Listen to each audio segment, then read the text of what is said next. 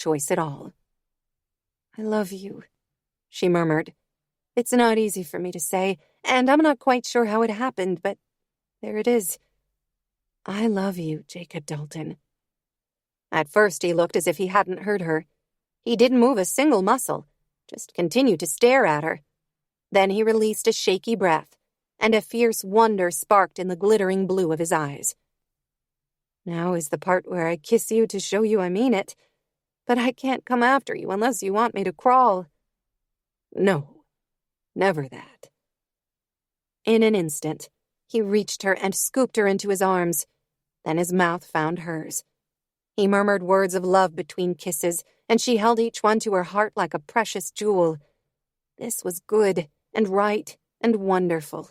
She thought of the long, agonizing journey she'd traveled the past 5 months. In a strange way, she felt like each step was leading her back here, to this moment and this man. "Our mothers will be over the moon," he murmured against her mouth. "Oh, don't remind me. Mama has been throwing you at me since the moment I came back to town. I'm glad you listened to your mother and finally had the good sense to catch me," he said with a grin.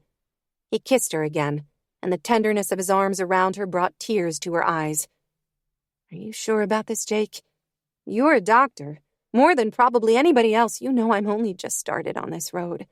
There are plenty of challenges I haven't even faced yet, and none of it will be easy." "I know that, but I have great faith in your stubbornness to get through whatever comes along." "I'm glad you have faith in me, because I've lost mine somewhere along the way." "You'll find it. I'll help you. And in the meantime, you can just hang on to mine. I love you, Maggie. With your leg, without your leg, on your good days and on your grumpiest. Whatever comes along, I want to help you through it if you'll give me the chance."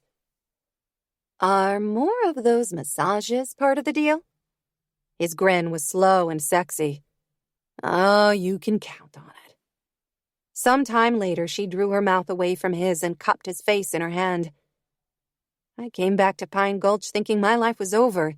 Everything I knew about myself was gone, destroyed in a moment.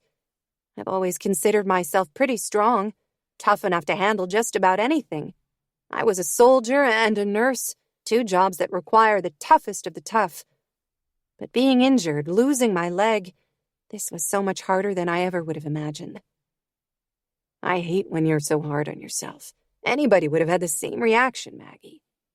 She let out a breath. "I told you I came home to hide out.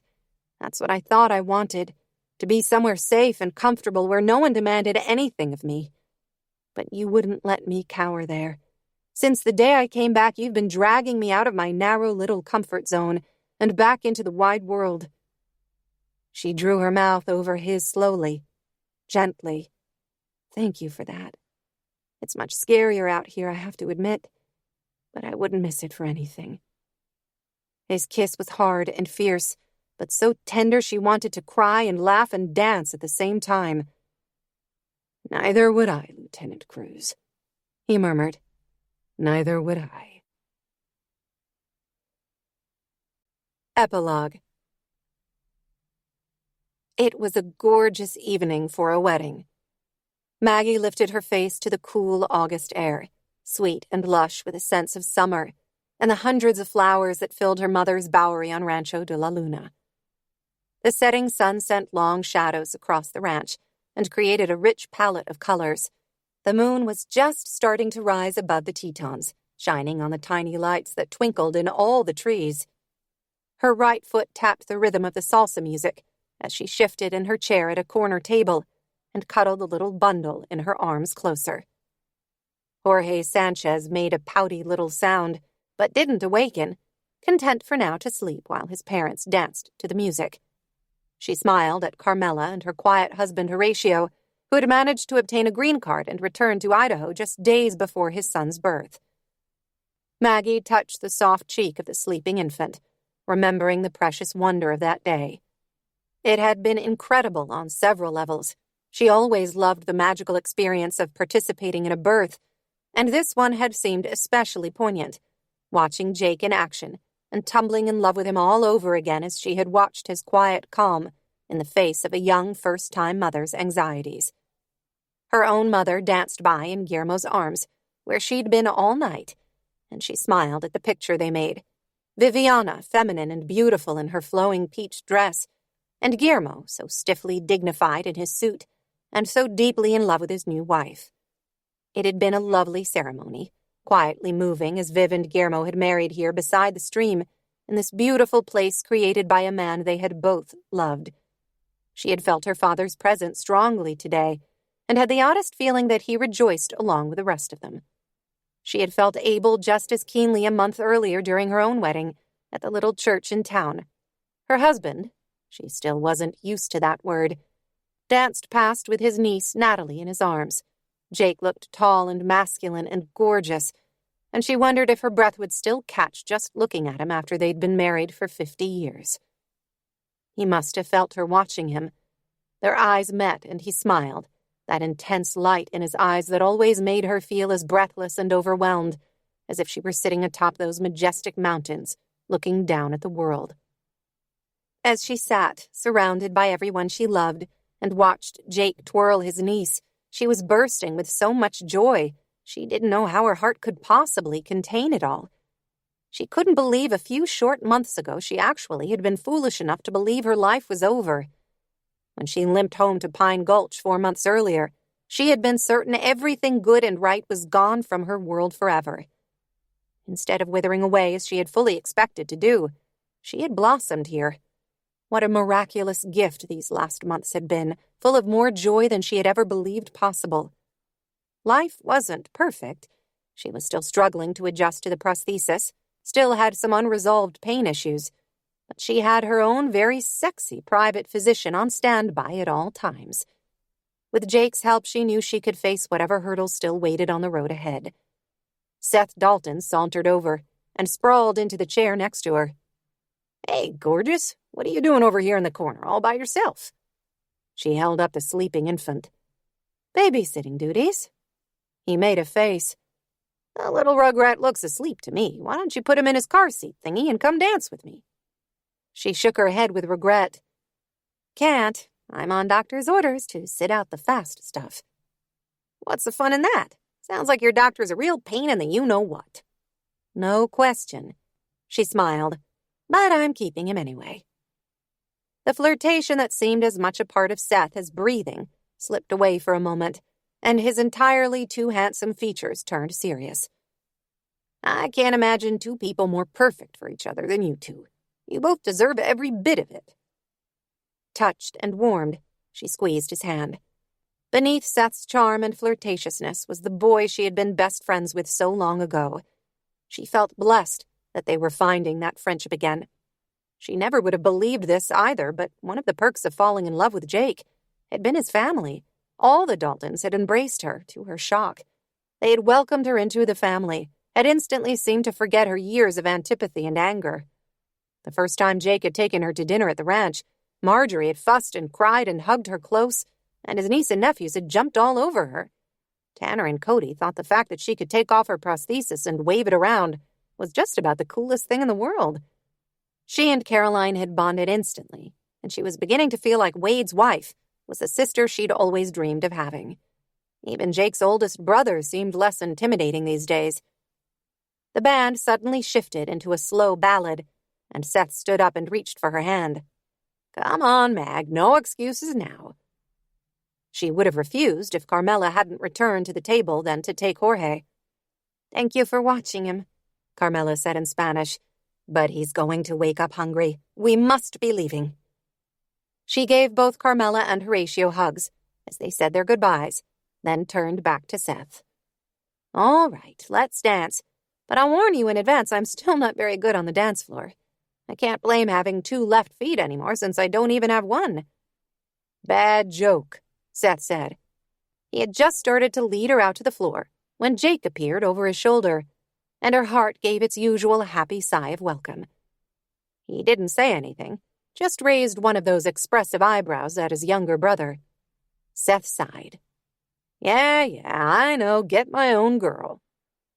"That shouldn't be a problem for you," Jake said dryly. "If only you could narrow the field down to just one." Seth grinned. "Now, why would I want to do that?" He kissed Maggie on the cheek. "Thanks anyway," he said, surrendering her to Jake. She settled into her husband's strong arms with a sigh of contentment, wanting to be nowhere else on earth but right here, with a summer breeze ruffling her hair and the moonlight gleaming through the trees. Somehow Jake always seemed to move at just the right pace. Not too fast that she had to move awkwardly to keep up with him, but not so slow that she grew frustrated. Here was another joy, she thought, long behind her, but like so many other things, Jake had helped her through. "It's been a good day, hasn't it?" he asked, his breath warm in her ear. And she saw they had moved out of the Bowery closer to the creek, secluded in the shade of the trees. She smiled, her arms tightening around him. "Wonderful. We're so happy together." "What about you, Mrs. Dalton?" In answer, she pulled his head down and pressed her mouth to his. As he pulled her closer, they stopped moving, but she didn't mind. There would be time for dancing. They had the rest of their lives. Always the best man. Chapter 1. Some women were meant to be a bride. Emily Whittaker had been one of those women. For years, she'd fantasized her walk down the aisle, imagining the lacy gown, the scent of her bouquet, and the admiring eyes of family and friends as she entered the church. When the day had finally arrived, there was no doubt she'd been beautiful. Her shiny blonde hair piled high on her head, perfect makeup, and the dress. Oh, her dress. She'd felt like a princess enveloped in so much tulle and lace. The sweetheart neckline both feminine and a little flirty. Guests had whispered at her resemblance to Grace Kelly, and Emily had been foolish enough to believe that image was the same thing as reality. Her fairy tale had come true as her powerful white knight swooped her away from Crimson, the tiny Colorado mountain town where she'd grown up, to the sophisticated social circles of old money Boston. Too soon she discovered that a fantasy wedding was not the same thing as real marriage, and a beautiful dress did not equate to a wonderful life. Emily lost her taste for both daydreams and weddings, so she wasn't sure how she'd found herself outside the swanky bridal boutique in downtown Aspen 7 years after her own doomed vows. "You can't want me as your maid of honor." Katie Garrity, Emily's soon-to-be sister-in-law, smiled. "Of course I do. I asked you, Em. I'd be honored to have you stand up with me." Katie's sweet smile faltered. "I mean, if you'll do it. I know it's short notice and there's a lot to coordinate in the next few weeks, so it's not that I don't want to." Katie was as sweet as any of the cakes and cookies sold in the bakery she owned in downtown Crimson. She'd been a steadfast best friend to Emily's brother, Noah Crawford, for years before Noah realized that his perfect match had been right in front of him all along. Emily was happy for the two of them, really she was. But if Katie was pure sugar, Emily was saccharin. She knew she was pretty to look at, but after that first bite there was an artificial sweetness that left a cloying taste on the tongue. Emily didn't want her own bitterness to corrupt Katie's happy day. "You have a lot of girlfriends. Surely there's a better candidate than me. None of them are going to be my sister-in-law." Katie pressed her fingers to the glass of the shop's display window. "I remember the photos of your wedding that ran in Town and Country magazine. Noah and I don't want anything fancy, but I'd like our wedding to be beautiful." "It will be more than beautiful." Emily swallowed back the anger that now accompanied thoughts of her marriage. "You two love each other, for better or worse." She took a breath as her throat clogged with emotion she'd thought had been stripped away during her divorce. She waved her hand in front of her face and made her voice light. "Plus all the other promises you'll make in the vows. But I'm a pregnant bride," Katie said suddenly, resting a hand on her still flat stomach. She smiled, but her eyes were shining. "I love your brother, Emily, and I know we'll have a good life together, but this isn't the order I planned things to happen. You know, you and Noah were meant to be. Emily assured her. "Everyone knows that." Crimson is a small town with a long memory. People also know that I've had a crush on him for years, and until I got pregnant, he had no interest in me. Emily shook her head. That's not how it happened. It had taken Katie walking away for Noah to realize how much she meant to him, but Emily knew his love for his fiancée was deep and true. It doesn't stop the talk. If I hear one more person whisper, "shotgun wedding," "Who?" Emily demanded. "Give me names and I'll take care of them for you." Since Emily had returned to Colorado at the beginning of the summer, she'd spent most of her time tucked away at her mother's farm outside town. She needed a do-over on her life, yet it was easier to hide out and lick her emotional wounds. But it wouldn't be difficult to ferret out the town's biggest gossips and grown-up mean girls. After all, Emily had been their ringleader once upon a time. "What I need is for you to help me take care of the wedding," Katie answered softly, "to stand by my side and support me as I deal with the details. You may not care about the people in Crimson anymore, but I do. I want my big day to be perfect as it can be under the circumstances. I don't want anyone to think I tried to force Noah or rush the wedding." She smoothed her fingers over her flowery shirt. "But I've only got a few weeks. Invitations have already gone out, and I haven't even started planning. Josh and Sarah had one free weekend at Crimson Ranch this fall, and I couldn't wait any longer. I don't want to be waddling down the aisle. None of that matters to Noah. He'd marry you tomorrow, or in the delivery room, or whenever and wherever you say the word." "It matters to me," Katie grimaced. "My parents are coming for the wedding. They haven't been to Crimson in years. I need it to be—" She broke off, bit down on her lip. "You're right. It doesn't matter. I love Noah, and I should just forget the rest of this. Why is a wedding such a big deal anyway?" But Emily understood why, and she appreciated Katie's need for validation, even if she didn't agree with it. So what if Emily no longer believed in marriage? She'd picked a husband for all the wrong reasons, but Katie and Noah were the real deal. If the perfect wedding would make Katie happy, then Emily would give her a day no one would forget. "I could be the wedding planner, and you can ask one of your friends to—" "I want you," Katie interrupted. "I'm an only child, and now I'll have a sister. My family's messed up, but that makes me value the one I'm marrying into even more." "I haven't valued them in the past few years." Emily felt her face redden, embarrassment over her behavior rushing through her, sharp and hot. "Until Davy was born, I didn't realize how important family was to me." "When your dad got sick, you helped every step of the way." That much was true. Her father died when Emily was in high school. She'd taken over the care of the farm so her mom could devote time to Dad. Meg Crawford had driven him to appointments, cooked, cleaned, and sat by his bedside in the last few weeks of home hospice care when the pancreatic cancer had ravaged his body. It had been the last unselfish thing Emily had done in her life until she'd left her marriage, her so-called friends, and the security of her life in Boston. As broken as she felt, she'd endure the pain and humiliation of those last 6 months again in a heartbeat for her son. "You're a better person than you give yourself credit for," Katie said, and opened the door of the store. The scent of roses drifted out, mingling with the crisp mountain air. "I know exactly who I am."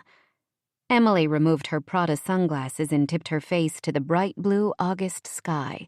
She'd missed the dry climate of Colorado during her time on the East Coast. It was refreshing to feel the warmth of the sun without miserable humidity making it feel like she'd stepped into an oven. "Does that include being my maid of honor?" Katie asked over her shoulder, taking a step into the boutique. "Shouldn't it be matron of honor?" Emily followed Katie, watching as she gingerly fingered the white gowns on the racks of the small shop. The saleswoman, an older lady with a pinched face, stepped forward. Emily waved her away for now. Shopping was one thing she could do with supreme confidence. Not much of a skill, but today she'd put it to good use. "What's the protocol for having a divorcee as part of the bridal party?" "I'm sticking with maid. There's nothing matronly about you." Katie pulled out a simple sheath dress, then frowned when Emily shook her head. "I think it's pretty." "You have curves," Emily answered and pointed to Katie's full chest, "especially with a baby on board. We want something that enhances them, not makes you look like a sausage." Katie winced. "Don't sugarcoat it. We've got a couple of weeks to pull off the most amazing wedding Crimson has ever seen. You can be sweet. I don't have time to mess around." "It doesn't have to be—" Emily held up a hand, then stepped around Katie to pull a dress off the rack. "It's going to be. This is a good place to start." Katie let out a soft gasp. "It's perfect. How did you do that?" The dress was pale ivory, an empire waist chiffon gown with a lace overlay. It was classic, but the tiny flowers stitched into the lace gave a hint of whimsy. The princess neckline would look beautiful against Katie's dark hair and creamy skin, and the cut would be forgiving if she popped in the next few weeks. Emily smiled a little as she imagined Noah's reaction to seeing his bride for the first time. "You're beautiful, Katie, and we're going to find the right dress." She motioned to the saleswoman. "We'll start with this one," she said, gently handing over the gown. The woman nodded. "When is the big day?" 2 weeks, Emily answered for Katie, "so we'll need something that doesn't have to be special ordered. Anything along this wall is in stock." The woman turned to Katie. "The fitting room is in the back. I'll hang the dress." "Do I have to plan a cheesy bachelorette party, too?" Emily selected another dress and held it up for Katie's approval. Katie ignored the dress, focusing her gaze on Emily. "Is that your way of saying you'll be my maid of honor?" Emily swallowed and nodded. This was not a big deal. 2 weeks of support and planning. So why did she feel like Katie was doing her the favor by asking instead of the other way around? "If you're sure." "Thank you!" Katie shouted and gave Emily a huge hug. This was why, she realized, as tears pricked the backs of her eyes, Emily hadn't had a real friend in years. The women who were part of her social circle in Boston had quickly turned on her when her marriage imploded, making her an outcast in their community. She'd burned most of her bridges with her Colorado friends when she'd dropped out of college to follow her ex-husband as he started his law career. Other than her mom and Noah, she had no one in her life she could count on, until now. She shrugged out of Katie's grasp and drew in a calming breath. "Who else is in the bridal party?" "We're not having any other attendants," Katie told her. "I'll try on this one, too." She scooped up the dress and took a step toward the back of the store. "Just you and Jace. He's Noah's best man." Emily stifled a groan and muttered, "Great." Jace Crenshaw had been her brother's best friend for years, so she should have expected he'd be part of the wedding. Still, Crimson's favorite son was the last person she wanted to spend time with. He was the exact opposite of Emily, warm, friendly, easy to like. Around him, her skin itched, her stomach clenched, and she was generally made more aware of her long list of shortcomings. A real prince among men. Katie turned suddenly and hugged Emily again. "I feel so much better knowing you're with me on this. For the first time, I believe my wedding is going to be perfect." Emily took another breath and returned the hug. She could do this, even with Jace working alongside her. Katie and Noah deserved it. "Perfect is my specialty," she told her friend with confidence. Behind her back, she kept her fingers crossed. "What the hell was that?" Noah Crawford held out a hand to Jason Crenshaw, who was sprawled across the Crimson High School football field, head pounding and ears ringing. Jace hadn't seen the hit coming until he was flat on his back in the grass. He should have been paying more attention, but in the moment before the ball was snapped, Emily Whitaker appeared in the stands. Jace had done his best to ignore the tall, willowy blonde with the sad eyes and acid tongue since she'd returned to town. Easier said than done, since she was his best friend's sister and, well, since he'd had a crush on her for as long as he could remember. Since the first time she'd come after Jace and Noah for ripping the head from her favorite Barbie. Emily had packed quite a wallop back in the day.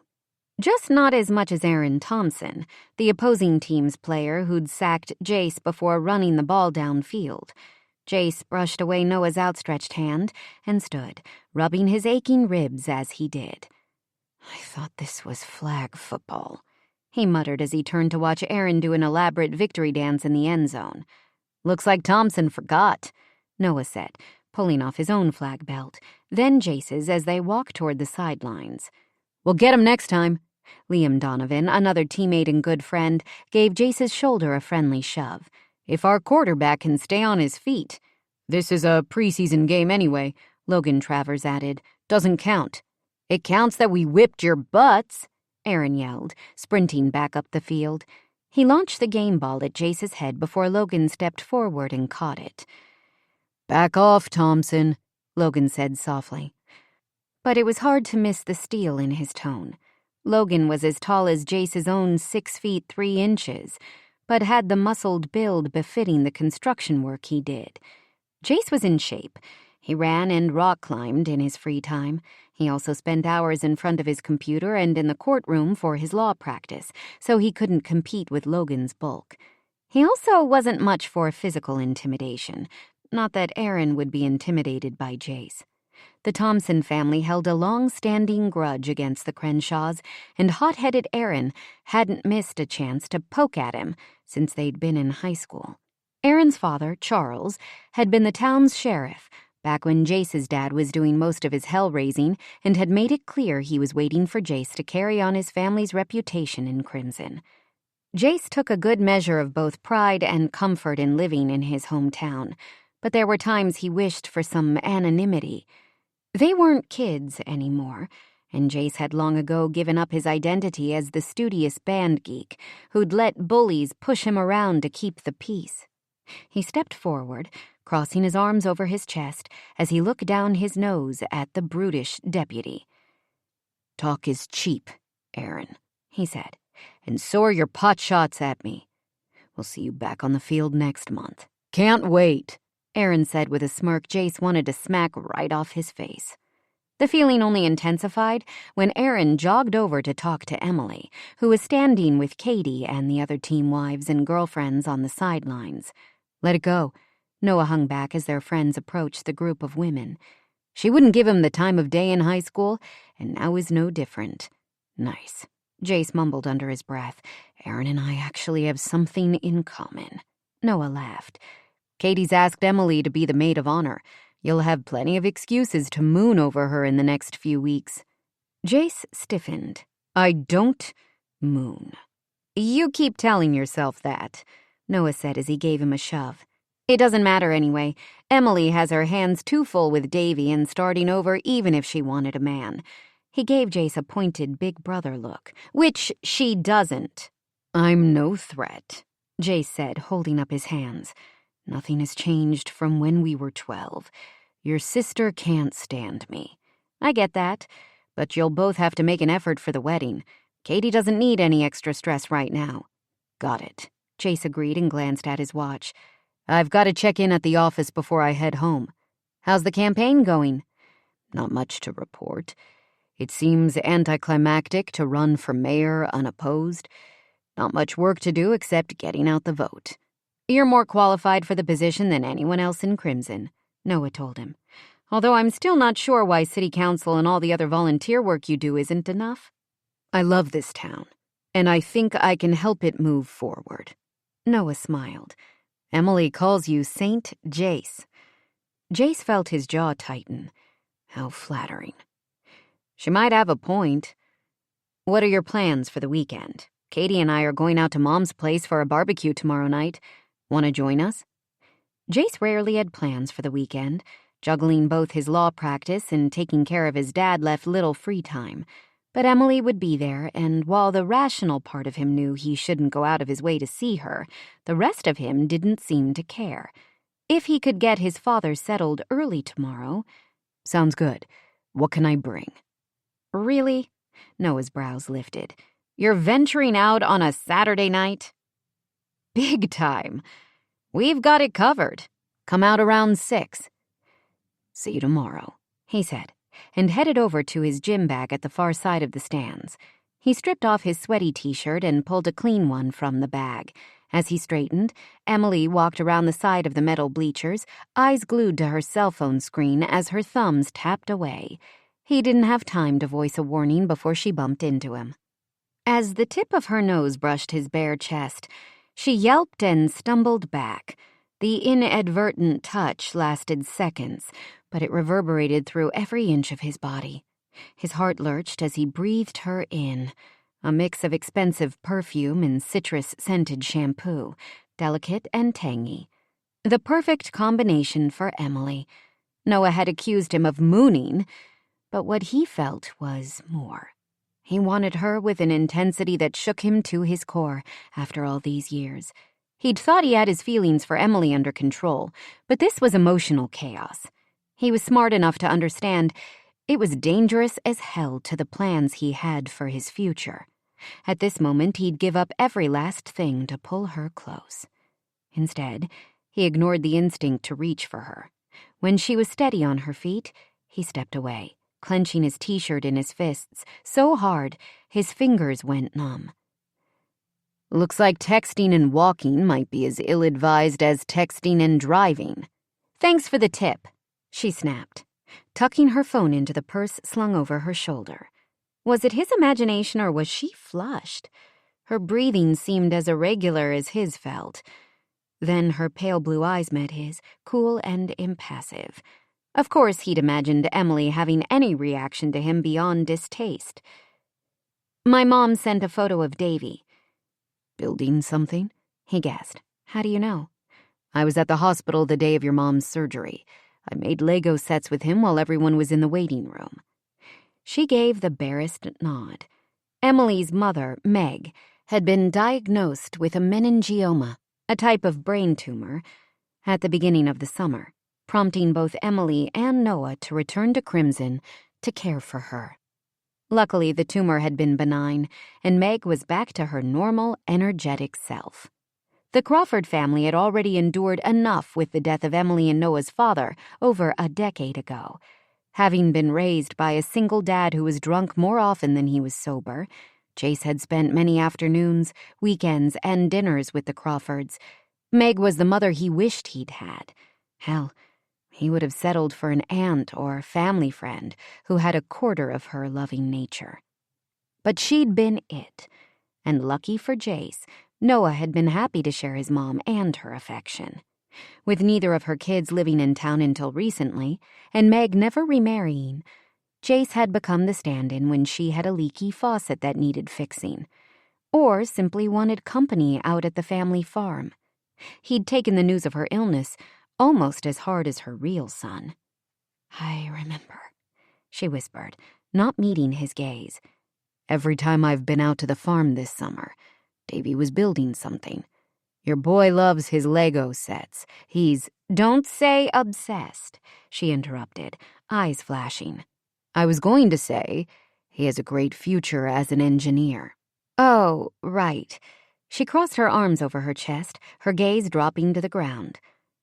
I know 5 is young to commit to a profession, he added with a smile, but Davy is pretty amazing. Something in her posture, a vulnerability he wouldn't normally associate with Emily, made him add, You're doing a great job with him. Her rosy lips pressed together as a shudder passed through her. He'd meant the compliment and couldn't understand her reaction to his words. But she'd been different since her return to Crimson, fragile in a way she never was when they were younger. Emily. He touched a finger to the delicate bone of her wrist, the lightest touch, but her gaze slammed into his. The emotion swirling through her eyes made him suck in a breath. I mean it, he said, shifting so his body blocked her from view of the group of people still standing a few feet away on the sidelines. You're a good mom.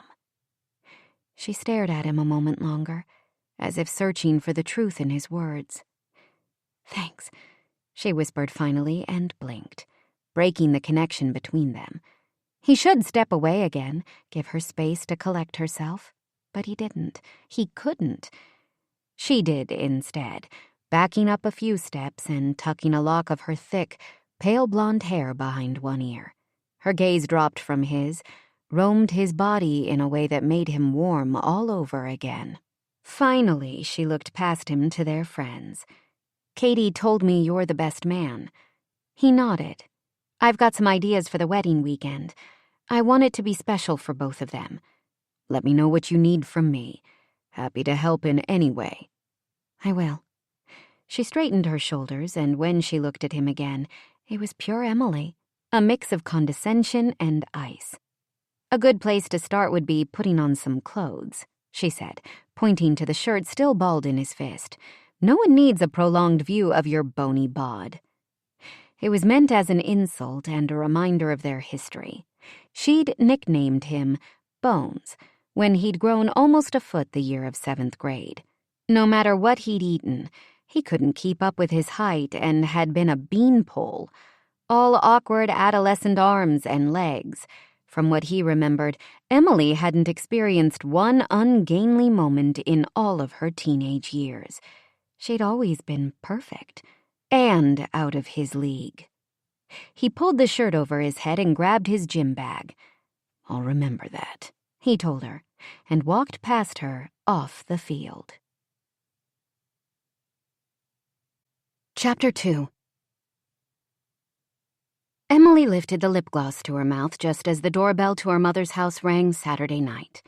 She dropped the tube onto the dresser, chiding herself for making an effort with her appearance before a casual family dinner. Particularly silly when the guest was Jace Crenshaw, who meant nothing to her, who probably didn't want to be in the same room with her. Not when she'd been so rude to him after the football game with her reference to his body. He had to know the insult was absurd. He might have been a tall, skinny teen, but now he'd grown into his body in a way that made her feel weak in the knees. That weakness accounted for her criticism. Emily had spent the last year of her marriage feeling fragile and unsettled. Jace made her feel flustered in a different way, but she couldn't allow herself to be affected by any man when she was working so hard to be strong. Of course, she'd known Jace liked her when they were younger, but she hadn't been interested in her brother's best friend or anyone from small-town Crimson. Emily had had her sights set on bigger things, like getting out of Colorado. Henry Whitaker and his powerful family had provided the perfect escape at the time. Sometimes she wished she could ignore the changes in herself. She glanced at the mirror again. The basics were the same: blonde hair flowing past her shoulders, blue eyes and symmetrical features. People would still look at her and see a beautiful woman, but she wondered if anyone saw beyond the surface. Did they notice the shadows under her eyes, the result of months of restless nights when she woke and tiptoed to Davy's doorway to watch him sleeping? Could they tell she couldn't stop the corners of her lips from perpetually pulling down, as if the worry over her son was an actual weight tugging at their edges? No, people saw what they wanted, like she'd wanted to see her ex-husband as the white knight that would sweep her off to the charmed life she craved. Only now did she realize perfection was a dangerous illusion. She heard Jace's laughter drift upstairs and felt herself swaying toward the open door of the bedroom that had been hers since childhood. Her mom had taken the canopy off the 4-poster bed and stripped the posters from the walls, but a fresh coat of paint and new linens couldn't change reality. Emily was a 28-year-old woman reduced to crawling back to the financial and emotional safety of her mother's home. She dipped her head, her gaze catching on a tiny patch of pink nail polish staining the corner of the dresser. It must have been there for at least 10 years, back when a bright coat of polish could lift her spirits. She'd had so many dreams growing up, but now all she wanted was to make things right for her son. "Em, dinner is almost ready," her mom called from the bottom of the stairs. "Be right there," she answered. She scraped her thumbnail against the polish, watching as it flaked and fell to the floor. Something about peeling a bit of her girlhood from the dresser made her breathe easier, and she turned for the door. She took a step, then whirled back and picked up the lip gloss, dabbing a little on the center of her mouth and pressing her lips together. Maybe she couldn't erase the shadows under her eyes, but Emily wasn't totally defeated yet. Before heading through the back of the house to the patio where Noah was grilling burgers, she turned at the bottom of the stairs toward her father's old study. Since she and Davy had returned, her mom had converted the wood-paneled room to building block headquarters. It had been strange, even 10 years after her father's death, to see his beloved history books removed from the shelves to make room for the intricate building sets her son spent hours creating. Her mother had taken the change easier than Emily, having had years alone in the house to come to terms with her husband's death. That sense of peace still eluded Emily. But she liked to think her warm-hearted, gregarious father would be happy that his office was now a safe place for Davy. Tonight Davy wasn't alone on the thick oriental rug in front of the desk.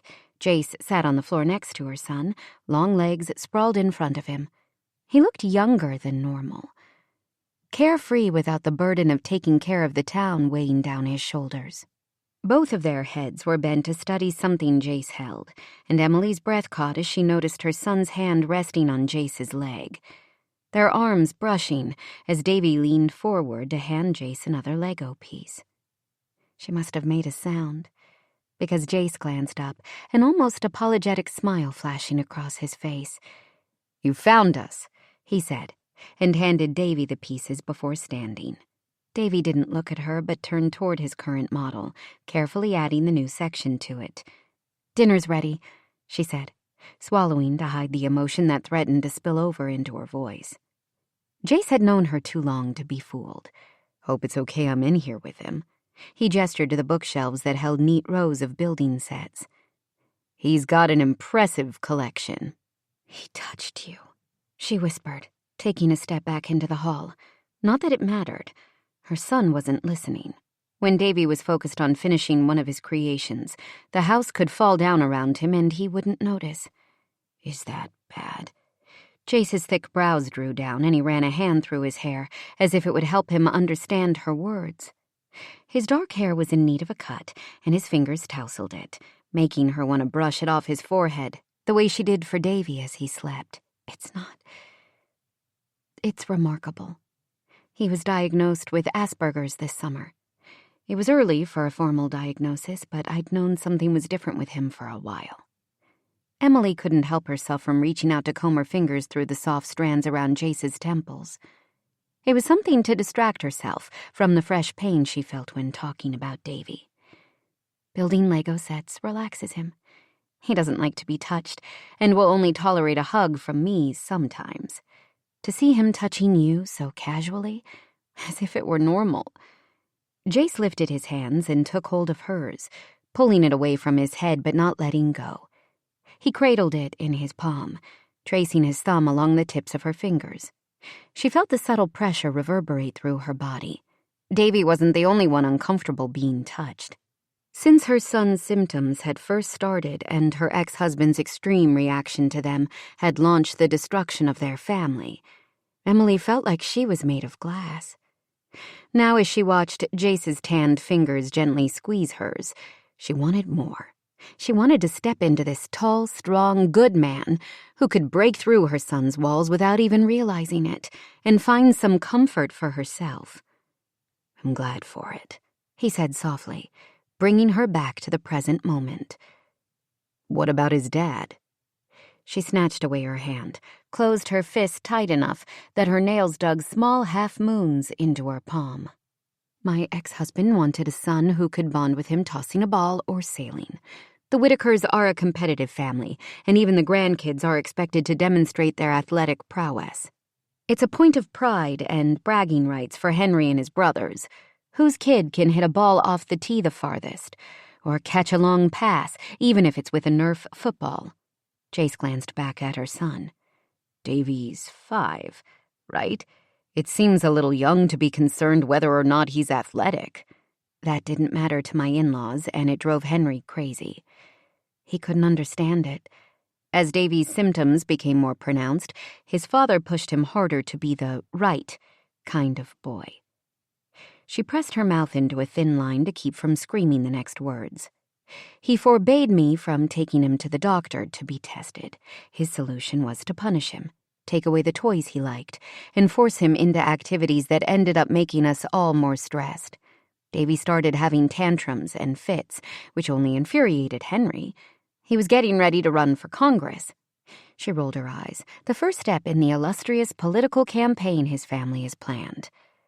Following in his father's footsteps, Jace murmured. It was true. Emily had married into one of the most well-known political families in the country since the Kennedys. The Whitakers had produced at least one U.S. senator in each of the past 5 generations of men, and one of Henry's great-uncles had been vice president. I didn't just marry a man. I took on a legacy. The worst part was I went in with my eyes open.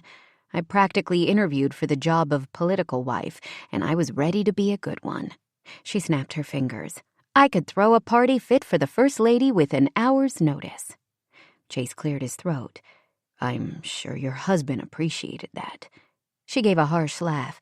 He didn't appreciate it. He expected it. There's a big difference, she shrugged. None of it mattered once Davy was born. I knew from the time he was a baby he was different, and I tried to hide. Tried to protect him from Henry as long as possible. But once I couldn't anymore, there was no doubt about my loyalty. She plastered a falsely bright smile on her face. So here I am, back in crimson. Davy looked up from his building set. I'm finished, Mommy. She stepped around Jace and sat on the carpet to admire the intricate structure Davy had created. Tell me about it, sweetie. It's a landing pod with a rocket launcher. It's like the ones they have on the Clone Wars, only this one has an invisible force field around it so no one can destroy it. If only she could put a force field around her son to protect him from the curiosity and potential ridicule that could come due to his differences from other kids. I love it, Wavy Davy. One side of his mouth curved at the nickname before he glanced at Jace. He helped. He's good at building. Better than Uncle Noah or Grammy. High praise, Jace said, moving toward the bookshelves. If you make a bridge connecting it to this one, you'd have the start of an intergalactic space station. Emily darted a glance at Davy as Jace moved one of the sets a few inches to make room for this new one. Her boy didn't like anyone else making decisions about the placement of his precious building sets. To her surprise, Davy only nodded. I'll need to add a hospital and mechanics workshop because if there's a battle, they'll need those. Maybe a cafeteria and bunk room? Jace suggested. You can help me with those if you want. Leaving Emily speechless where she sat. Davy gently lifted the new addition and carried it to the bookshelf. With Jace's help, he slid it into place with a satisfied nod. I'm hungry. Can we eat? He asked, turning to Emily. Sure thing, she agreed. Grammy, Uncle Noah, and Aunt Katie are waiting. Her family was used to waiting as transitions were one of Davy's biggest challenges. Sometimes it took long minutes to disengage him from a project. Her son stepped forward, his arms ramrod straight at his sides. It's time, Mommy. I'm ready. She almost laughed at the confusion clouding Jace's gaze. People went in front of a firing squad with more enthusiasm than Davy displayed right now. It would have been funny if this ritual didn't break her heart the tiniest bit. Embarrassment flooded through her at what Jace might think, but the reward was too high to worry about a little humiliation. She rose to her knees and opened her arms. Davy stepped forward and she pulled him close, burying her nose in his neck to breathe him in as she gave him a gentle hug. A few moments were all he could handle before he squirmed in her embrace. I love you, she whispered before letting him go. He met her gaze. I know, he answered simply, then turned and walked out of the room. She stood, wiping her cheeks. Why bother to hide the tears? She'd left the lion's share of her pride, along with most of her other possessions, back in Boston. Sorry, she said to Jace, knowing her smile was watery at best. Emily might be considered beautiful, but she was an ugly crier. It's a deal he and I have. Every time he finishes a set, I get a hug. A real one. Emily, he whispered. Don't say anything about it, please. I can't afford to lose it now. It's dinner time, and I don't need to give my family one more reason to worry about me. A muscle ticked in his jaw, but he nodded. In case no one has said it lately, he said as she moved past. Your ex-husband may be political royalty, but he's also a royal ass. You deserve to be loved better." The deep timbre of his voice rumbled through her like a cool waterfall, both refreshing and fierce in its power. She shivered but didn't stop walking out of the room. Reality kept her moving forward. Davy was her full reason for being now. There was no use considering what she did or didn't deserve. Chapter 3. "Is that you, Jace?" "Yeah, Dad." Jace slipped into the darkened trailer and flipped on the light. "I'm here." "How's it going? I could use a beer," Declan Crenshaw said with a raspy laugh. "Or a bottle of whiskey. Any chance you brought whiskey?" His father was sprawled on the threadbare couch that had rested against the thin wall of the mobile home since Jace could remember. Nothing in the cramped space had changed from the time they'd first moved in. The trailer's main room was tiny, barely larger than the dorm room Jace had lived in his first year at the University of Denver.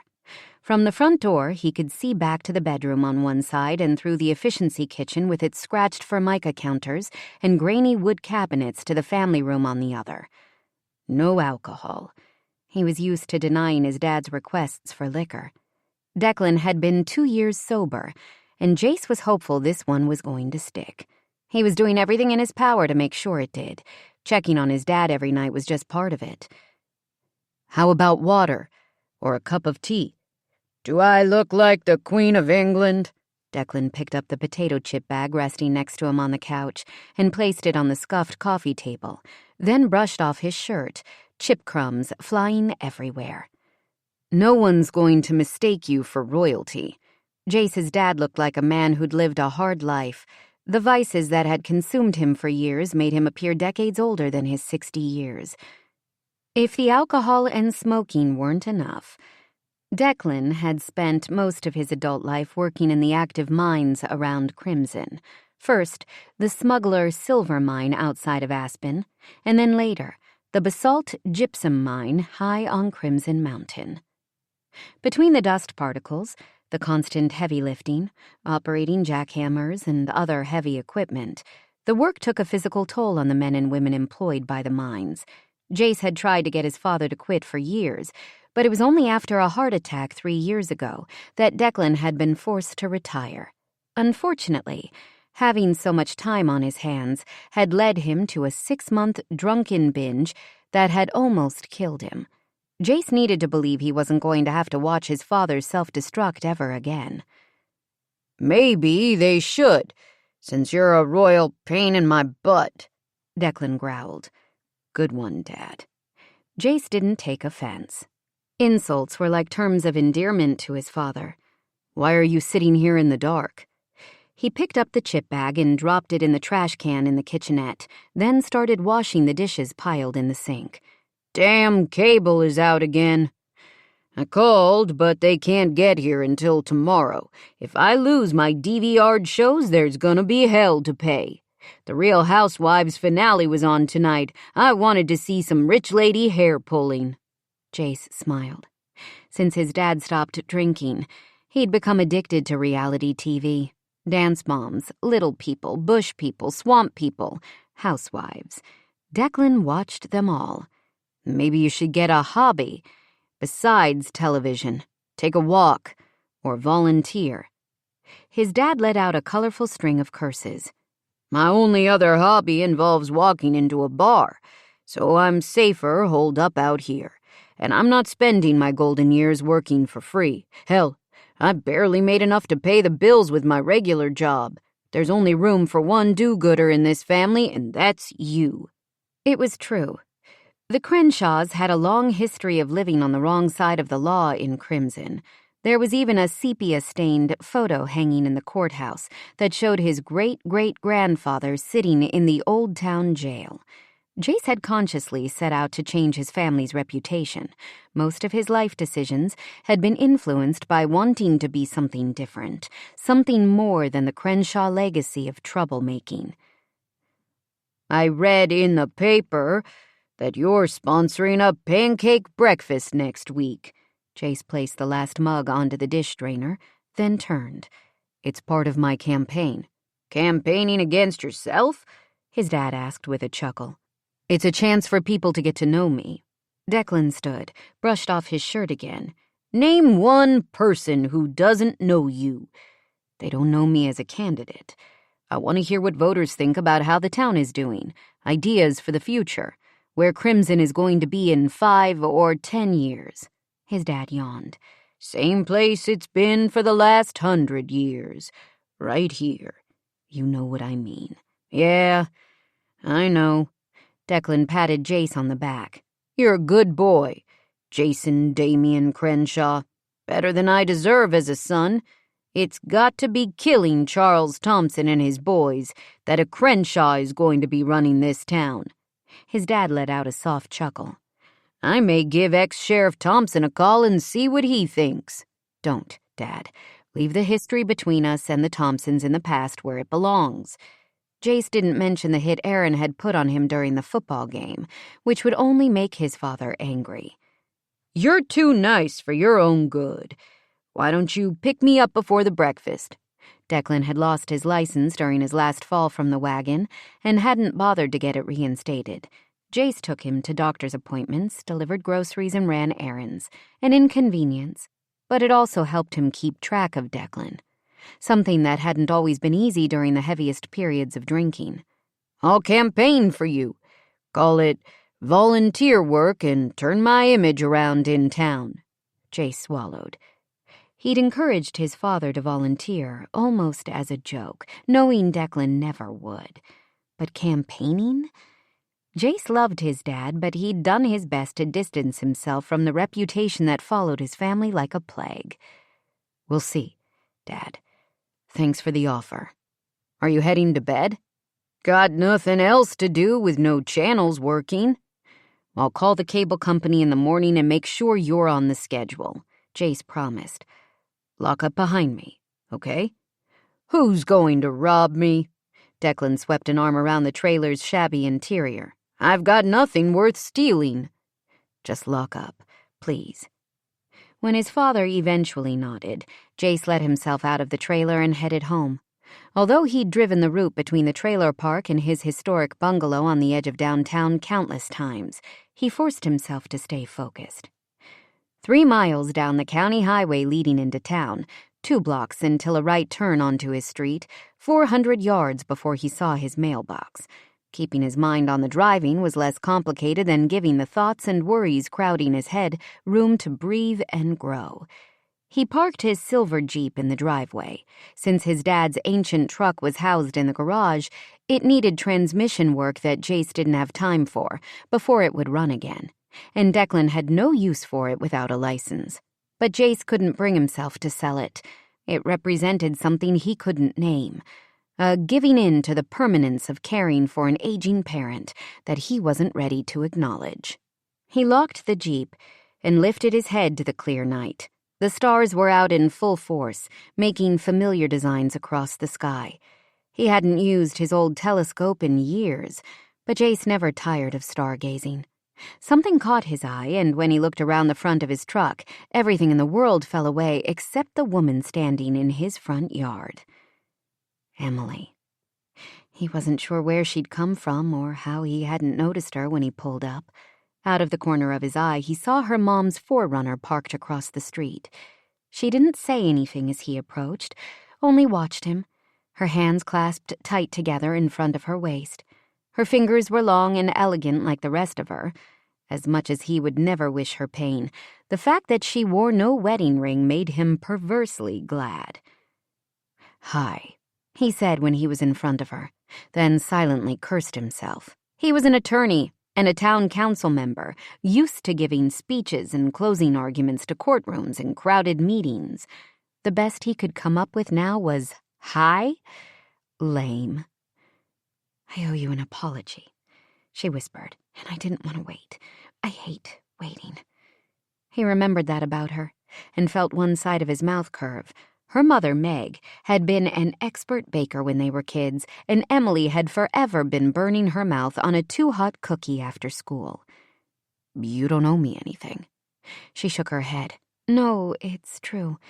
You were good with Davy tonight. before Betty told me he wants to invite you for a play date." He chuckled. "I told you we bonded over plastic bricks." "His father never bonded with him," she said with a strangled sigh. "Despite my brother's best efforts, Noah has trouble engaging him." She shrugged, a helpless lift of her shoulders that made his heart ache. "Even I have trouble connecting with him sometimes. I understand it's the Asperger's, and I love him the way he is. But you're the first friend he's ever had." "He'll do fine at school." "What if he doesn't? He's so special, but he's not like other boys his age."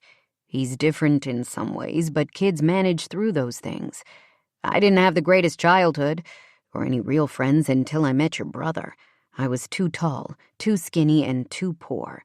My dad was the town drunk and everyone knew it. But it made me stronger, I swear.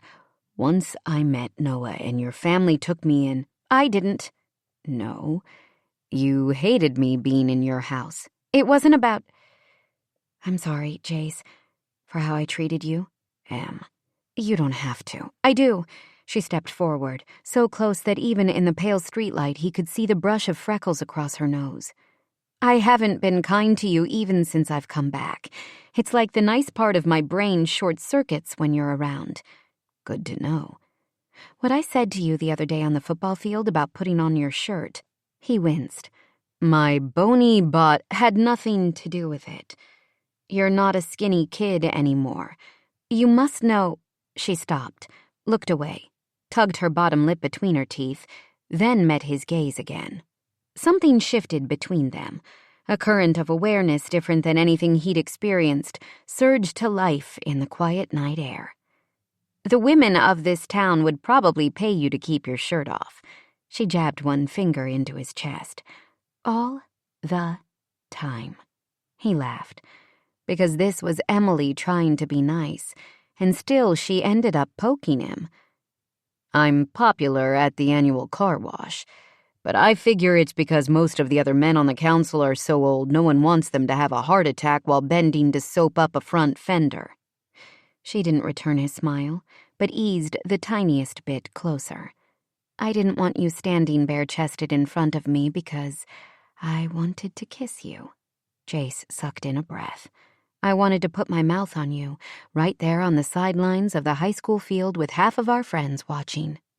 She said the words calmly, although he could see her chest rising and falling. He wasn't the only one having trouble breathing right now. "That's something different than when we were young. You make me feel things I haven't in a long time, and I don't know what to do about it. But it doesn't give me the right to be rude. I'm sorry, Jace. I can't—" He didn't wait for her to finish. There was no way he was going to listen to the word "can't" coming from her. Not when she'd basically told him she wanted him. In one quick movement, he leaned down and brushed his lips over hers. So this was where she hid her softness, he thought. The taste of her, the feel of her mouth against his, all of it was so achingly sweet. Then she opened her mouth to him, and he deepened the kiss, threading his fingers through her hair as their tongues glided together. It was every perfect kiss he'd imagined, and like nothing he'd experienced before, he wanted to stay linked with her forever, letting all of his responsibilities and the rest of the damn world melt away. The moment was cut short when a dog barked, the sound coming from his house, and Emily pulled back. Her fingers lifted to her mouth, and he wasn't sure whether it was to press his kiss closer or wipe it away. Right now, it didn't matter. "You have a dog?" she asked, glancing at his darkened front porch. "A puppy," he said, scrubbing a hand over his jaw and trying to get a handle on the lust raging through him. "My former secretary, Donna, had a female Australian shepherd that got loose while in heat. They ended up with a litter of puppies, part shepherd and part who knows what." The barking turned into a keening howl, making him cringe. "Maybe elephant, based on the size of their paws, but Ruby, my pup, was the runt. She was weaker than the rest, and her brothers and sister tended to pick on her. They kept her, but it wasn't working with their other dogs. I went for dinner last week, and..." The barking started again. I need to let her out to do her business. Do you want to meet her?" Emily shook her head, and a foolish wave of disappointment surged through him. "I need to get back to the farm. Mom thinks I was running to the store for—" She broke off, gave an embarrassed laugh, then looked at him again. "You rescue puppies, too? Unbelievable." "It's not a big deal." "Tell that to Ruby." She reached up on tiptoe, touched her lips to the corner of his mouth, and then moved away. "You're damn near perfect, Jace Crenshaw." "I'm not—" "You are." She shook her head. "It's too bad for both of us that I gave up on perfect." Before he could answer, she walked away. He waited, watching until she'd gotten in the SUV and pulled down his street, until her taillights were swallowed in the darkness. Then the silence enveloped him once more, and he wondered if he'd dreamed the past few minutes. An increasingly insistent bark snapped him back to the land of the wide awake. He jogged to the front door and unlocked it, moving quickly to the crate in his family room. Her fluffy tail wagged, and she greeted him with happy nips and yelps. He led her to the back door, and she darted out, tumbling down the patio steps to find her perfect spot in yard. He sank down to the worn wood and waited for her to finish, lavishing praise when she wiggled her way back to him. "I've got a story for you," he told the puppy, as she covered him in dog slobber. "It's been quite a night, Ruby girl." Early Tuesday morning, Emily pasted a bright smile on her face before opening the door to Life is Sweet, the bakery Katie owned in downtown Crimson. The soothing scent of sugar and warm dough washed over her as she automatically moved toward the large display case at the front of the shop. The ambiance of the cozy bakery cheered her, even with the hellish morning of job interviews and application submissions she'd had. No surprise that businesses weren't lining up to hire an overqualified single-mom college dropout who could only work part-time hours and needed to be able to take off when her son had a bad day. Yet it felt personal, as if the town she'd so easily left behind wasn't exactly opening its arms to welcome her back. Life is Sweet was different. With the warm yellow walls and wood beams stretching the length of the ceiling, the shop immediately welcomed customers both new and familiar. A grouping of cafe tables sat in one corner of the small space, and the two women working the counter and coffee bar waved to her. Katie pushed through the door to the back kitchen a moment later, carrying a large metal tray of croissants that she set on the counter. "Should you be carrying pastries in your condition?" Emily asked with a laugh. Last weekend during dinner, Noah hadn't let Katie bring any of the serving bowls out to the table on the patio or clear the dishes. In fact, he'd all but insisted she sit the whole time they were at their mother's house. No matter what any of the women had told him about Katie and the baby remaining healthy, despite normal activities, he couldn't seem to stop fawning over his wife-to-be. Katie rolled her eyes. "I would have never guessed your brother had such an overprotective streak. He wants me to cut back even more on my hours at the bakery." She waved to one of the customers sitting at a cafe table, then looked at Emily. "I've hired a manager to run the front, but I'm still in charge of most of the baking. As long as my doctor says it's okay, I want to keep working. He'll get over it. I'll talk to him. Dad's death made him funny about keeping everyone he loves healthy." Her whole family had felt helpless when the pancreatic cancer claimed her father, and it had taken years for Noah to get over the guilt of not being around to help those last months. When their mom had her health scare, Noah had returned to Crimson right away and remained at Meg's side for the duration of her recovery. But losing one parent and being scared for the other had taken a toll on him, and Emily understood his reasons for wanting Katie to be so careful. "I know, and I love him for it," Katie sighed. "The morning sickness is done, so I feel great." She put all but 2 of the croissants in the case. "I'm just hungry all the time. Can I interest you in a coffee and croissant break? They're chocolate." "How did you know I need chocolate?" "Everyone needs chocolate." Katie set the remaining pastries on a plate, then poured Emily a cup of coffee and handed it to her. "You look like you've been through the job search gauntlet today." She got the attention of one of the women working the counter and mouthed, 5 minutes. There was a line forming at the cash register, so the worker gave her a harried nod. Let's go to the kitchen. More privacy. You're swamped right now. I'm fine. Never too swamped for a snack, Katie answered, and picked up the plate. She led Emily through a heavy swinging door into the commercial kitchen. I'm going to sit on a stool while you take my picture and text it to Noah. You're the witness that I'm not working too hard. Emily snapped the photo, sent it to her brother, and then pulled off a piece of the flaky dough. Fresh from the oven? She asked as she popped the bite into her mouth. She climbed onto a stool next to Katie, trailing her fingers across the cool stainless steel counter. The best kind. If my brother becomes too much of a pain, I'll marry you, Emily said when she finished chewing. The croissant melted in her mouth, buttery and soft with the perfect amount of chocolate in the middle. Don't distract me with flattery, Katie answered, but moaned as she took a bite. What happened today? No one feels a burning desire to hire the woman who publicly ridiculed the town on her way out. Katie made a face. It was a well-known fact that you had no plans to stay in Crimson any longer than necessary. Or maybe I got drunk one night and announced to a bar full of locals that I was too good to waste away in this hellhole mountain slum, I think you called it. Right. Classy. And endearing, Katie agreed, clearly having trouble keeping a straight face. I'm stupid. Emily pressed her forehead to the smooth stainless steel, let it soothe the massive headache she could feel starting behind her eyes. You can make this better, Katie said, placing a hand on Emily's back. Crimson has a long history of forgiving mistakes, and an even longer one of punishing people for them. She tipped her head to the side. Look at how hard Jace has worked to make amends for trouble he didn't even cause. But people love him, because he's perfect. Why are you so hard on him, Em? Emily shook her head, unable to put into words her odd and tumbling emotions around Jace. You could work for him, Katie said with a laugh. For Jace? Emily asked, lifting her head. What do you mean? I'm joking, Katie said quickly. From what I can tell, it bothers you to be in the same room with him. That's not exactly true. Emily had really liked Jace kissing her.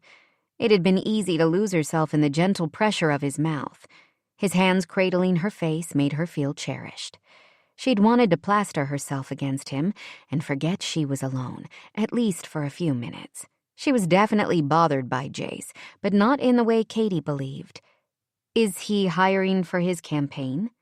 No, Katie answered slowly, as if reluctant to share what she knew. His secretary retired a few months ago. The one with the litter of puppies? How did you know about that? Emily ignored the question. Why hasn't he hired someone? He won't say. But as far as I know, he hasn't even interviewed anyone for the position. Katie took another bite of pastry. There are plenty of people who would love to work with him. Plenty of single women, Emily clarified. He's pretty hot, Katie said, her smile returning. Not as handsome as Noah, of course. He makes me... I'm working on being a good friend, Emily held up a hand, but I draw the line on listening to you ruminate on the hotness of my brother. She hopped off her stool and took a final drink of coffee. Break's over, friend. I just got a tip on a job opening. She picked up the plate and walked it over to the sink. Are you sure that's a good idea? Clearing my plate? Asking Jace for a job. Emily straightened her suit jacket and smiled, pretending the nervous butterflies zipping through her belly didn't exist. I'm not sure. But when has that ever stopped me? She gave Katie a short hug. Thanks for listening. You're a pro at this whole supportive girlfriend thing. Katie returned her smile. Good luck, Em. I've got this, Emily answered with more confidence than she felt. But bluffing was second nature to her, so she squared her shoulders and marched out of the bakery to get herself a job. Chapter 4. Jace reached for the file folder on the far side of his desk, just as he heard Emily call his name. His hand jerked, knocking over the cup of leftover coffee that sat on another stack of papers, dark liquid spilling across the messy top of his desk. Damn, he muttered, grabbing the old towel he'd stuffed under the credenza behind him. This wasn't the first time most of his work papers had been dyed coffee brown. The mug had been half empty, so this cleanup wasn't the worst he'd seen. He quickly wiped up the spill, then moved the wet files to the row of cabinets shoved along the far wall. By the time he turned around, Emily stood inside the door to his office. Her blue gaze surveyed the disorder of his office before flicking back to him. Is it always this bad? He kicked the dirty towel out of sight behind his desk. I've got things under control. It only looks like chaos. She arched a brow. Right. Jace hadn't seen Emily since she'd walked away from him Saturday night. Letting her go had been one of the hardest things he'd ever done. But Emily wasn't the same proud, confident girl she'd been in high school. Whatever had happened when her marriage fell apart had left her bruised and tender. Jace had always been a patient man, and if she needed him to go slow, he could force himself to honor that. She didn't appear fragile now. This morning, Emily wore a tailored skirt suit that looked like it cost more than the monthly rent on his office space. It was dark blue, and the hem stopped just at her knee. Combined with low heels, a tight bun, and a strand of pearls around her neck, Jace could imagine her on the stage next to her ex-husband, the perfect accessory for a successful politician. He wanted to pull her hair loose, rip off the necklace that was more like a collar and kiss her until her skin glowed and her mouth turned pliant under his, until he could make her believe she was more than the mask she wore like a coat of armor. Why haven't you hired a new secretary? He blinked. The question as much of a surprise as her appearance in his office. I don't need one. Even you can't believe that. She nudged a precariously balanced pile of manila folders with one toe, then bent forward to right it when the stack threatened to topple. I haven't had time, he said, running a hand through his hair and finding it longer than he remembered. A haircut was also on his to-do list. I did some interviewing when Donna first retired. She took a medical leave when her husband had a heart attack, and then they decided to simplify their lives and working here got cut. But she'd been with the practice when I took it over and ran this place and my life with no trouble at all. If I hire someone new, I'll have to train them and figure out if we can work together and... He paused, not sure how to explain the rest. Let me guess. She arched a brow. The women applying for the job think they're also interviewing for the role of your wife?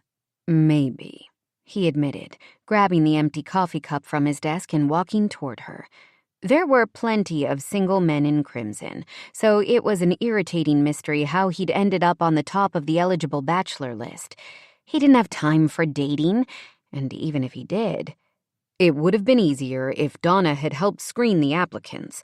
One side of her mouth curved, even as she rolled her crystal blue eyes. Because you have trouble hurting their feelings. You think you've got me all figured out. She shrugged. You're nice, Jace. Not complicated. He touched the tip of one finger to her strand of pearls. Unlike you. She sucked in a breath and stepped back so he could pass.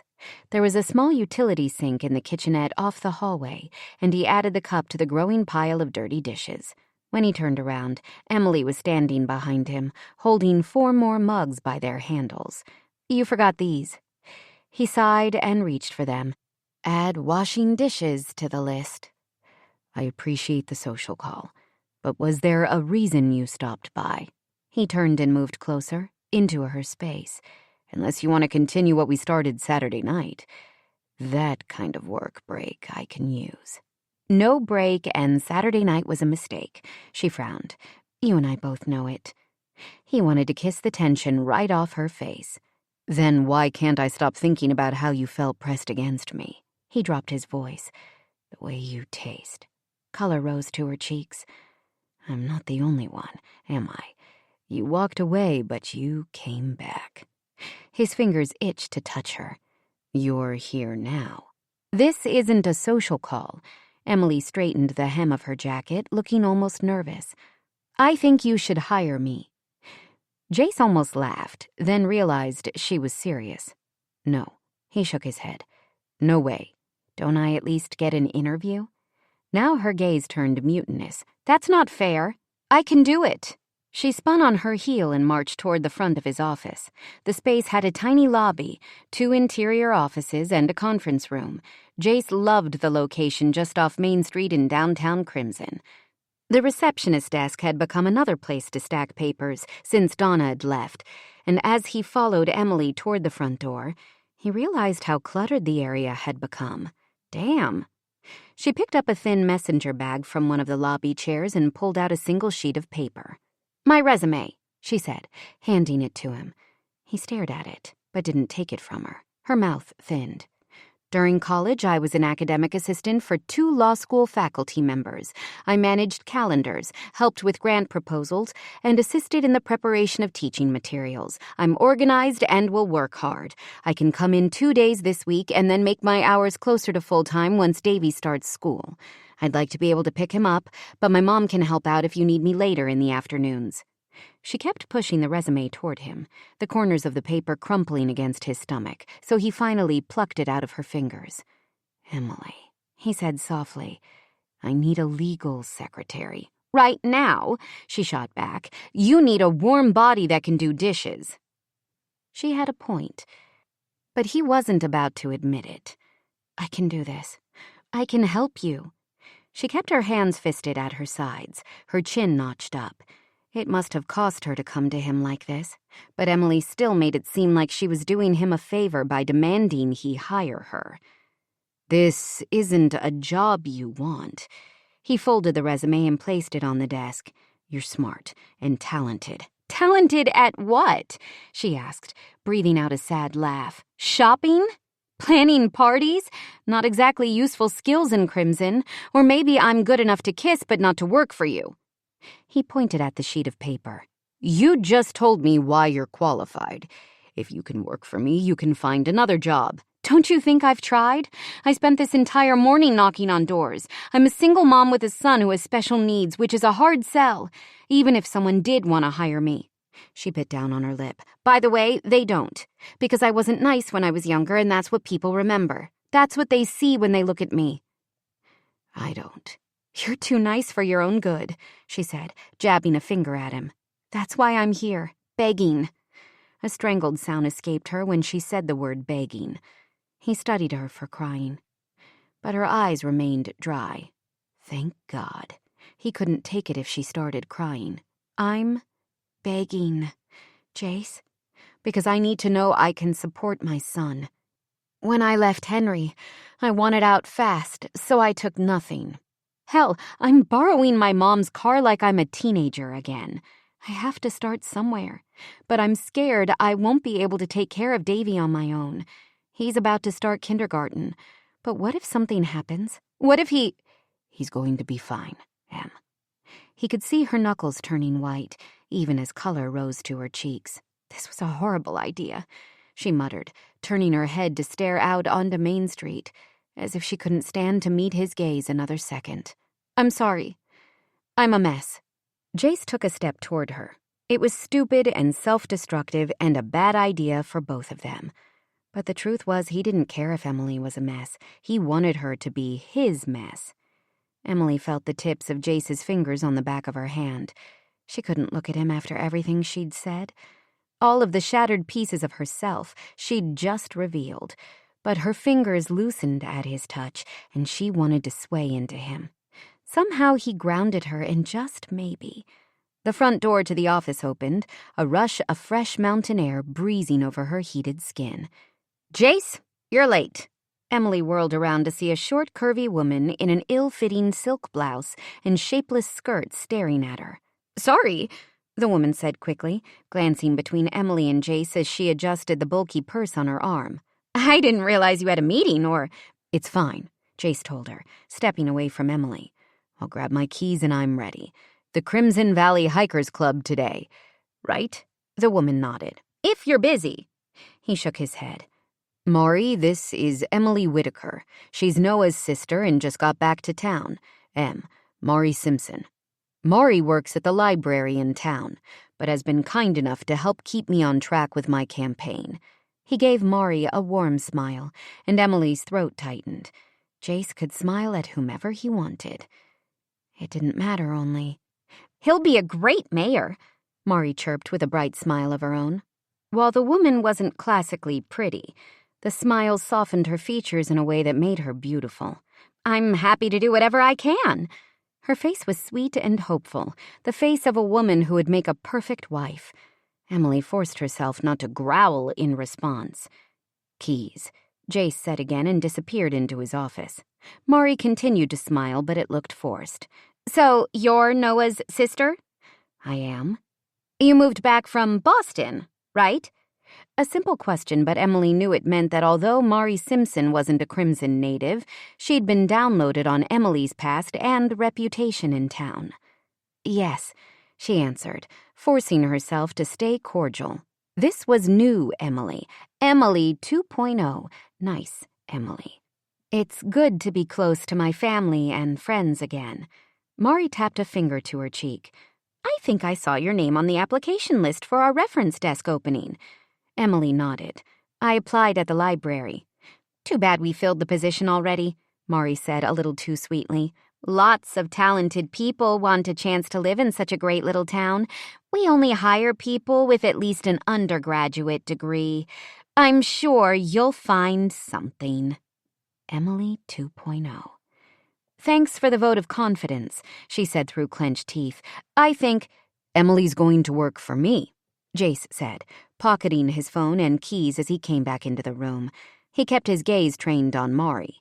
Her jaw dropped, and Emily was pretty sure her own reaction was the same. "Here?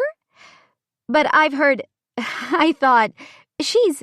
"Organized and hard-working," Jace said, repeating Emily's words from earlier. "Just what I need to get the office back on track." He patted the tiny woman on the shoulder. "It'll be easier for you too, Mari. You won't have to keep tabs on me all the time." She gave a small nod but muttered, "I don't mind."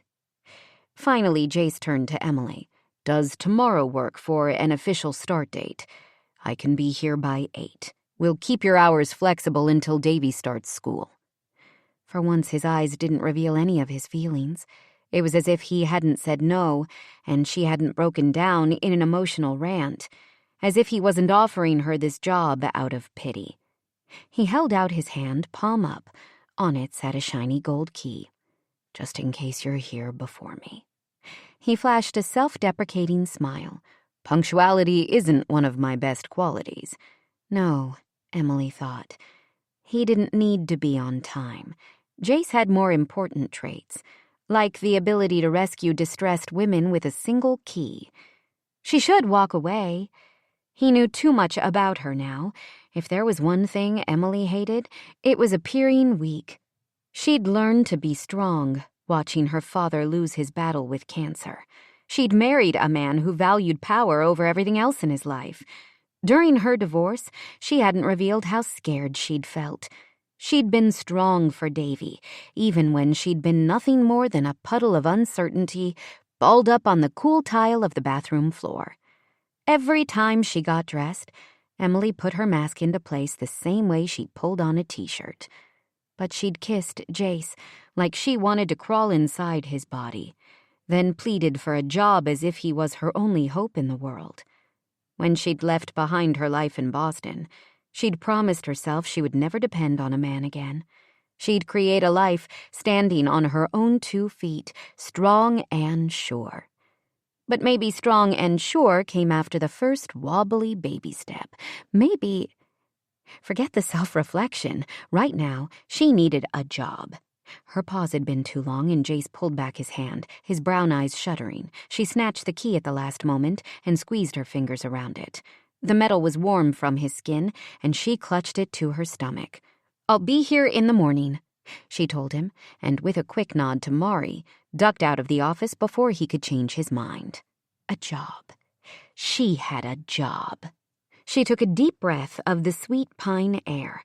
The smell of the forest surrounding Crimson always made her think of her childhood.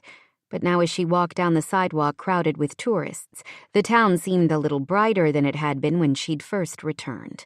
A text came through from her mother, telling her Davy had fallen asleep on the couch, so Emily should take her time returning home. What would she do without her mom?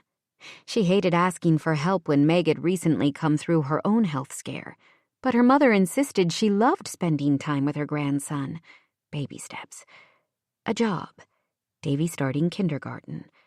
After things were settled, Emily could think about finding a place of her own. Jace hadn't mentioned a salary, and she didn't care. The job was enough. The weather was perfect. Brilliant blue skies, bright sun, and a warm breeze blowing wisps of hair across her cheek. She shrugged out of the suit jacket and folded it over her arm, just as she walked by a small cafe. Her stomach grumbled. When was the last time she'd eaten at a restaurant? Not since leaving Boston, and then it was always for some law firm party or campaign event. She and Henry hadn't gone on a proper date since their honeymoon. Here in Crimson, Davy liked the quiet and routine of her mother's house. She sent a quick text to her mom and walked into the restaurant. It was new in town, which she hoped meant unfamiliar people. This space had been a small clothing store the last time she'd been in Crimson. The inside was packed, and she wondered if she'd even get a table in the crowded dining room. It was a disappointment, but not a surprise, when the hostess told her there was nothing available. Just as she turned to leave, someone called her name. A woman with flaming red hair was waving at her from a booth near the front window. "You're Emily, right?" the woman asked as she stepped closer. "You must think I'm a crazy stalker, but I recognize you from the 4th of July festival. I'm April Sanders, a friend of Katie's." "The yoga teacher out at Crimson Ranch?" April nodded. "I got the last empty booth. No pressure, but you're welcome to join me." Emily thought about declining. She knew Katie had a big group of friends. Hell, everyone in town loved her future sister-in-law. But even though she'd grown up in Crimson, Emily had no one. That's the way she'd wanted it since she got back to town. It was simpler, less mess. But now the thought of a full meal with adult conversation actually appealed to her. So did spending time with April. The woman was a few years older than Emily, but with her gorgeous copper hair and bright green eyes, she looked like she'd just stepped off the pages of a mountain resort catalog. "Are you sure you don't mind?" "I'd love it," April said, gesturing to the empty bankhead across from her. "It feels strange to be eating alone when there's a crowd waiting for tables." Emily slid into the booth. "Thank you." A waitress came by the table almost immediately with a glass of water and another menu. Thankfully, the young woman was a stranger to Emily. "Are you interested in staying incognito?" April asked when they were alone again. "You looked terrified the waitress might recognize you." Emily blew out a breath. "I don't have the best reputation in town." "A sordid past?" April leaned forward and lifted her delicate brows. "Do tell." "Nothing exciting," Emily answered with a laugh. "Simple story of me thinking I was better than I should have as a girl. Life has a way of slapping you down if you get too big for your britches." She shrugged. "People in small towns like to bear witness to it." "Life throws out curveballs whether you're big or small," April agreed. The waitress returned to the table and, as she took April's order, Emily studied the other woman. April wore no makeup, but her fair skin was smooth, and her body fit under a soft pink t-shirt. She looked natural and fresh, perfect for Crimson. After Emily ordered, April smiled. "I met your mom a couple of times at Katie's bakery. She's lovely." Emily nodded. "One of the most amazing women I know." "How is she feeling?" "She gets tired more quickly, but otherwise is back to her normal self.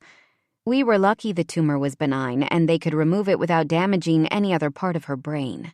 "She was lucky to have you and Noah come back to help her."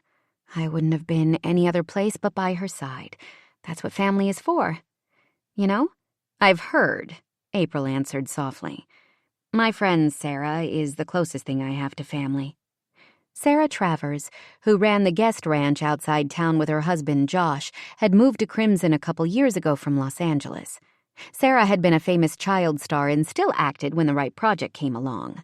Otherwise, she and Josh, a Crimson native and one of Noah's good friends, spent their time managing Crimson Ranch. "Did you come to Crimson with Sarah?" April nodded. "We didn't plan on staying, but then she met Josh, and the rest is history." "She had a tough couple of years and deserves this happiness. If my brother is any indication, Crimson is the place for happy endings." She smiled. "Have you found your happy ever after here?" "It's a good place to build a life." April said, and Emily realized the words weren't an answer to the question. Or rebuild a life. The waitress brought their orders, a club sandwich for Emily and a salad for April. Emily leaned across the table. I like you, and I appreciate the invitation to lunch, but after seeing what you eat, I'm not sure we can be friends. She pointed to the bowl of dark greens. Your salad is so healthy, I feel guilty picking up a fry from my plate. You don't even have dressing. The willowy redhead stared at her a long moment, and Emily did a mental eye roll. She had the uncanny ability to offend without meaning to by tossing off comments before she thought about them. Her family was used to it, and she'd managed to tame the impulse during her marriage. But now, April burst out laughing. You remind me of Sarah. She gives me grief about how I eat, too. I've always been healthy, but became more diligent about what I put in my body when I was diagnosed with breast cancer a few years ago. Emily thumped her palm against her forehead. Now I feel like an even bigger jerk. Don't, April said, still smiling. I've been cancer-free for over 5 years. My dad died when I was in high school. Pancreatic cancer. She took a bite of sandwich, swallowing around the emotions that always bubbled to the surface when she thought about her father. I still miss him. It's difficult, for you being back in Crimson. I thought I'd made a life beyond this little town. Returning to Colorado has been an adjustment. April snagged a fry and popped it in her mouth. So is divorce. Are you?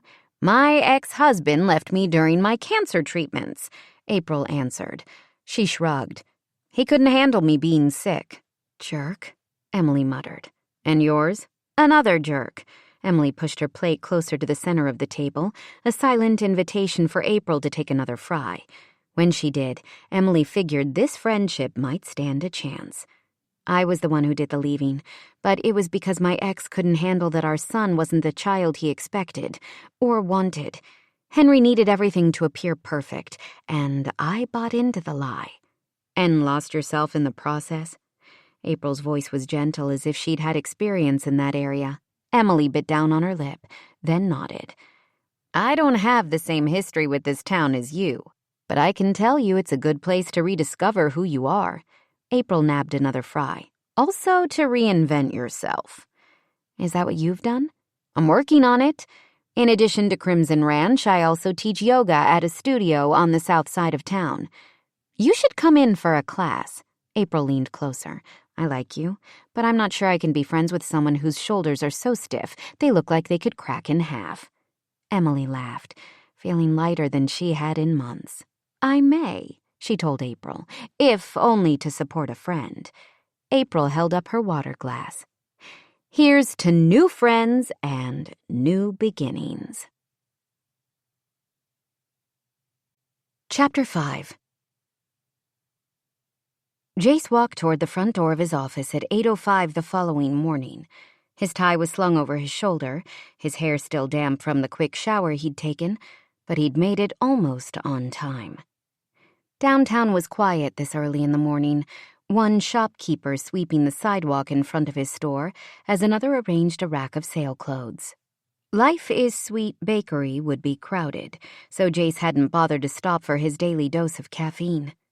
He'd been second, third, and fourth guessing his decision to offer Emily a job since the words had left his mouth yesterday. He wasn't sure how he was going to handle being so close to her every day, especially when she told him their kiss had been a mistake. But he'd also woken up with a sense of anticipation he hadn't felt in years. Not much else could ensure that he was almost on time. He opened the door, then stopped short, checking his watch to make sure he hadn't lost a full day somewhere. The entire space had been transformed. The reception desk was clear, other than the papers stacked neatly to one side. The wood furniture in the waiting area had been polished, and the top of the coffee table held a selection of magazines. There was even a plant, one that was green and healthy, on the end table next to the row of chairs where clients waited. He caught the faint scent of lemon mixed with the richer smell of fresh coffee. His office hadn't looked this good in all the years he'd been here. There was a freshness to the space, as if it had been aired out like a favorite quilt. He was still taking it all in when Emily appeared from the hallway. I hope you don't mind. she said almost shyly. "I started cleaning up before we talked about how you wanted it done." He rubbed a hand over his jaw, realizing in his haste to be on time he'd forgotten to shave this morning. "I didn't even know it needed to be done. Are you some kind of a witch who can wiggle her nose and make things happen?" He shook his head. "Because I'm 5 minutes late, and what you've done here looks like it took hours." He glanced at the closed door to his office. "I didn't touch anything in there. Yet." She reached behind her and shook out her loose bun, blonde hair falling over her shoulders. Jace was momentarily mesmerized, but then she gathered the strands and refastened the bun. "I came in early," she told him, moving to stand behind the receptionist's desk. "How early?" She moved the stack of papers from one side of the desk to the other before meeting his gaze. "Around 5:30. "In the morning?" he choked out. "Why were you awake at that time?" "I don't sleep much," she said with a shrug. "I've gone through the filing system Donna set up and think I understand how it works. We need to talk about how you record billable hours." He stepped close enough to the desk that his thighs brushed the dark wood. "We need to talk about you not sleeping. How often does that happen?" "A few times a week," she said quietly. "It's no big deal." "How many times is a few?" Her mouth pressed into a thin line. "Why do you care, Jace?" "How many?" "Most nights," she answered through clenched teeth. "My doctor in Boston gave me a prescription for pills to help, but I haven't refilled it since I've been back.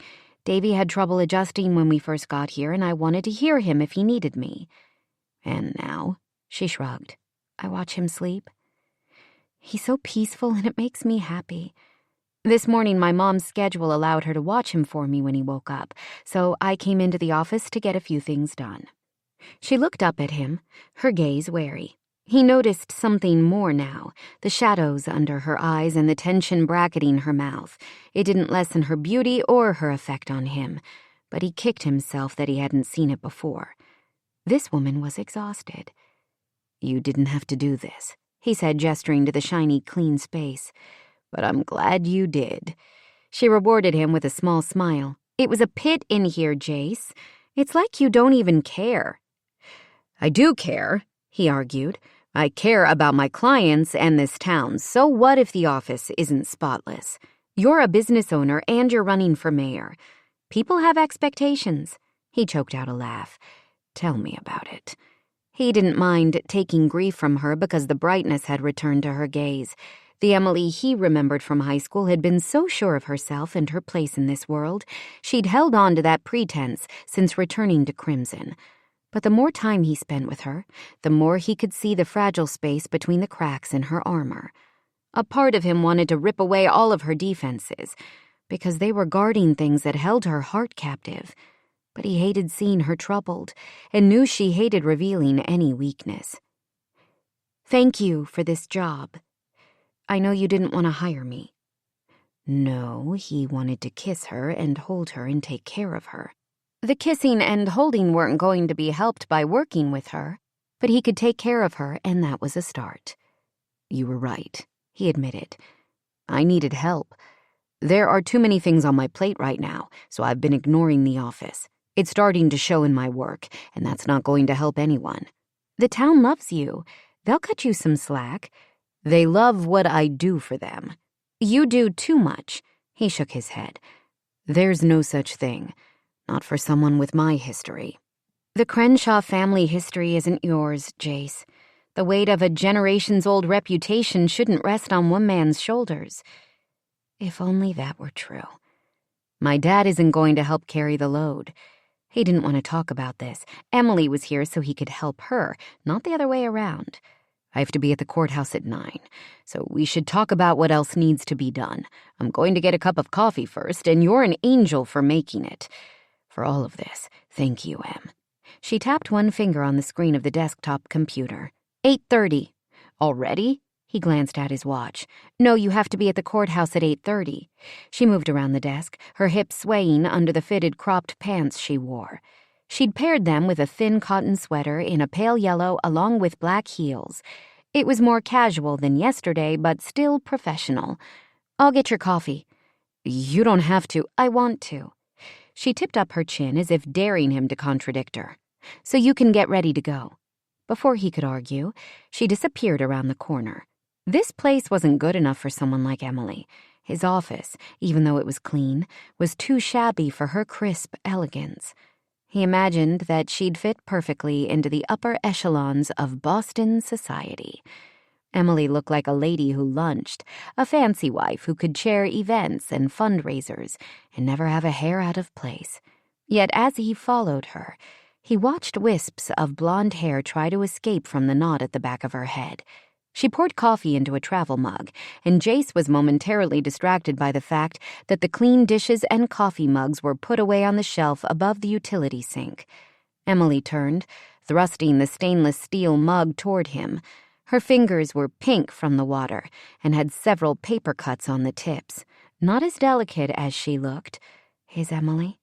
No, not his. Not even for a minute. But she was here. Although he'd done her a favor, he needed her. He wanted her, any way he could have her. "You're welcome in my office while I'm gone." He brushed a lock of hair behind her ear and felt a small amount of satisfaction when she sucked a breath. "I should be back by noon." "You have a meeting with Toby Jenkins here at 1:30. He nodded, thankful he'd set up the calendars on his cell phone and office computers to sync automatically. He was in the habit of entering meetings in his calendar, but that didn't mean he remembered to check it every day. "I told my mom I'd be home by 2 today. Davy still naps in the afternoons, and I like to be there when he wakes up. I can pick up lunch on my way back. Any requests?" "You don't need to." "It's the least I can do, Emily. The way you transformed the office went beyond anything Donna could have done. It feels good not to be surrounded by my usual mess." One side of her mouth curved. "I'm glad to be useful." What had her ex-husband done to beat down the spirited girl he'd known into this brittle, unsure woman? Jace wasn't a fighter, but he would have liked to punch Henry Whitaker. Instead, he gave Emily a reassuring smile. "You're the best." Her smile dimmed, but before he could figure out why, she tapped her watch. "You need to go or you're going to be late." "They're used to me being late." "Not with me running the show." She pointed to the door. "Now go. I've got your inner sanctum to tackle." He laughed, then wished her luck and headed back out into the bright sunshine. It was the best start to a morning he'd had in ages. By the time he parked in front of his father's trailer a few minutes before noon, Jace's mood had disintegrated into a black hole of frustration, even though he expected it from Emily's text. Seeing the Crawfords' forerunner at the side of the mobile home only made it worse. He didn't want Emily here. This part of his life was private, protected. Most people in town knew his father, or knew of him if they'd lived in Crimson long enough. But even as a kid, Jace had never let anyone visit the rundown home where he'd lived, not even Noah. He stood on the crumbling front step for a moment, trying to rein in his clamoring emotions.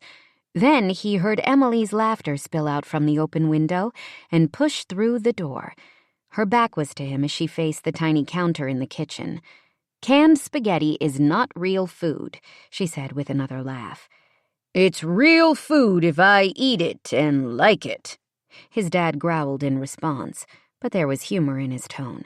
His father sat in one of the rickety wooden chairs at the table. He watched Emily like she was some sort of mystical being come to life inside his tumble-down home. "I'm not a great cook," she shot back, "but even I can make homemade meatballs. I'll teach you." He could see she was dumping the can of bright red sauce and pasta into a ceramic bowl. "If we're having Italian night," his dad said, pronouncing Italian with a long I, "you'd best bring a bottle of wine with you." Jace let the door slam shut at that moment. Emily whirled to face him, her smile fading as she took in his expression. Declan shifted in the chair, his own smile growing wider. "Just in time for lunch," his dad said, even though he knew how much Jace hated any food that came from a can. "How was the courthouse?" Emily covered the bowl with a paper towel and put it in the microwave shoved in the corner of the counter. Taking a breath, he caught Emily's scent overlaid with the stale smell of the trailer. The combination was an assault on his senses. The hold he had on his emotions unleashed as he stalked forward, shouldering Emily out of the way to punch in a minute on the microwave timer. "What the hell are you doing here?" he asked, crowding her against the kitchen sink. "My fault," his father said from behind him. "I forgot I had a doctor's appointment this morning.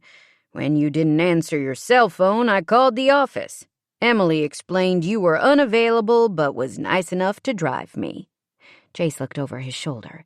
"You should have rescheduled the appointment." "It wasn't a problem," Emily said. "Your office was organized and I offered you a job as a legal secretary," he bit out. "That's work with professional boundaries. Inserting yourself into my personal life isn't part of the job description." Those blue eyes that had been so warm and full of life iced over in a second. He expected her to argue, but instead her lips pressed together, and a moment later she whispered, "My bad. Won't happen again." "Jace, what's crawled up your butt?" his dad asked, his voice booming in the tense silence that had descended between him and Emily. She lifted one eyebrow. "I'm not going to stick around to find out." Skirting around him, she gave Declan a quick hug. "Enjoy your spaghetti. I'm going to hold you to that cooking lesson, but grape juice, no wine." "Thank you, darling." His dad's voice softened. "You're a good girl. I'm sorry about this." "It's not on you," she whispered. Jace didn't turn around, his hands pressed hard to the scarred formica. He heard the creak of the door as it opened and shut, not the angry bang he expected, but a soft click that tore a hole in his gut. Still, he didn't move. The chair scraped as his father stood. He moved behind Jace to take the bowl out of the microwave. For several minutes, the only sound was the spoon clinking and the rustle of a newspaper. "She doesn't belong here," Jace said finally, rubbing his hand over his face as he turned. "Emily works for me now. That's all, Dad. She isn't part of this." "That girl has been a part of you for years," Declan answered, setting down the spoon in the empty bowl. Jace felt his eyes widen before he could stop the reaction. He'd never talked to anyone, especially his father, about his feelings for Emily. He understood Noah knew, but had never spoken it aloud. "I'm a bad drunk," Declan said with a shrug, "but I was never blind. And you're my son. I know you better than you think. Emily's in a rough place now. I'm helping her get back on her feet, that's all. You're embarrassed about me and how you grew up." Another bit of unspoken knowledge better left in the shadows. "You're in a better place, Dad. I'm proud of you for staying sober." Declan choked out a laugh. "I'm the one who's proud, Jace. But you take on too much that isn't yours. My reputation and our family history, the way you were raised. You've overcome a lot, and you don't need to be ashamed of it. You don't have to make it all better." Jace thought about his ancestor's picture in the town jail and how he wanted his family legacy to be something more than it was. "If you won't let me move you to a better house, I respect that decision, but I don't want her here. You need to respect that.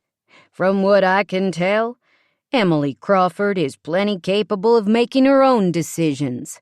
But she was working for him now. It was what she'd wanted, and it changed things, not his need or desire, but his inclination to act on it. "Her name is Emily Whitaker, Dad. She was married. She has a son. Neither one of us is who we were before." His father smiled. "I think that's the point." Chapter 6. Emily looked up from the old rocker on her mother's front porch at the sound of a car coming down the gravel driveway. It was almost 9 at night, and Davy had been asleep close to an hour. She hadn't expected her mother to return from her date with Max Moore so soon.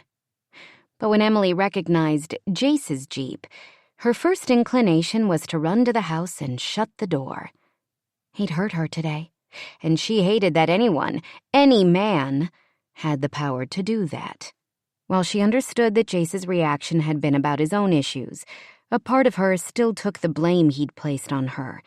Her faults sometimes felt so obvious, it was easy to hold herself accountable for any perceived slight. Flawed as she might be, Emily had never been a coward. So she remained on the rocker, Her legs curled under the thin blanket she'd brought out to ward off the evening chill of the high mountains. Although she couldn't concentrate on the actual words, she kept her eyes trained on the e-reader in her lap as the door slammed shut and the heavy footfall of boots sounded on the steps. "What are you reading?" She ran one finger over the screen of the e-reader but didn't answer. "You can ignore me," he said as he sank into the chair next to her, "but I won't go away." "There's always hope," she quipped, her fingers gripping the leather cover of the e-reader tighter at his soft chuckle. They sat in silence for a minute, and Emily's grasp began to relax. As if sensing it, he said, "I'm sorry, Em." "It's fine," she lied. Point taken, I overstepped the bounds. There she went, instinctively making his mistake her fault. "My reaction wasn't about you. What you did for my dad today was kind. It made him happier than I've seen him in a long time to have a beautiful woman caring for him." "No big deal. Don't do that." His hand was around her wrist, warmth seeping through the fleece sweatshirt she'd pulled on when the sun disappeared behind the mountain. It was special to him, and it should have been to me as well. He stood, releasing her, and paced to the edge of the porch. "I love my father, but I hate the man he was when I was younger. He was mean and embarrassing. Everyone knew the problems he had, but that didn't stop me from being humiliated when I'd have to get him home after a night at the bars." She could see the tension in his shoulders as he gazed out into the darkening night. He showed up one year for a parent-teacher conference so drunk, he ended up puking all over the first-floor bathroom. I never let him come to another school function. She flipped closed the cover of her e-reader, her heart already melting for this man's pain. Chase. He turned to her, folded his arms across his chest. "It killed me to live in that trailer growing up. The only saving grace was that no one but me had to see him at his worst, even Noah. All the times he picked me up has never been inside. That place represents my greatest shame. And my dad refuses to move.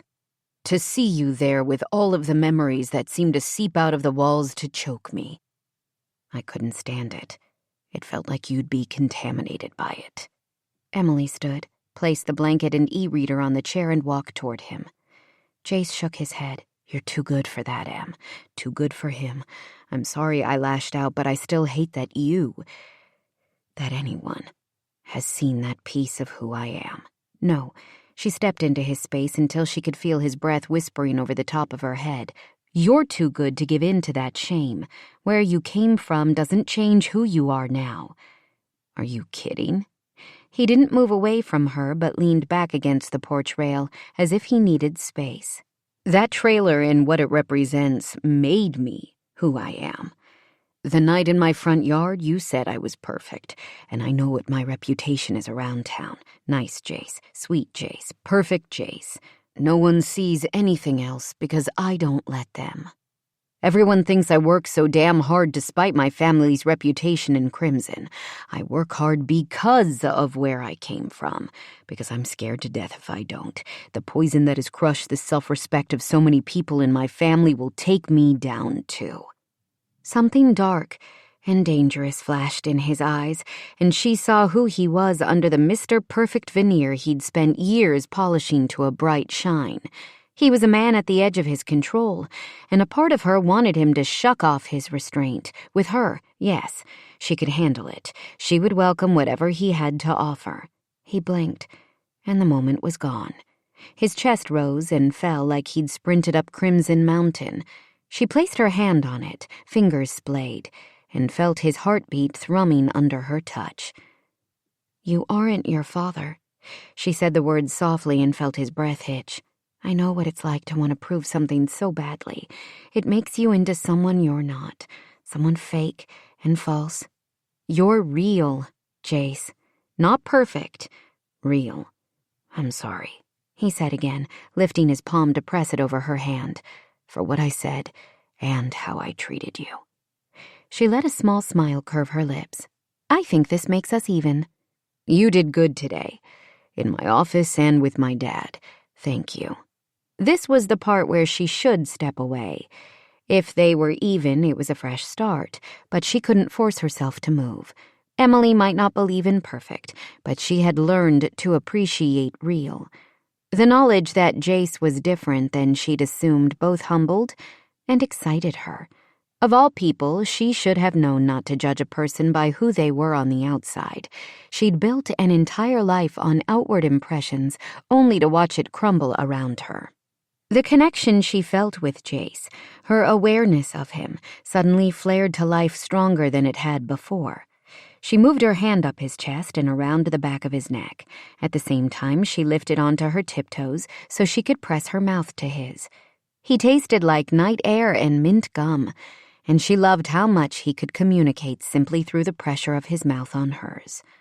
He angled his head and ran his tongue across her bottom lip. His hands came to rest on her hips, pulling her closer until the front of her was plastered against him. Unlike other men she'd known, he didn't rush the kiss. It was as if learning her bit by bit was enough for him. He savored every taste, trailing kisses along her jaw before nipping at her earlobe. "Your ears are sensitive," he whispered when she moaned softly. His breath feathered against her skin. "You touch them when you're nervous." "I don't," she started to argue. Then he bit down on the lobe again and she squirmed. "You're observant," she amended. "I want more. I want to know everything about you," he said, and claimed her mouth again. Her brain was fuzzy, but the meaning of his words penetrated the fog of desire after a few moments. "No." She lifted her head and tried to step away, but he held her steady. "Why?" A kiss against her jaw.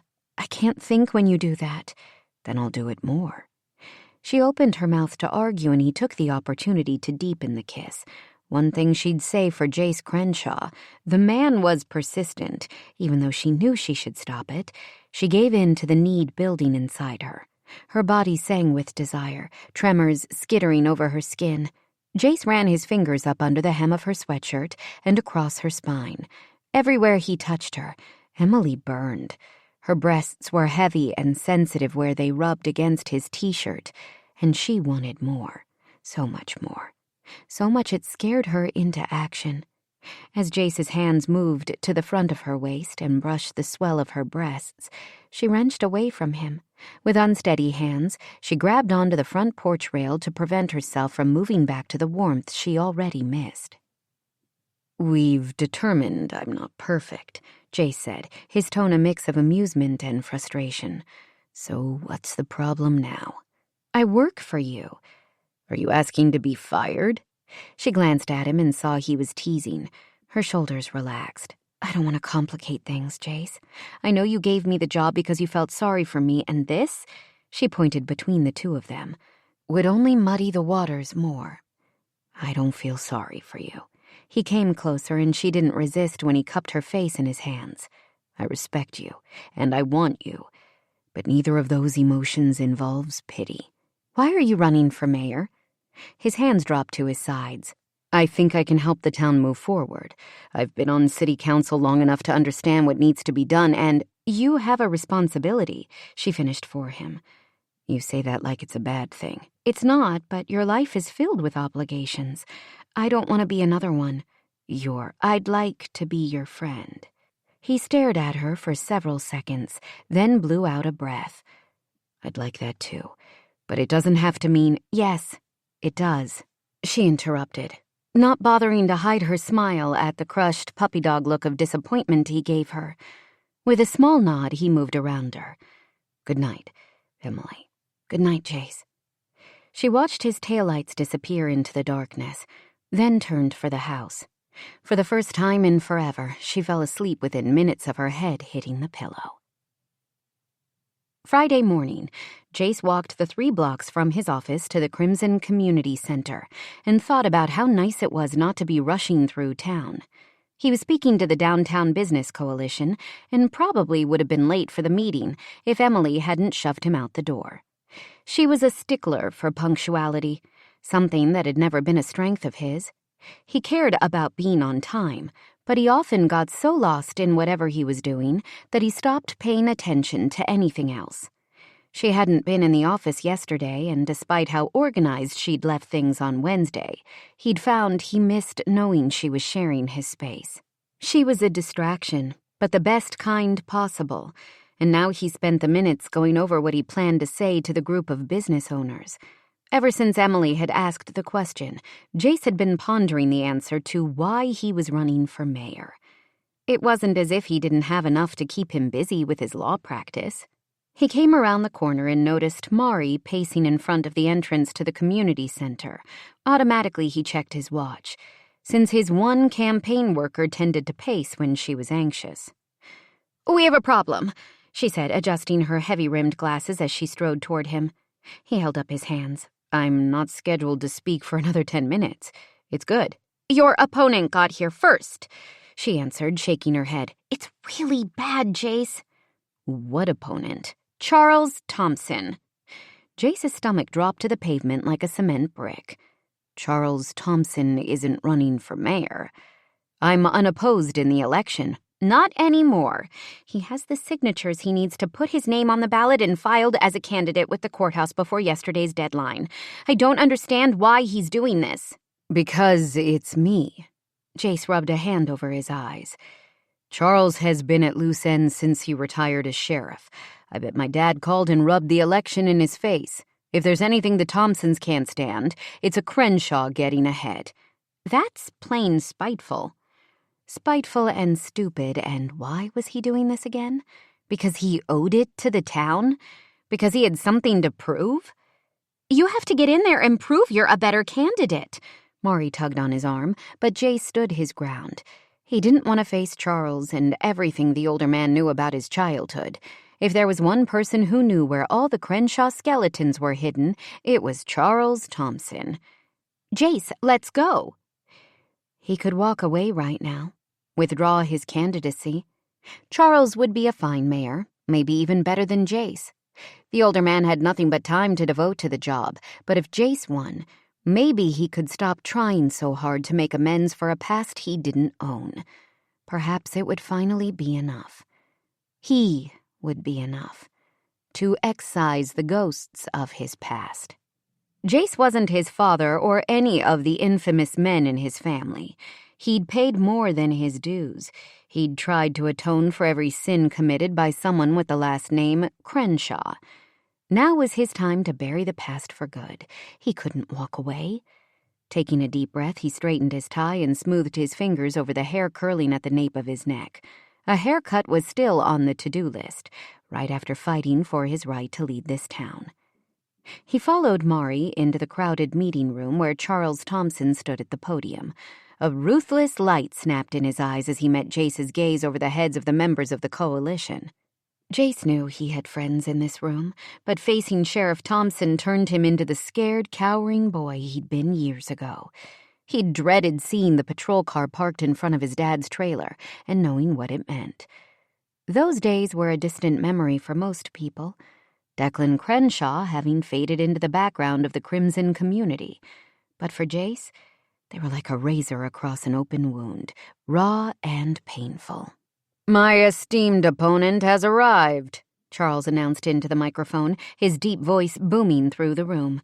People in the audience turned to where Jace stood at the back, and he forced a neutral look on his face. He made eye contact with a couple of friends, Katie Garrity, who was representing her bakery, and Josh Travers from Crimson Ranch. Katie gave him a sympathetic smile, and Josh looked almost as angry as Jace felt. Their support bolstered his confidence, but his courage took a nosedive at Thompson's next words. "Come on up here, boy," Charles said, his gaze boring in Jace's taut nerves. "I want to talk to you about the future of this town and family values." Jace banged through the front door of his office an hour after he'd left, holding on to his temper by the thinnest thread. Emily jumped in her chair, glancing up from the computer screen. "How did it go?" "Fine," he bit out, not stopping. He could feel the mask he wore beginning to crumble and needed the safety of being behind a closed door when it did. "I have a meeting with Morris Anderson at 11. Let me know when he gets here." He dropped his briefcase on the floor, slammed his office door shut behind him, and stalked to the window behind his desk, trying to get his breathing under control as he stared out to the parking lot in back of the building. "All those slamming doors don't sound like fine to me." He didn't bother turning at Emily's cool voice behind him. "Do you understand what a closed door means?" he asked.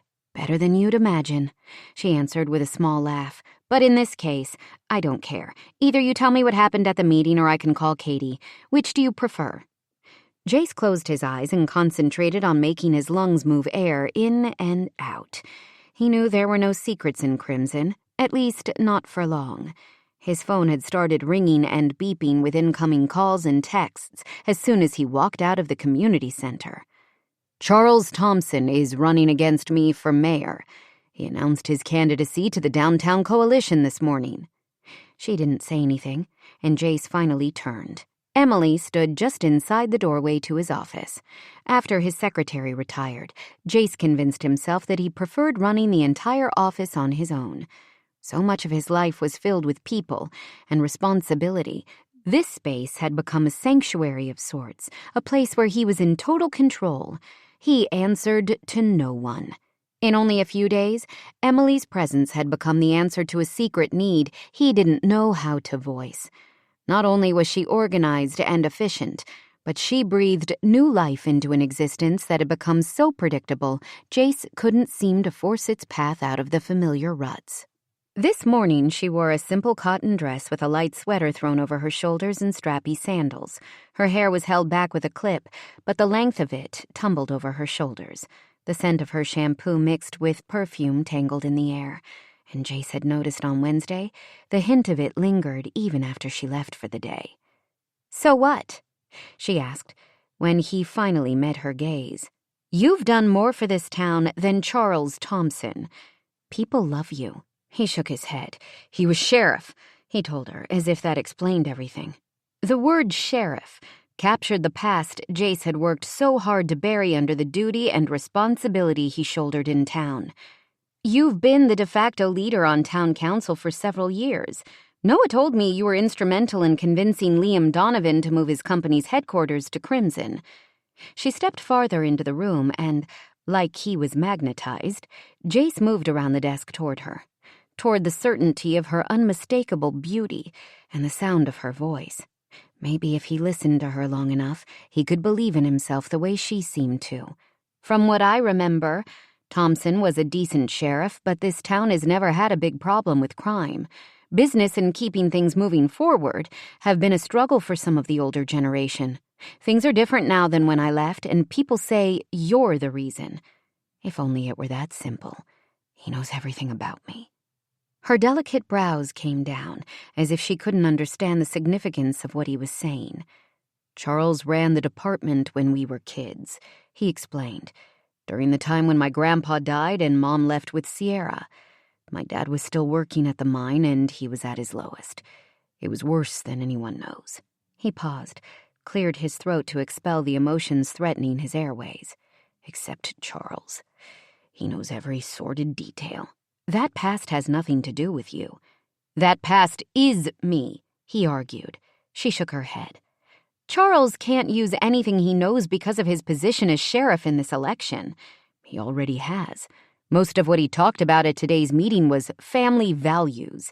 He had his wife of 34 years and his 2 sons sitting in the front row. Hell, Miriam brought muffins to hand out." "You want muffins?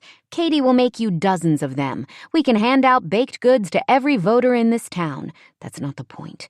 You know how perception plays into politics. He's sowed the seeds of doubt about me. Now people will start talking about me and my family and our history in Crimson.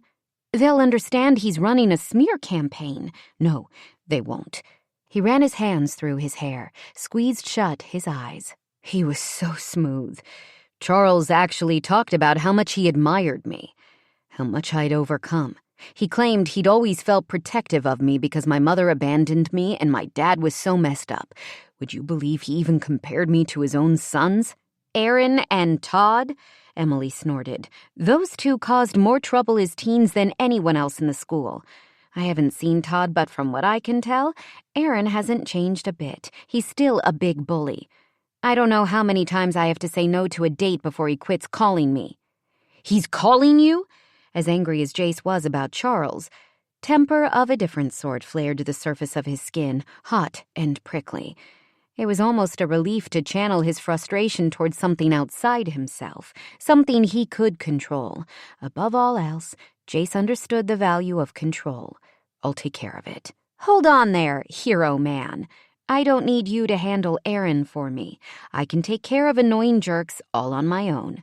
You can handle everything, right? He regretted the rude question as soon as it was out of his mouth. Emily should snap back at him because he was lashing out at her with no cause. Instead, she flashed him a saucy grin. Takes one to know one. The smile, so unexpected and undeserved, diffused most of his anger, leaving him with a heaping pile of steaming self-doubt. He sat on the edge of his desk and leaned forward, hands on his knees. I'm sorry. I know you can take care of yourself. His chin dropped to his chest and he stared at the small stain peeking out from under one of the chairs in front of the desk. But it's a lot easier to worry about other people than think of how quickly my own life is derailing. A moment later, he felt cool fingers brush away the hair from his forehead. He wanted to lean into her touch, but forced himself to remain still. Did you ever meet Andrew Meyer, who used to run this office? I took over his practice 4 years ago, and I haven't changed a thing. He pushed the toe of his leather loafer against the chair leg until the stain was covered. Not one piece of furniture or painting on the wall. You can still see the frame marks from where he took down his law school diploma, and I never bothered to replace it with mine. I inherited his secretary and his clients, and I haven't lifted a finger to make this place my own. Hell, I think the magazines in the lobby are probably 4 years old. Maybe even older. I switch them for current issues, she said softly. Her fingers continued to caress him, and it felt so damn good to take a small amount of comfort from her. Too good. He lifted his head and she dropped her hand. Why haven't you changed anything? She didn't move away, and it was the hardest thing Jace had ever done not to pull her closer. Because this place isn't mine. It is, she said, her tone confused. It's your office, your clients, your reputation, she laughed, your mortgage. This is the oldest law practice in the town. It was founded in the early 1900s and passed down through the Meyer family for generations. Andrew didn't have kids, so he offered a partnership position to me when I was still in law school. He wanted a Crimson native to take over the firm. This is his legacy, not mine. Jace, you are the poster child for the town's favorite son. Charles Thompson can't hold a candle to the man you've become. Whether it was despite where you came from or because of it, the truth doesn't change. What if who people see isn't the truth? What if I've become too good at playing the part people expect of me? You don't have to reflect the town's image of you back at them. You're more than a two-dimensional projection of yourself. Show everyone who you really are. Staring into Emily's crystal blue eyes, it was tempting. The urge to throw it all away, create the life he wanted, curled around his senses until the freedom of it was all he could see, hear, and taste. Right behind the whisper of release came a pounding, driving fear that cut him off at the knees. Who he was, who he'd been before he'd started down the path to redeeming his family name was a lost, lonely, scared boy. The memories he'd secreted away in the parts of his soul where he didn't dare look threatened to overtake him. He stood abruptly, sending Emily stumbling back a few steps. I'm going to win this election. I need people to see the best version of me, not the grubby kid Charles remembers. Her eyes were soft. Jace, I've worked toward this for years. It's what people expect. He paused, took a breath. It's what I want. Are you sure? Charles isn't right for this. I'm going to be mayor. She placed a light hand on his arm. I'm going to help you. He looked at her elegant fingers wrapped around his shirt sleeve. Because you work for me. Because we're friends. His eyes drifted shut for a moment. Right, I forgot. He felt a poke at his ribs. Liar. She had no idea. I saw Katie at the meeting, he told her, needing to lighten the mood. He was too raw to go down that road with Emily. As much as he craved her kiss, he couldn't touch her again and not reveal the depth of his feelings. He thought he could control how much he needed her, but not when he was carrying his heart in his hands, ready to offer it to her if she asked. She asked about plans for the bachelor and bachelorette parties. Emily pulled a face. No strippers. He laughed in earnest. I wasn't even thinking that. All men think that. You've got the whole male population figured out? Like I said before, you're not complicated. When it came to Emily, he wished it were true. His feelings for the woman standing in front of him had been simple for years. He wanted her. An unattainable crush. Unrequited love. End of story. But a new chapter had started since she'd returned to town, and it was tangled in ways Jace couldn't take the time to unravel. Not if he was going to stay the course to his duty to Crimson. Then we're talking beer and poker night? Emily opened her mouth, then glanced over her shoulder as the door to the outer office opened. Your appointment's here. Admit it. You like beer and poker. She shook her head. Come over for dinner tonight and we'll brainstorm better options. Her hand flew to cover her mouth as if she was shocked she'd extended the invitation. Yes, he said before she could retract the offer. What time? Emily blinked. 6. I'll be there. Jason, are you here? A frail voice yelled from the front office. In my office, Mr. Anderson, Jace called. Come on back. I should go, Finish editing the brief I gave you? Jace suggested, keeping his expression solemn. Exactly, she agreed. As Morris Anderson tottered into the room, Emily said hello to the older man and disappeared. That Meg Crawford's girl? Morris asked after she'd gone. Morris was here to revise the terms of his will, which he did on a monthly basis just to keep his 4 children on their toes. Jace nodded, taking a seat behind his desk. I went to school with her grandmother back in the day. Spunky little thing. Good to know where Emily gets it. Jace pulled out Morris's bulging file. Who made you angry this month?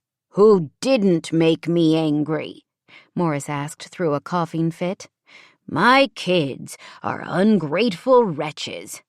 But I love them. He pointed to the door, then to Jace. The spunky ones are trouble, he said after a moment. Do you think so?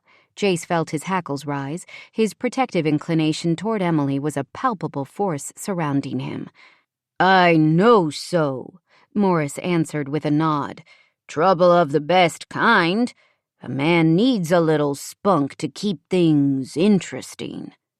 I'd have to agree, Mr. Anderson, he said with a smile. I'd definitely have to agree.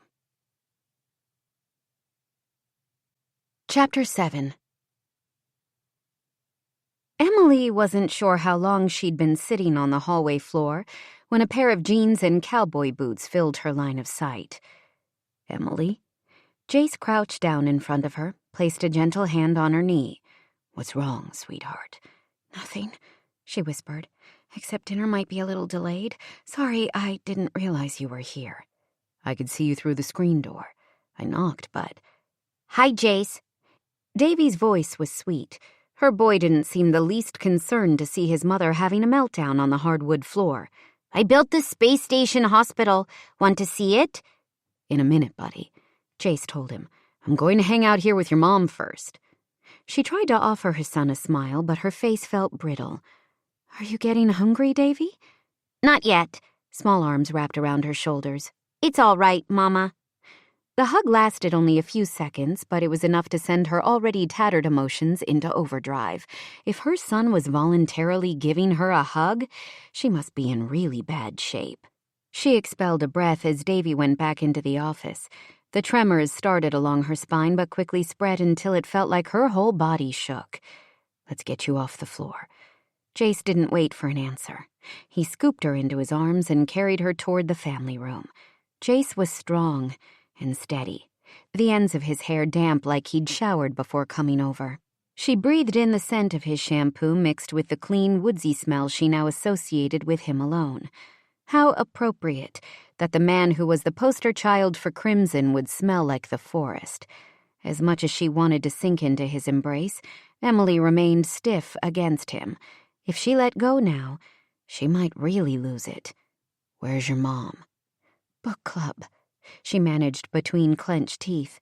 We should probably reschedule dinner for another night. I'm not leaving you like this. He deposited her onto the couch. Not until you tell me what's going on. Emily fought to pull herself together. She was so close to the edge, it was as if she could feel the tiny spikes of hysteria pricking at the backs of her eyes. The cushions of the couch were soft and worn from years of movie nights and Sundays watching football. She wanted to curl up in a ball and ignore the constant pounding life seemed determined to serve up to her. She couldn't look at Jace and risk him seeing the humiliation she knew was reflected in her eyes. She stood, moving around the couch in the opposite direction.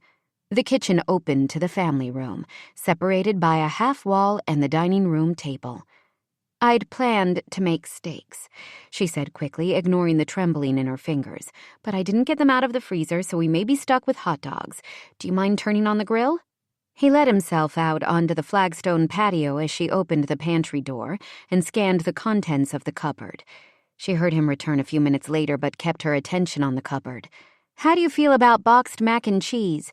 I don't know how Mom managed to make a home-cooked meal every night when we were younger. She worked part-time, drove us around to after-school activities, and still we had family dinners most evenings. You remember, right? She loved cooking for you and Noah." He was standing directly behind her when she turned. Close enough she was afraid he might reach for her. And if he did, she might shatter into a million tiny fragments of disappointment and regret. "I know I'm babbling. It's a coping mechanism. Give me a pass on this one, Jace." His dark eyes never wavered. What happened? Her fingers tightened on the small cardboard box so hard the corners bent. An overreaction to some news. "My meltdown is over. I'm fine." What news? Does it matter? She shook her head. "I lost the privilege of a major freakout when I became a mother. Moms don't have a lot of time for wallowing when dinner is late." "Tell me anyway." She slammed the box of mac and cheese on the counter, then bent to grab a pot out of a lower cabinet. "I liked you better when you were nice and easygoing and not all up in my business." Elbowing him out of the way, she turned on the faucet and filled the pot with water. "Apparently my ex-husband got remarried last weekend. One of my former friends in Boston was nice enough to text me a photo from the wedding." She set the pot of water on the stove and turned on the burner. The poof of sound as it ignited felt like the dreams she'd had for her life. There 1 minute, and then up in flames. It was small, nothing like the extravaganza I planned, only family and close friends. She laughed. "My friends are now her friends." She was a campaign worker. What a cliché. She glanced over her shoulder, unable to stop speaking once she'd started. "You know the best part? She's pregnant. A shotgun wedding for Henry Whitaker III. It's like Davy and I never existed. We're gone and he's remaking our life with someone else. Our exact damn life." "I'm sorry." "Don't be sorry." She ripped off the top of the box with so much force that an explosion of dried macaroni noodles spilled across the counter. "I'm not." "You don't have to pretend with me." "I'm not sorry, Jace. I'm mad. It's mostly self-directed. I let myself be sucked into that life. I was so busy pretending I couldn't even see Henry for who he was." She scooped up the stray noodles, dropped them in the water, and then dumped the rest of the box's contents in with them. "My son has to pay the price." "Your ex-husband is an idiot, to put it mildly." "There are other words going through my mind," Jace said, his tone steely. "But I'm not going to waste my energy on a man so stupid he would let you go and give up his son because of a political image." Emily took a deep breath and released it along with much of her tension. "I don't miss him." It had been a shock to get the text about Henry, but she hadn't been lying to Jace when she told him she was most angry at herself. How did I marry a man who I can feel nothing but revulsion for 5 months after leaving him? "He hurt you," Jace answered simply. "I should have seen him for who he was. My parents had a good marriage. There was so much love in this house." He reached out, traced a fingertip along her jaw. "There was also a lot of pain when your dad died." "Yes, and it left scars on all of us. But Noah managed to fall in love with an amazing woman. Mom is now dating someone who makes her happy. I seem to be the one with horrible taste." Jace smiled. "Did you meet any of the women your brother dated before, Katie?" From what I've heard, date is a fairly formal term for Noah's pre-Katie relationships. Exactly. He's one of the lucky ones. She sighed and stepped away from Jace. Staring into his dark eyes made her forget he wasn't for her. Jace Crenshaw was all about duty and responsibility. Whether he was willing to admit it or not, his image was a big part of his identity. He wasn't motivated by the hunger for power and prestige that had influenced her ex-husband. But it didn't change the fact he would eventually want more than Emily was willing to give. She opened the refrigerator and grabbed a pack of hot dogs from the shelf. "Man the grill, Mr. Perfect. We're eating like kids tonight." Jace watched her for a long, heavy moment before his lips curved into a grin. "The only thing perfect about me is my grilling skills." She smiled in return, knowing he'd given her a pass. Maybe he'd sensed her frazzled emotions couldn't take any more deep conversation. "Let's see if your hot dogs can beat my mac and cheese." "I'm up for the challenge," he said, and let himself out onto the patio. Alone in the kitchen, Emily went to check on her son. He was still busy with his Lego structures, and she watched him for a few minutes before giving him a 15-minute warning for dinner. Davy's difficulty with rapid transitions had driven Henry crazy. Her ex-husband had loved spontaneity when he wasn't working or campaigning, a game of pick-up football with the neighbors, a bike ride into town for dinner, or an impromptu weekend at the shore. Henry had to be moving at all times, his energy overpowering and bordering on manic. She'd kept up with him when Davy was a baby, but as the boy grew into a toddler, he liked to notice if things were going to change. Henry had never been willing to accept the difficulty of swooping in and changing Davy's schedule without warning. Davy's difficulty with change only got worse over time, and it had become a huge source of tension with Henry. Since returning to Crimson, Emily had done her best to keep her son on a regular schedule. Her mother and Noah had quickly adapted, making her understand the issues her ex-husband had were his own and not her or Davy's fault. She filled a plastic cup with milk for Davy, then pulled out 2 beers for her and Jace. As she was setting the table, Jace let himself back into the house. "Perfect dogs," he said, holding up a plate. "Do you know Tater?" Emily turned to find Davy standing behind her, looking at Jace. "She's my Uncle Noah's dog," the boy explained. "Her fur is really soft, but she has stinky breath and she likes to lick me."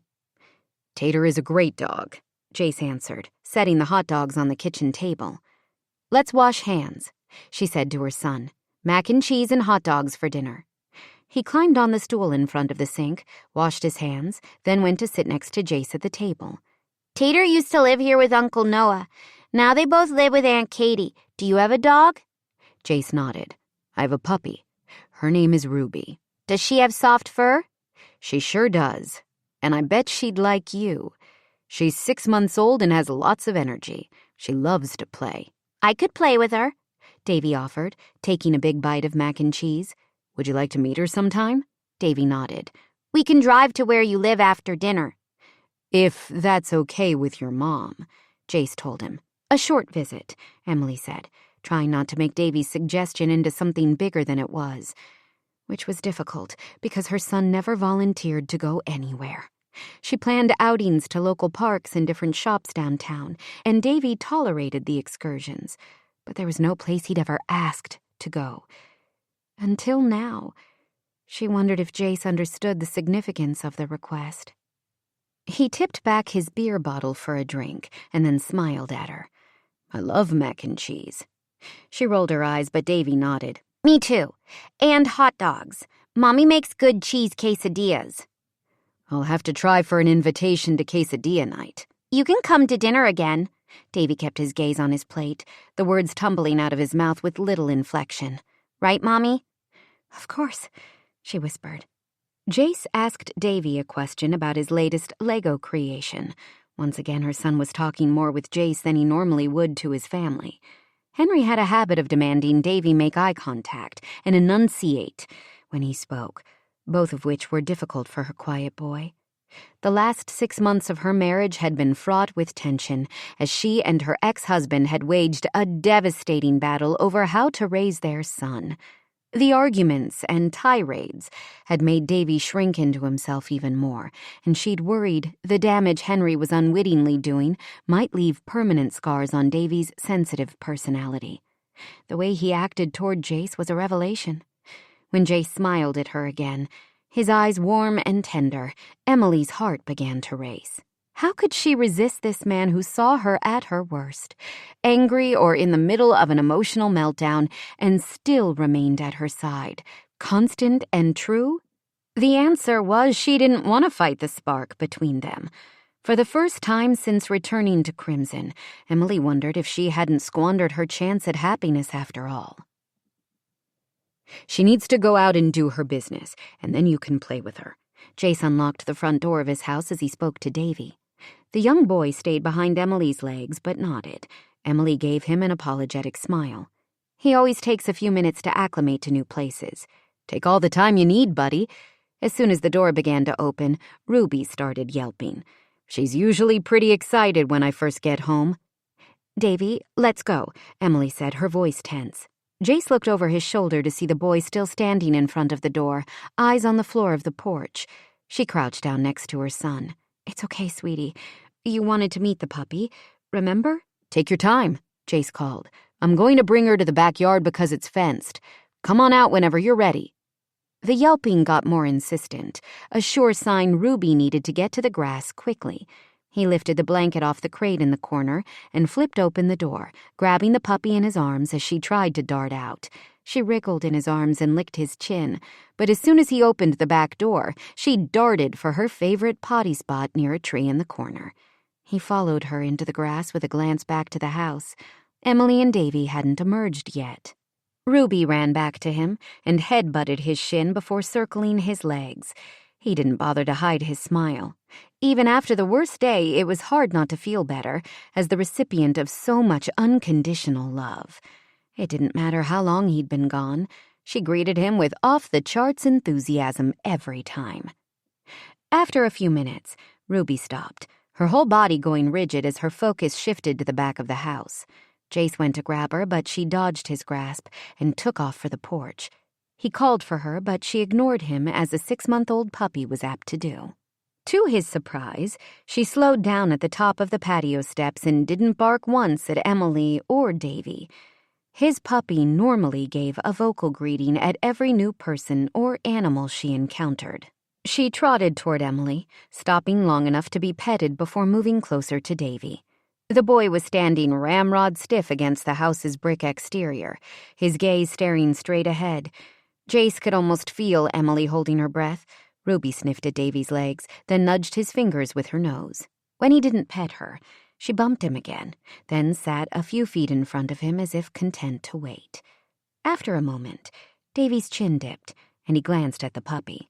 She rewarded him by prancing in a circle, then sitting again. He slowly eased himself away from the house and took a hesitant step toward her. Ruby whined softly and ran to the edge of the porch and returned to Davy with a tennis ball in her mouth, dropping it at his feet. The ball rolled a few inches. She's learning to play fetch, Jace called. Do you want to throw the ball for her? Davy didn't give any indication he'd heard the question, other than picking up the ball gingerly between his fingers and tossing it down the steps. Ruby tumbled after it, and in her excitement to retrieve the ball, she lost her balance and did a somersault across the grass. With a small laugh, Davy made his way down the steps toward the grass. Ruby returned the ball to him, and the boy threw it again. She'll go after the ball all night long, he told the boy. Let me know when you get tired of throwing it. Davy walked farther into the yard. Jace turned for the patio to find Emily standing on the top step, tears shining in her blue eyes. "What's wrong?" he asked, jogging up the stairs to her side. She shook her head. Davy laughed. "Did you hear him laugh?" Puppies have that effect on people. "I can't remember the last time he laughed out loud," she whispered, swiping under her eyes. "It's the most beautiful sound." "I'm glad I got to hear it." Ruby flipped over again as she dived for the ball, and this time when Davy giggled, Emily let out her own quiet laugh. She clapped a hand over her mouth. Jace wrapped an arm around her shoulder. "It's been a while since I've heard his mother laugh, too." "I don't know whether to laugh or cry." She sank down to the top step, and Jace followed, his heart expanding as she leaned against him. "He used to laugh when he was a baby. Then things went sideways. He became so disconnected." "You're a good mom, Em. You'll get him through this. She turned to look at him. Do you really believe that? You don't think I messed him up by leaving Henry and moving him across the country? You protected him. That's what a mom is supposed to do. He tried not to let decades-old bitterness creep into his voice, but must have failed because Emily laced her fingers with his. How old were you when your mother left town? 9. My sister was 7. I haven't seen either of them since the day Mom packed up the car and drove away. Have you ever looked? My mother made it clear any man with the last name Crenshaw was bound for trouble. She was wrong. You've changed what people in this town think of your family. She needs to know who you've become. It's too late. What about your sister? I don't blame her. Who knows how my mother poisoned her against my dad and me? I'm sure Sierra has a good life. She doesn't need me. Emily squeezed his hand. I didn't think I needed my family when I left Crimson. I was stupid. He glanced down at their entwined fingers and ran his thumb along the half-moons of her nails. You used to wear polish. You're changing the subject. She waved to Davy with her free hand when he turned. The boy gave her a slight nod and went back to throwing the ball. I don't want to talk about my family tonight. He threw her a sideways glance. My turn for a pass? Fine. Let's go back to my former beauty routine, which is a fascinating topic. I had my signature nail color and perfume. I was determined to be someone people remembered. You were. For the wrong reasons, she said with a laugh. It's pretty sad if the thing I'm recognized for is a top-notch manicure and a cloud of expensive perfume. Now they'll recognize you as a strong woman and an amazing mother. He leaned closer to her until his nose touched the soft skin of her neck. Although you still smell good. Her breath hitched. I wish I hadn't been so mean to you when we were younger. I suppose you'll have to make it up to me. She turned, and he was unnerved by her serious expression. I'm not the right woman for you, Jace. The certainty of her tone made his gut clench. Shouldn't I be the one making that decision? I'm doing you a favor by making it for you. I don't want favors from you. He narrowed his eyes. Unless they involve your mouth on me. Isn't that what you told me you wanted? Color rose to her cheeks and she dropped her gaze. Wanting and needing are two different things. He wanted to haul her into his lap and kiss that lie off her mouth. It was becoming more difficult to be patient when she was sitting so close that the warmth of her thigh seeped into his skin.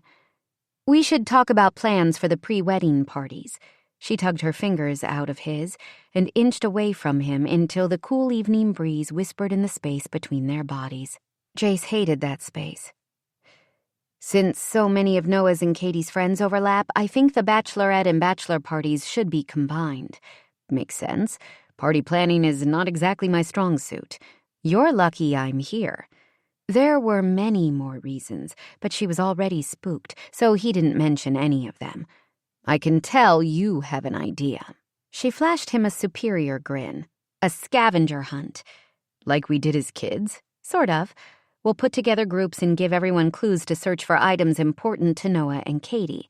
They both grew up here, so there's plenty of things to choose from. I like it, Jace admitted. Because it's brilliant. That's the Emily I know, and... He paused, watched her eyes widen, then added, like, as a friend. She bumped him with her shoulder. Mr. Perfect and a comedian. Quite a combination. We've already established I'm not perfect. I like you better as a real person. She nudged him again. And a friend. As the sun began to fade, they watched Davy throw the ball over and over to the puppy. I wonder who will give up first, Jace muttered. The answer came a few minutes later when Ruby dropped the ball on the grass in front of Davy, then flopped down next to it. Wavy Davy, it's time to head home, Emily called to him. Bedtime for puppies and little boys. The boy ignored her and sat next to Ruby, buried his face in the puppy's fur, and began to gently rock back and forth. Emily sighed. Too much stimulation, she said, a sudden weariness in her eyes. You might want to go inside. Chances are likely he'll have a tantrum. How do you know? The rocking is one of his tells. She pressed her hand to her forehead. I should have monitored him more closely, but... She gave Jace a watery smile. I was having fun. Me too, he told her, and lifted his fingers to the back of her neck, massaging gently. I'm not going to leave you. He's a kid, and if he has a tantrum, so be it. I don't want the night to end like this. She walked down the steps slowly, approaching her son the way she might a wounded animal. Jace followed a few paces behind. Davy, we're going back to Grandma's now. The rocking became more vigorous. Do you want to walk to the car, or should I carry you? No.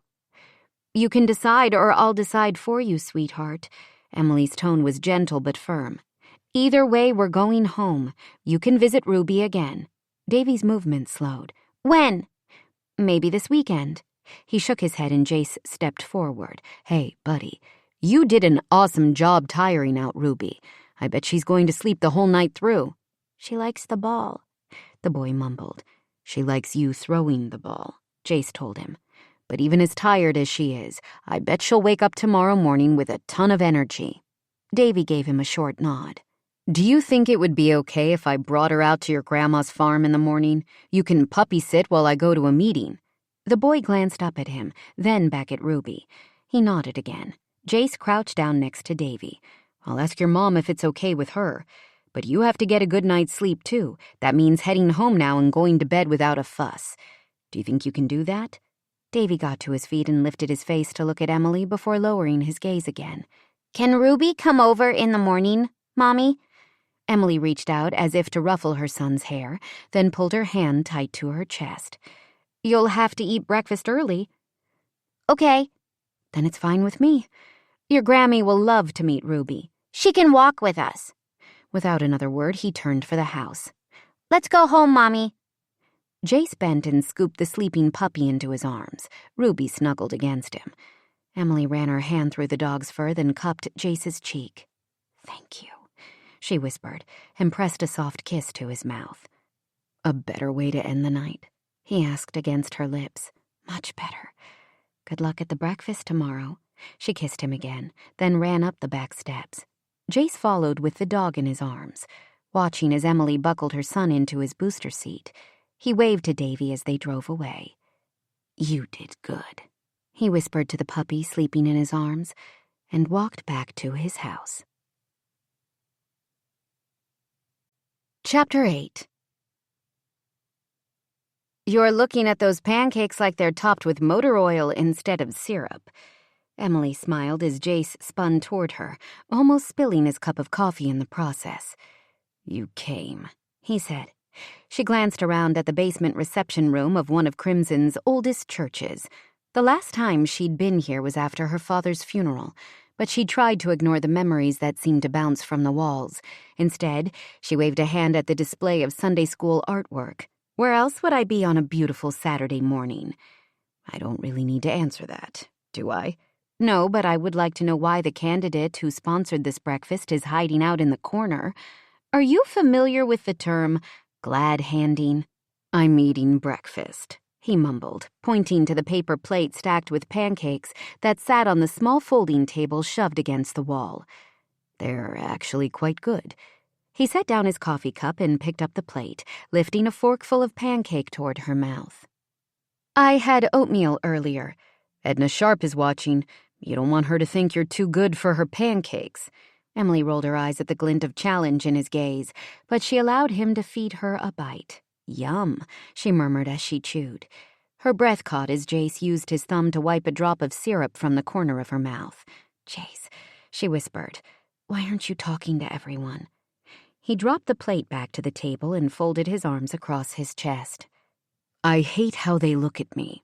Like your Crimson's favorite son? Like I'm the poor, pathetic kid with the mother who abandoned him to his drunken dad. He held up a hand when she started to speak. I understand. Most people in town know my family's history, but I've worked hard to make sure they see me and not the Crenshaw legacy. Now Charles Thompson is leaking small details about my childhood, dirty laundry I don't want aired, to anyone who will listen. You know how fast those bits of information travel through the town grapevine? So you're going to let him have the last word? Give up on everything you've done for Crimson? Of course not. She pointed toward the crowded tables. Then go visit with these people, shake hands, kiss babies.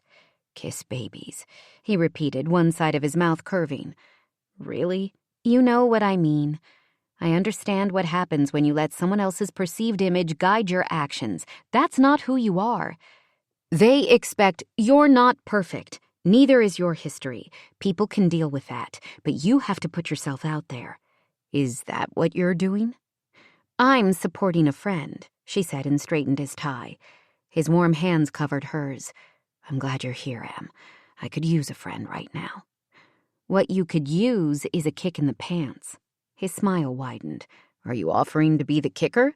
She nodded. Katie and Noah are stopping by in a bit, and I left a message for Natalie. You didn't need to. It's a Saturday morning, and they have lives. Support goes both ways, and you've given plenty to your friends. They're happy to return the favor. He took a deep, shuddering breath. There wasn't supposed to be this much scrutiny. Welcome to the joys of a political campaign, and part of a life you left behind. He bent his knees until they were at eye level. This isn't the plan for rebuilding your life. His fingers brushed a strand of hair away from her face. A flicker of longing skittered across her skin, one that was becoming all too familiar with this man. I can help, she said with a shrug. It's what I know how to do.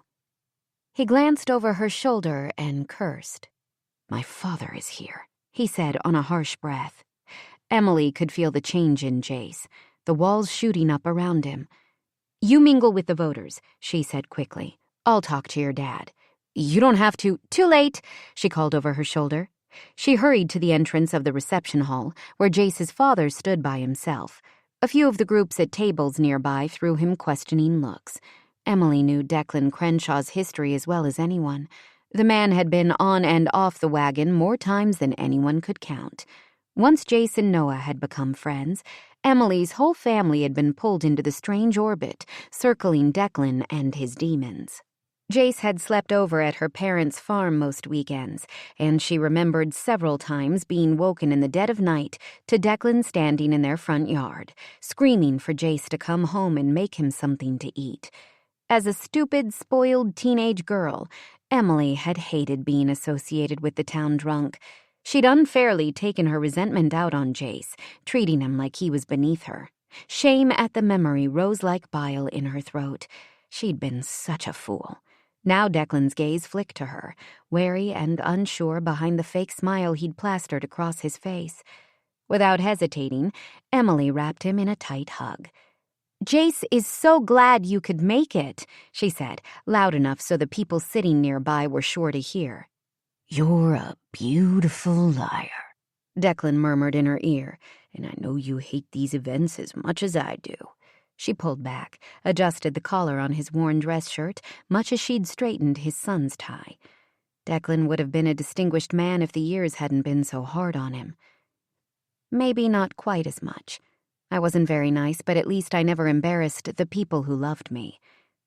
Good point, he admitted with a frown, his shaggy eyebrows pulling low. But things are different now. I'm sober for good. Am I ever going to live down the past? I'm more concerned Jace feels the need to live it down for you. She led him toward the line at the pancake table. I know what Charles Thompson is trying to do. Declan picked up a paper plate and stabbed a stack of pancakes with a plastic fork. It's my fault, and it's not fair. Life rarely is. Emily took one pancake for herself. We both know that. You're good for him. She shook her head. I'm not. As small of a community as Crimson is, the life Jace has here is still more public than I'm willing to handle. Declan greeted the older man standing behind the table, wiping a bottle of syrup. Morning, Phil. The other man's eyes narrowed. Surprised to see you out of bed so early, Crenshaw. Emily braced herself for Declan's retort, but he only smiled. I'm full of surprises. How are Margie and the kids? Phil blinked several times before clearing his throat. They're fine. I heard you have a grandbaby on the way. Declan poured syrup over his pancakes. My daughter-in-law is due around Thanksgiving, the other man answered, his face relaxing. I can't wait for Jace to find the right girl, Declan said. He nudged Emily's plate with his, which she ignored. But until then, He's giving everything he has to this town. Do you know how many times he's taken payment for his services as a lawyer with casseroles or muffins?" "I don't," Phil admitted. Several other volunteers had gathered around him. Declan leaned over the table and lowered his voice, as if he was imparting a great secret. "More than I can count. He shares the food with me.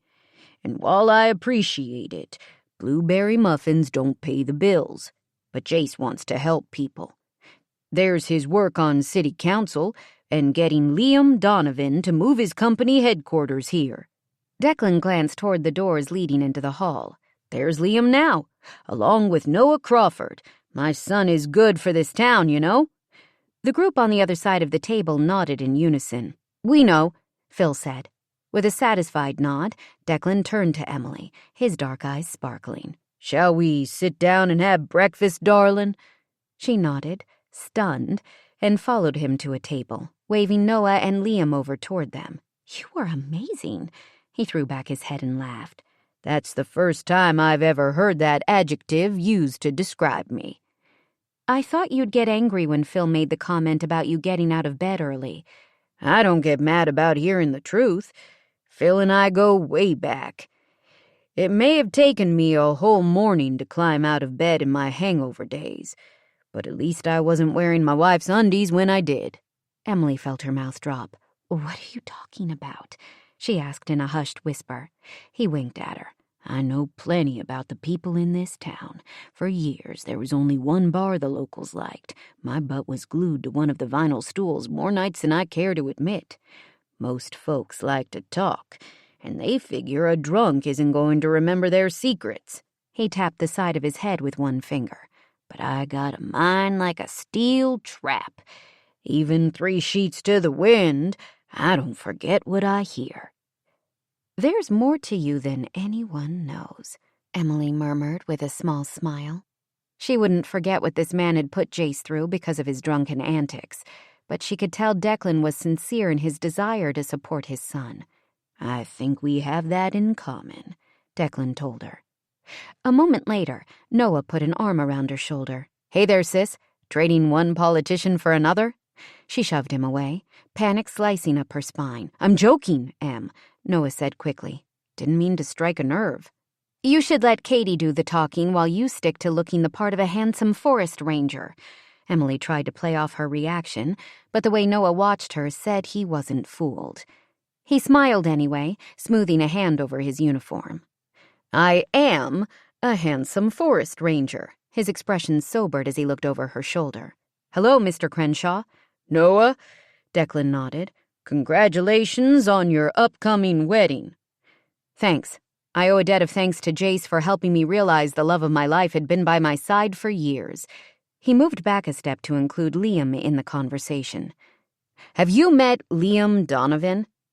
Declan stuck out his hand. "I haven't, but I've heard you're rich enough to buy the whole damn mountain if you wanted it." Noah looked mortified, but Liam only smiled and shook Declan's hand. "Maybe half the mountain," he answered. As she greeted Liam, Emily could feel her brother studying her. She and Noah hadn't been close after their father's death, especially since they'd each been wrestling with their own private grief, and neither very successfully.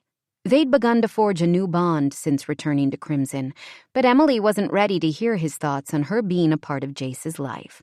Pushing back from the table, she grabbed her plate and stood. "You two keep Declan company. I see an old high school friend." She leaned down to give Jace's father a quick hug. "Thanks for breakfast," she said with a wink. "Best date I've had in years."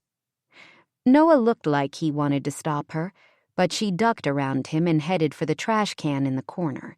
She waved to a couple of her mother's friends, then searched for Jace amid the people mingling at the sides of the reception hall. Of course, he was in the middle of the largest group, gesturing as he spoke and making eye contact with each person. They all stood riveted by whatever he was saying, nodding and offering up encouraging smiles. A momentary flash of jealousy stabbed at her heart. She understood what it was like to be on the receiving end of Jace's attention, sincere and unguarded. He was the only man she knew who could make his gaze feel like a caress against her skin. and this morning was proof of why that was so dangerous to her. Even when he was living up to other people's expectations, Jace was comfortable in the role. He belonged in the spotlight and in the hearts of this town. Emily had left behind her willingness to trade her private life for public favor. Davy had changed her. She'd never put anyone else's needs before his, even her own. She slipped out the door leading to the back of the church, needing a moment away from the curious eyes of the town. The mid-morning sun was warm on her skin. She closed her eyes and tipped up her face, leaning back against the building's brick wall. A moment later, the door opened and shut again. "What happened to catching up with old friends?" Noah asked, coming to stand in front of her. "You're blocking my son," she told him. "Because from what I remember of how you left this town, you don't have many friends here." She opened her eyes to glare at him. "Don't be mean," he sighed. "I don't understand what you're doing. For years you couldn't stand Jace. That's not true." The protest sounded weak even to her own ears. "You certainly gave him a hard time. I stopped out at the farm this morning and saw Mom and Davy with his puppy. Davy bonded with Ruby right away, so Jace was nice enough to bring her by so they could play. Of course, Jace is a nice guy. Too nice for someone like me?" Noah stepped out of her line of sight, turning so he stood next to her against the wall. "You know he's had a crush on you for years. It's different now. I'm working for him, which means you two are spending a lot of time together. He'd moved on until you came back. Jace has a lot of responsibility in this town between his practice, his father, and now dealing with a real campaign." "I understand, Noah." She hated being put on the spot and the fact her brother was doing it. "Are you telling me to stay away from him?" Noah shook his head. "You're coming off a bad divorce. I'm saying don't use Jace as a rebound fling. Both of you could end up hurt." Pushing off the wall, she spun toward him. "It's Jace you're worried about, not me, Emily." "No, you don't know anything about my marriage." "Why is that?" He ran a hand through his hair. "How the hell am I supposed to understand anything about your life? You cut me out after Dad died. That was mutual and you know it. I thought we were doing better since Mom's illness." "We are, Noah. But it might be too soon for brotherly lectures on my private life. Nothing is private in Crimson, you know that. Besides, I thought you came back here to heal." "Maybe Jace is a part of me healing." Until she said the words out loud, she hadn't realized how true they were. Tears sprang to the backs of her eyes, and she swiped at her cheek, refusing to allow herself to break down. She'd promised herself she was finished with crying after she'd left Henry. Noah cursed under his breath. "I'm sorry. Don't cry." "I'm not crying," she whispered and her voice cracked. "You really care about him. We're friends. It's not a fling, not a rebound. I don't know what is going on between us, but I'm not going to hurt him. I think—" She paused, forced herself to meet Noah's worried gaze. "I think I'm good for him. It goes both ways, Noah." "I know it does. Okay, honey." Noah pulled her in for a tight hug. She resisted at first, holding on to her anger like an old friend. But her brother didn't let go, and after a few moments she sagged against him, understanding that even if he made her crazy, Noah was far better comfort than her temper could ever be. "I'm sorry," he whispered into her hair. "You're a good friend to Jace, but I need to be a better brother to you. You're important to me, you and Davy both. You have to say that because I helped your bride pick out a wedding dress that will bring tears to your eyes." "I can't wait," he said with a lopsided grin, and a dopey look in his eyes that made her smile. "But I'm choosing to tell you the truth about supporting you more. I mean every word. Then will you help me find my own place to live? Mom loves having you at the farm." He frowned. "She loves helping with Davy and having you close." "I'll still be close, but I want a home of my own, even if it's a tiny apartment somewhere. After the wedding, will you help me look?" "Of course." "Do you have any pre-wedding nerves?" she asked, stepping out of his embrace. "You spent a long time avoiding commitment." "I was a master," he agreed. "Marriage is a big deal, especially when there's a baby on the way." "I felt the baby kick the other night." "Oh, Noah." "It made this whole thing feel real. I mean, I know it's real, but yes, I'm nervous. He looked over her shoulder toward the mountains in the distance. Not about marrying Katie. I can't believe I was blind for so long, but now I've got her and I'm never letting go. He took a breath, then said, even if I don't deserve her. You do. She nudged him with her hip. You're a pain in my butt. But you deserve happiness. What if I mess up? What if I can't be as good as Dad? Don't compare yourself. She gave a small laugh. Do you think I could ever hold a candle to Mom? You're an amazing mother. You'll be an amazing dad. She held up her hand, fist closed. We've got this, bro. Are you trying to be cool? She shrugged and lifted her hand higher. Don't leave me hanging. With a laugh, Noah fist bumped her, then pulled her in for another hug. We'd better head back inside. I have a feeling Declan and Liam together are a dangerous combination. Jace's lungs burned as he ran the final stretch to the lookout point, halfway up the main Crimson Mountain Trail. At the top, he bent forward, sucking in the thin mountain air.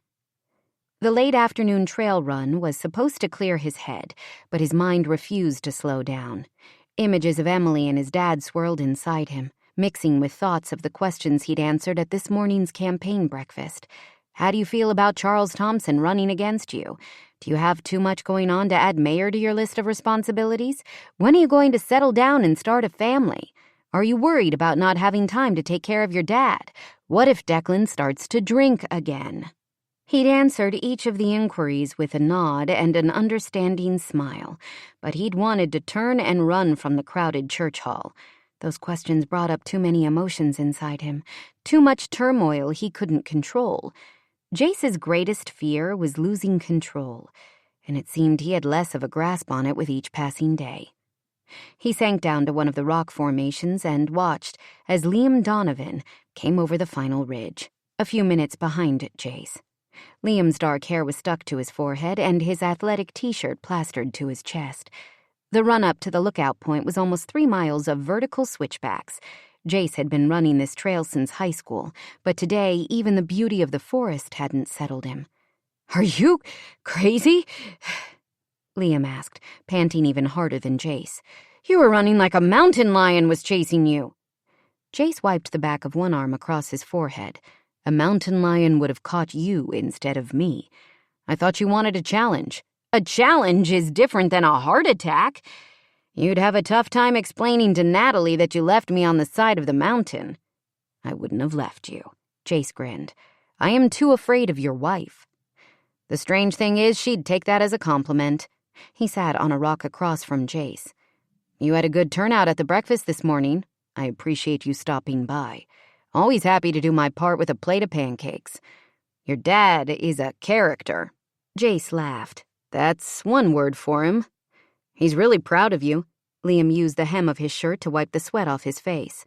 My dad never gave a damn about anything I did, not as long as I stayed out of his way. Liam's father owned one of the most successful tech companies in the world. It had been big news in the technology world when Liam broke off to start his own GPS software company and chose Crimson as the headquarters for it. I couldn't exactly stay out of Declan's way. I was too busy cleaning up behind him. A fact your new opponent in the mayor's race is exploiting? Jace blew out a breath. Sheriff Thompson has seen me at my lowest. He and my dad grew up together in town, and the Thompsons and Crenshaws have always been rivals. Sports, women, you name it. He stood and paced to the edge of the ridge, taking in the view of the town below. Anytime a situation involved my dad, Thompson made sure he was on the scene. Didn't matter if it was the weekend or who was on duty. The sheriff always showed up to personally cuff Dad. Declan seems sincere about changing. He's always sincere. From up here, Jace could see downtown Crimson and the neighborhoods fanning out around it. The creek ran along the edge of downtown, then meandered through the valley and into the thick forest on the other side.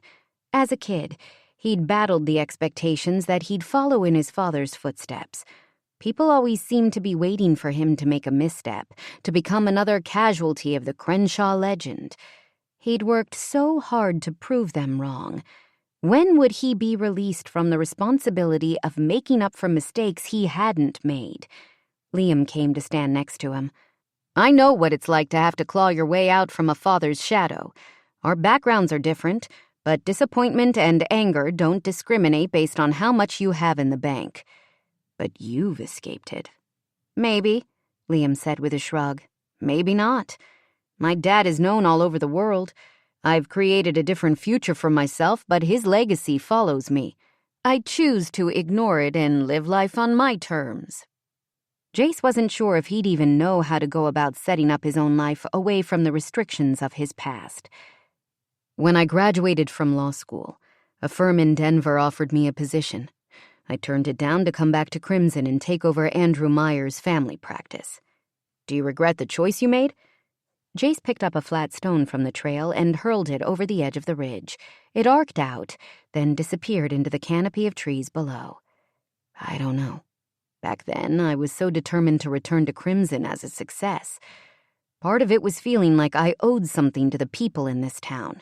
As much as they judged my family, they also came forward to take care of us when things were rough. After my mom left, we had food in the freezer for months. Nothing says love in a small town like a casserole. Exactly, Jace agreed with a laugh. There were a couple of teachers who looked after me at school. Once it became clear I was determined to stay on the straight and narrow, the town was generous with its support. I was given a partial scholarship during undergrad and always had a job waiting for me in the summer. I wanted to pay back that kindness, and dedicating myself to the town seemed like the best way to do it. But, Liam prompted, I've started to wonder what it would have been like to go to work, come home, and take care of only myself. Maybe that's selfish. It's not selfish. Liam lobbed a rock over the side, and it followed the same trajectory as Jace's. It's also not too late. I was going to ask if you need support with the campaign, financial support, he clarified. But now I'm wondering if becoming mayor is what you really want. Does it matter? I've committed to it. You can back out. Charles Thompson isn't a bad man. He would do a decent job. Jace cocked a brow. Not as good as you, of course. But the future of Crimson doesn't rest on your shoulders, Jace. I'll think about that. As if he could think about anything else. We should head back down. I'll take it easy on you. Liam barked out a laugh. A true gentleman. Jace started for the trail, then turned back. Thanks for the offer, Liam. I appreciate it. But I don't want to owe you. Having you at my back is plenty of support. I'd think of it as an investment, Liam answered. And the offer stands if you change your mind. Thank you. Jace started running, the descent more technical than climbing the switchbacks due to the loose rocks and late afternoon shadows falling over the trail. It was just what he needed, something to concentrate on besides the emotional twists and turns of his current life. Chapter 9. Monday morning. Emily jumped at the tap on her shoulder, spinning around in her desk chair to find Jace grinning at her. She ripped the headphones off her ears. "You scared me half to death," she said, wheezing in a breath. "You were singing out loud. You were supposed to be in court all day." She narrowed her eyes. "What exactly are you listening to?" He reached for the headphones, but she grabbed them, then spun around to hit the mute button on her keyboard. "Music," she mumbled. "Why are you back so early? I didn't hear the bells on the door when it opened." "I came in through the door to the alley out back." "You snuck up on me," she grumbled. "What kind of music?" "I didn't recognize it." "Broadway show tunes, okay?" She crossed her arms over her chest and glared. "Evita, to be specific. I like musicals." The words came out like a challenge. "You're a lawyer. Sue me." His grin widened. "Don't cry for me, Emily Whitaker." "Asking for trouble, Jace Crenshaw." He held up a brown paper bag. "Here's a peace offering. I brought lunch from the deli around the corner. That's why I came through the back. Have you eaten?"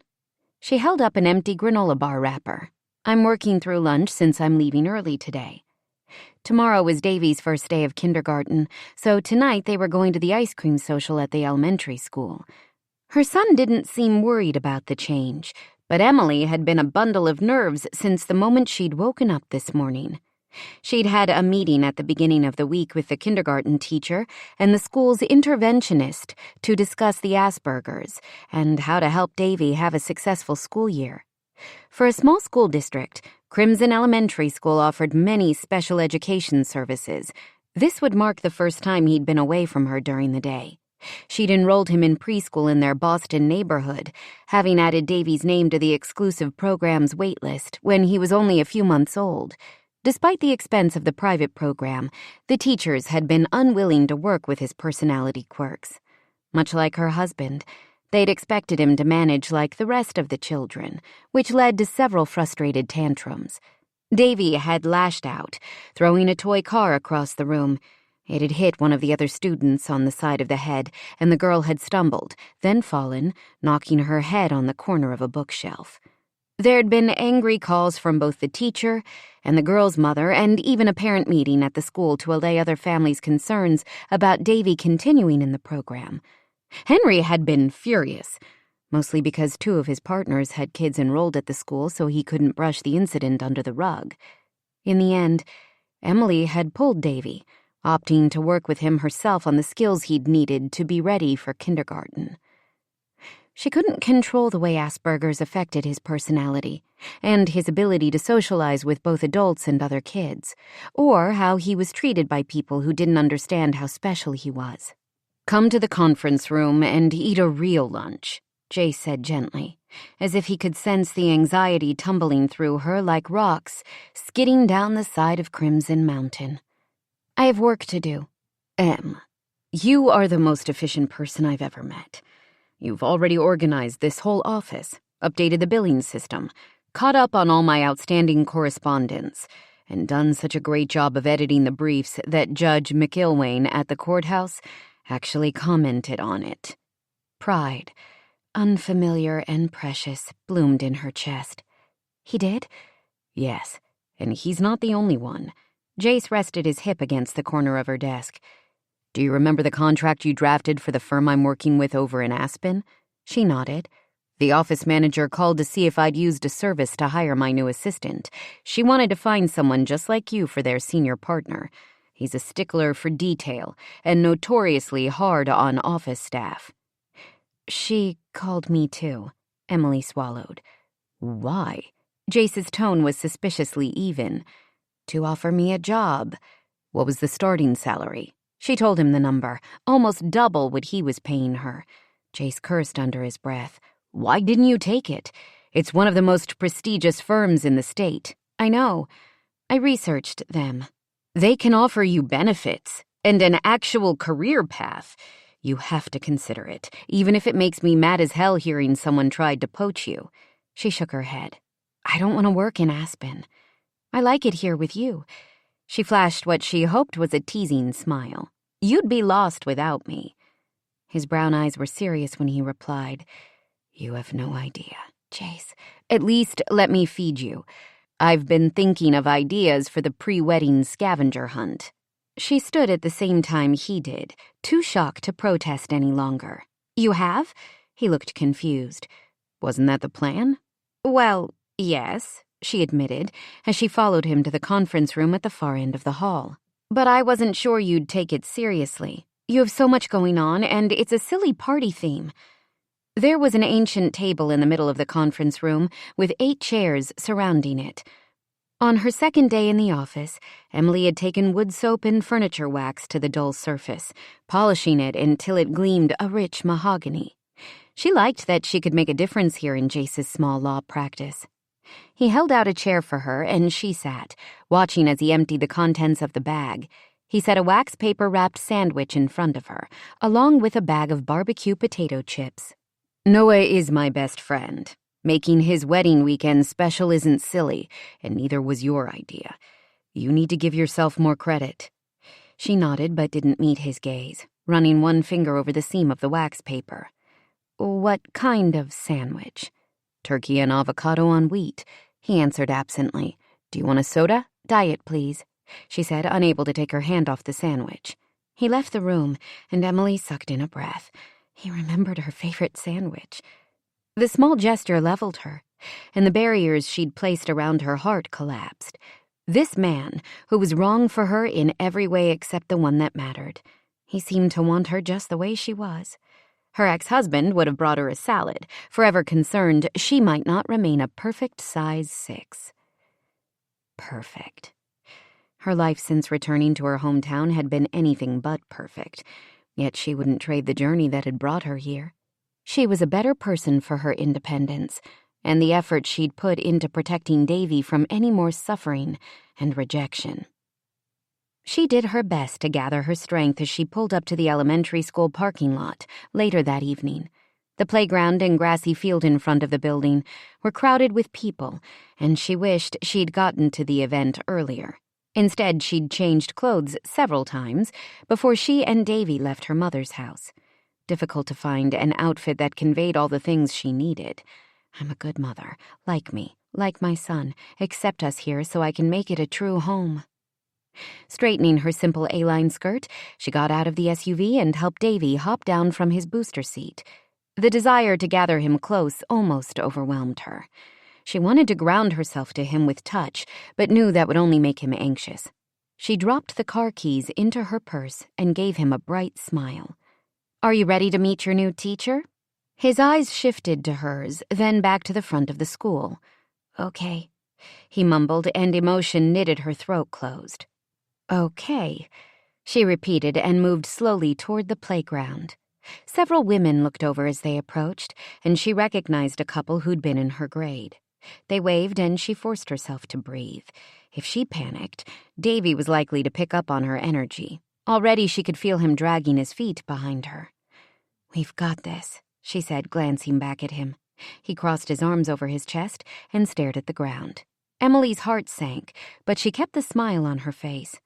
All she wanted was to protect her sweet boy, but so often she didn't know how to help him. Suddenly, she heard a female voice calling her name. She looked up to see a tiny woman with a wavy blonde bob coming toward her.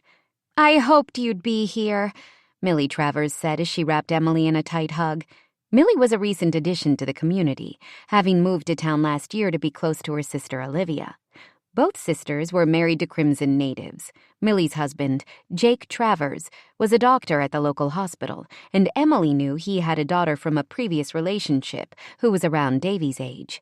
Emily had met Millie, along with Katie's other girlfriends, at a breakfast Katie had coordinated shortly after her engagement. Her future sister-in-law was doing her best to make sure Emily felt included in her circle of friends, which she appreciated, even if it was difficult for her to trust the bonds of new friendships after her experience in Boston. But she couldn't deny Millie was an easy person to like. "Katie told me to look out for you," the other woman said with a smile. "Your son is starting kindergarten this year, right?" Emily swallowed. "Yes." She turned to where Davy stood stiff as a statue behind her. "Davy, this is Mrs. Travers, a friend of mine." Her son stared at the crack in the... Take this time to lean back, reflect, and let the melody calm your heart before we return to the story. This content is completely free. Thanks for spending time with us.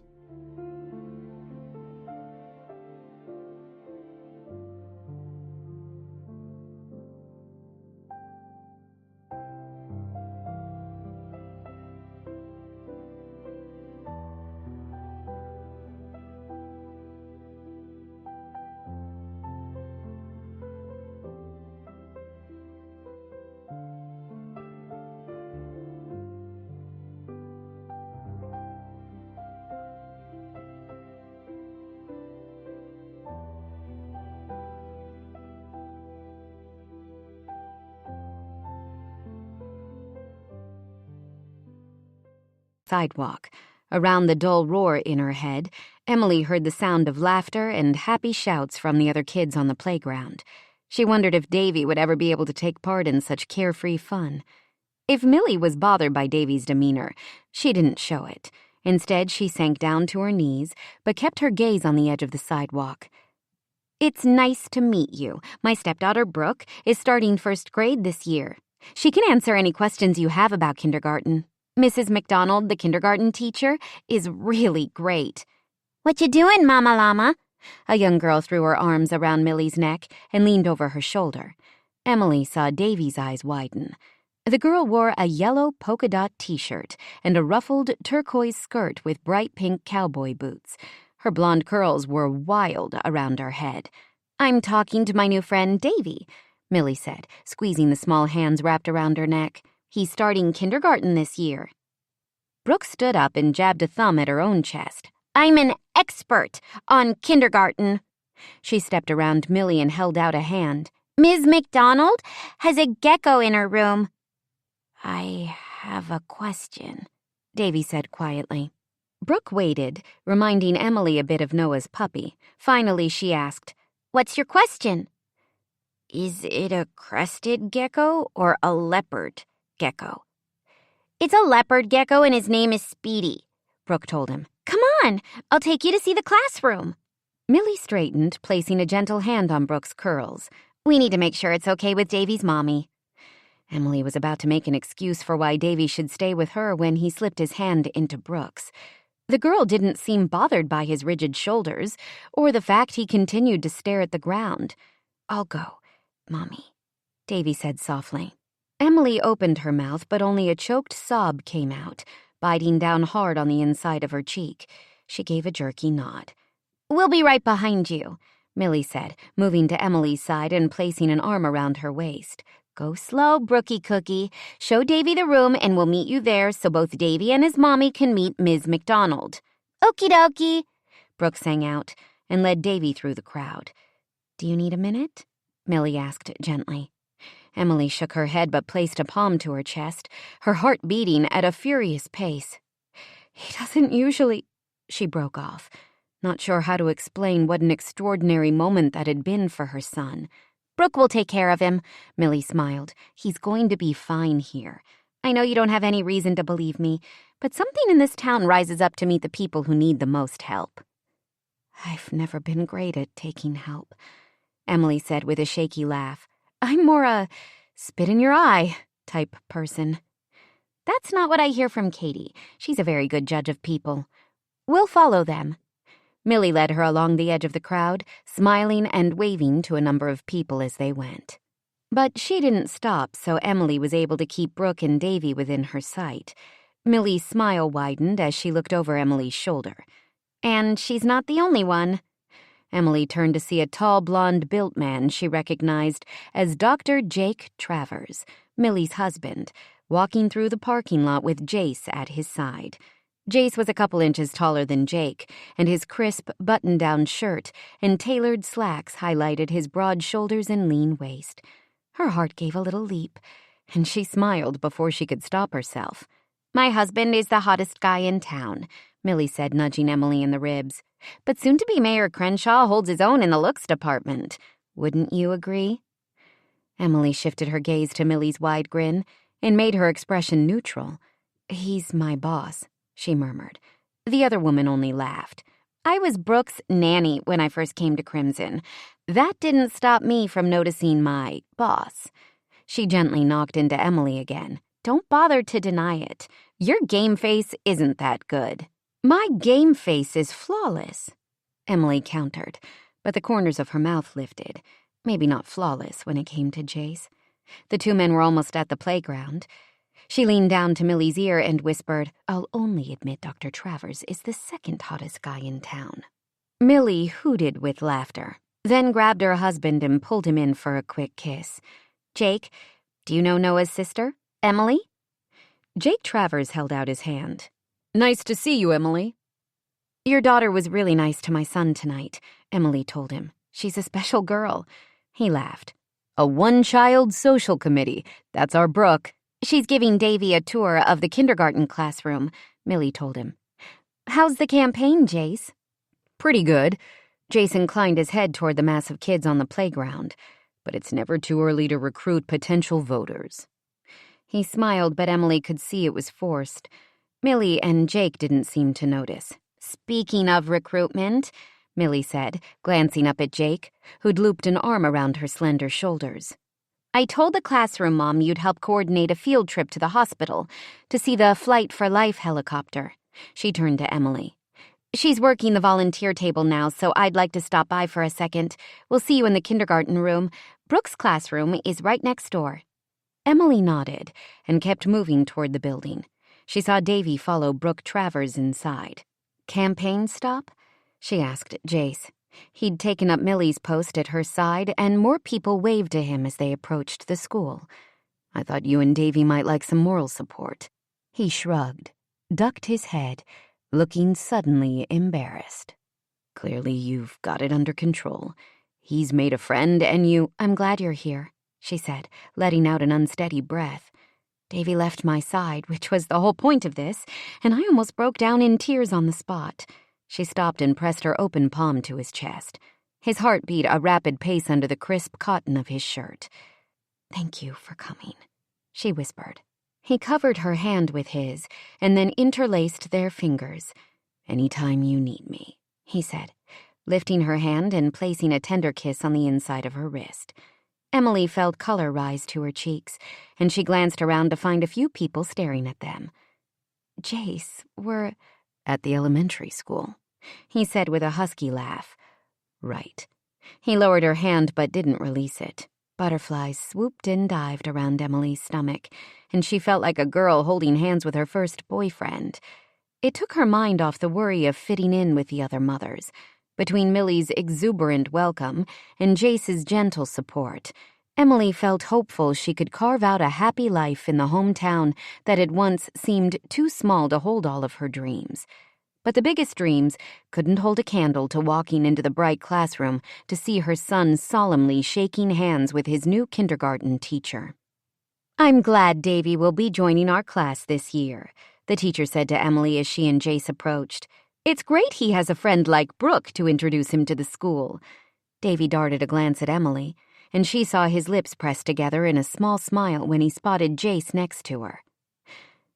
"They have a Lego building club," he mumbled, his eyes trained on Jace's shoes. Jace crouched low in front of Davy. "That's excellent, buddy. Are you excited about school?" Davy took several moments to answer. Emily held her breath. Her son looked from Jace to her and whispered, "I'm excited." Emily felt a little noise escape her lips. It was the sound of pure happiness. Chapter 10. Jace pulled up to his house close to 9 that night. He parked his SUV in the driveway, then opened its back door for Ruby to scramble out. After the ice cream social, he'd gone directly to his dad's house with dinner. Declan had gotten his cable fixed, so they watched the season finale of some show about dance competitions, the point of which Jace couldn't begin to fathom. But his dad seemed happy and more relaxed than he'd been in ages. Ruby had curled up between them on the sofa, and the quiet evening was the closest thing Jace could remember to a normal visit. As soon as her legs hit the ground, Ruby took off for the house. Jace quickly locked the car, then came around the front, calling the puppy back to him. But Ruby ignored him, too busy wriggling at the feet of the woman sitting on the bottom step of his front porch. Emily. She'd changed from the outfit she wore to the ice cream social to a bulky sweatshirt and a pair of— were those pajama pants? "Hey," he called out, moving toward her. "These after-dark visits are becoming a habit with us." She didn't answer or smile, just stood and stared at him. Worry edged into his brain, beating down the desire that had roared to life as soon as he'd laid eyes on her. What's going on?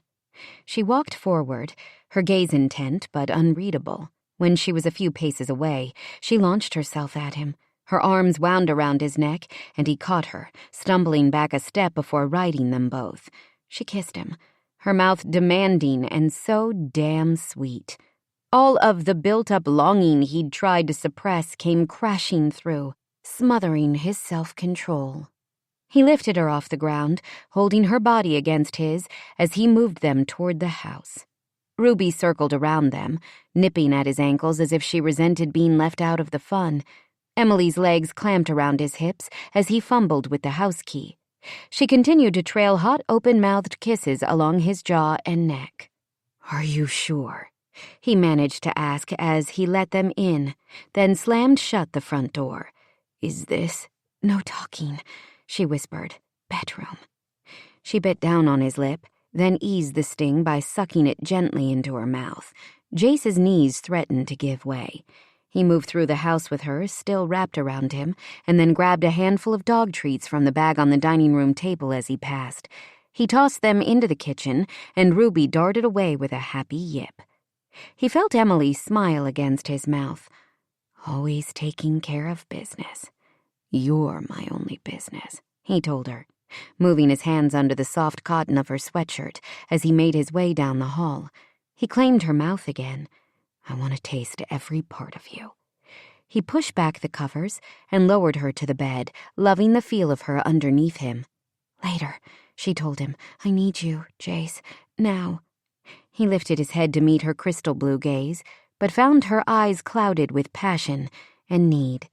The same need was clawing at his insides, making him want to rip off her clothes like a madman. To think she was as overcome as he was changed something inside him. His intention of savoring this moment disappeared in an instant. Straightening, he toed off his shoes, then pulled his fleece and t-shirt over his head in one swift move. Emily sat up, tugging at the hem of her sweatshirt, and he was on the bed in an instant. Let me. As she lifted her arms, he pulled off the sweatshirt, leaving her in nothing but a pale pink lace bra. Lust wound around his chest, choking off his breath as he gazed at her. He felt like a fumbling teenager again, unable to form a coherent thought as he stared. Her eyes on his, Emily reached behind her back and unclasped the bra, then let it fall off her shoulders and into her lap. Beautiful, Jace murmured as her breasts were exposed. He reached out to touch her, and she scooted forward, running her hands over his chest. Right back at you, she said. Emily, I want this, she told him. I want you. Please don't make me wait any longer. He wanted to laugh at her impatience. He'd been waiting for this moment for as long as he could remember. He stood again, shucked off his jeans while she shimmied out of her pajama bottoms and panties. Condom? She asked on a husky breath when he bent over her again. He started to argue, to insist they take their time, but the truth was he didn't know how long he'd last if she continued to touch him. He opened the nightstand drawer and grabbed a condom. She reached for it, but he shook his head. I better handle this part, or the night will really be over before it starts. Emily smiled and bit down on her lip, as if pleased to know she affected him so strongly. Was there really any question? A moment later, he kissed her again, fitting himself between her legs, capturing her gasp in his mouth as he entered her. Nothing he'd imagined prepared him for the reality of being with Emily. She drew him closer, trailing her nails lightly down his back as they found a rhythm that was unique to them. Everything except the moment and the feel of their bodies moving together fell away. All of life's complications and stress disappeared as passion built in the quiet of the room. In between kissing her, he whispered against her ear. Not the truth of his heart. Even in the heat of passion, he understood it was too soon for that. Instead, he murmured small truths about her beauty, her strength, and the complete perfection of being with her. She moaned against him, as if his words were driving the desire as much as the physical act. Her grasp on him tightened, and he felt her tremble at the same time she cried out. She dug her nails into his shoulders, and the idea that she might mark him as hers made his control shatter. He followed her over the edge with a groan and a shudder, and she held him to her, gentling her touch as their movements slowed. Balancing himself on his elbows, he brushed away loose strands of hair from her face. She looked up at him, the blue of her eyes so deep and her gaze painfully vulnerable. She blinked several times, her mouth thinning, but her eyes remained unguarded. It was like the normal screens she used to defend herself wouldn't engage. He understood the feeling, so when she closed her eyes and turned her head to one side, he simply placed a gentle kiss on the soft underside of her jaw. No regrets, he murmured, then rose and walked to the bathroom. He glanced back to her from the doorway. Emily Whittaker was in his bed, the sheet tucked around her, her long blonde hair fanned across his pillow like a golden sea. Tonight, reality was indeed much better than his dreams. Run, run, run. The voice in Emily's head wouldn't shut up, and she pressed her fists against her forehead, trying to press away the doubts blasting into her mind. She felt the wetness on her cheeks and couldn't stop the sobs that coursed through her body. She wasn't sure how long she lay there before Jace returned. His fingers were cool around her wrists as he tugged them away from her face. "No, Em." His voice was hollow. "No tears. I don't want to hurt you," she whispered, knowing she already had. "If you mean hurt me with the best sex of my life, bring on more pain." His kindness at this moment, when he should hate her, only made her cry harder. All the pain and sorrow and guilt and anger she'd bottled up during her marriage, and before, came pouring out. It was like being with Jace had torn away all of her emotional barricades. "So not your best experience, I take it," he said with a strained laugh. She shook her head. "The best ever." "Look at me and say that." After several moments, she did. "It was amazing. You were amazing, Jace. I don't regret tonight, but I'm sorry." "Remember, I'm a simple man," he told her. "You're going to need to be a little clearer." "I'm a mess." She used the edge of the sheet to wipe the tears from her face. He nodded. "But a beautiful mess." She poked at him. "You're not supposed to agree with me," she said, but laughed at the fact that he had. "Then I'm sorry. And we're even." "We're not even."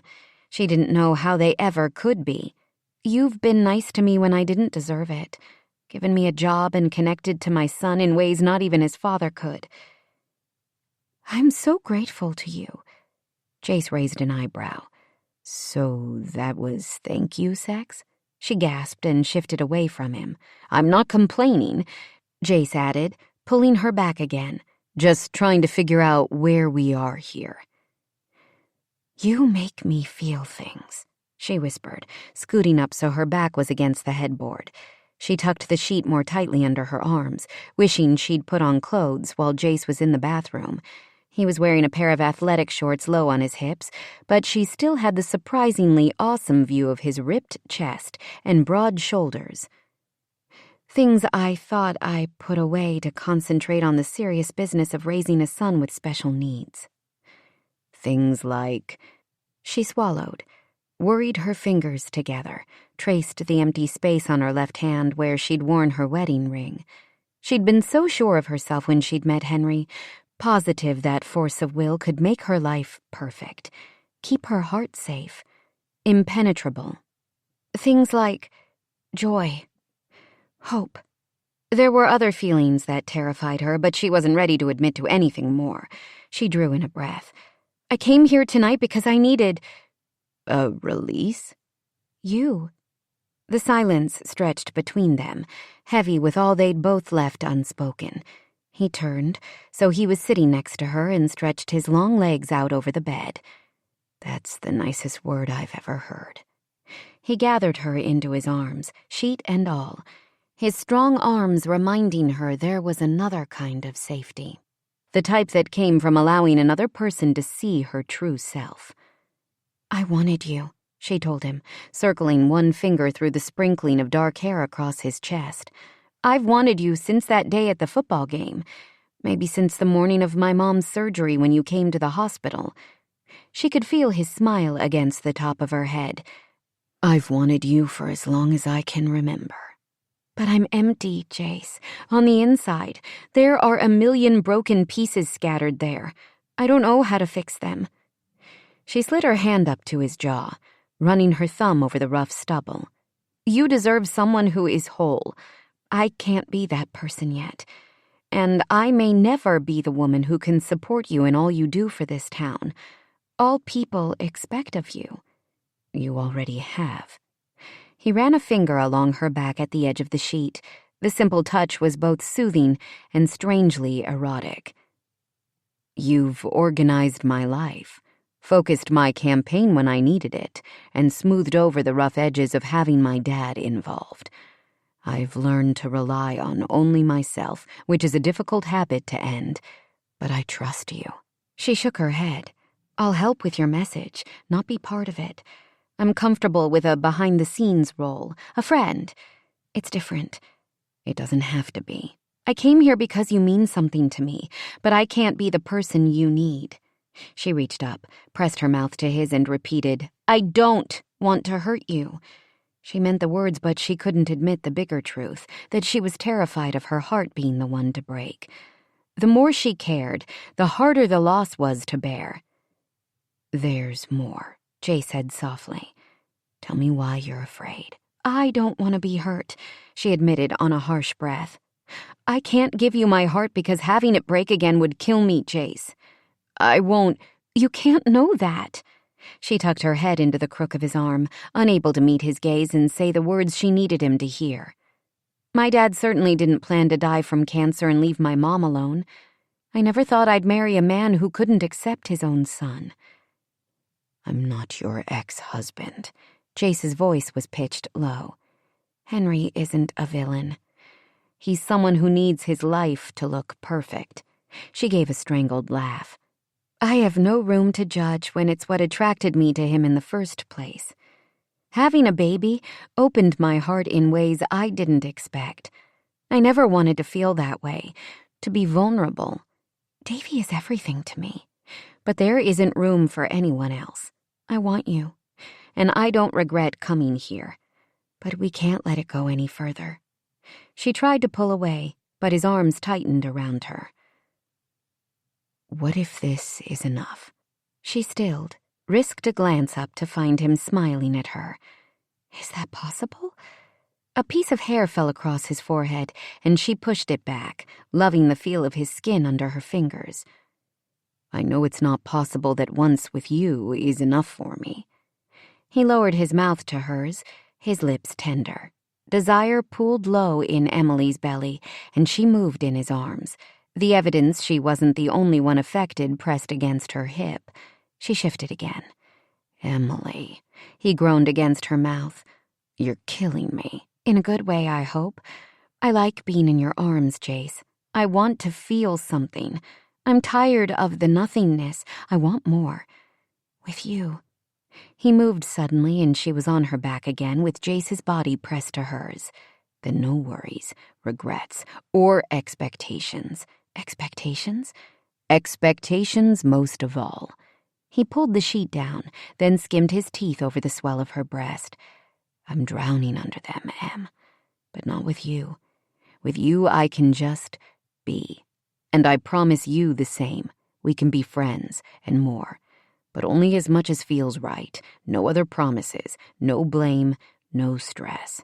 Another layer of joy burst to the surface inside her. It felt as if her chest was filled with bubbles, fizzy and light.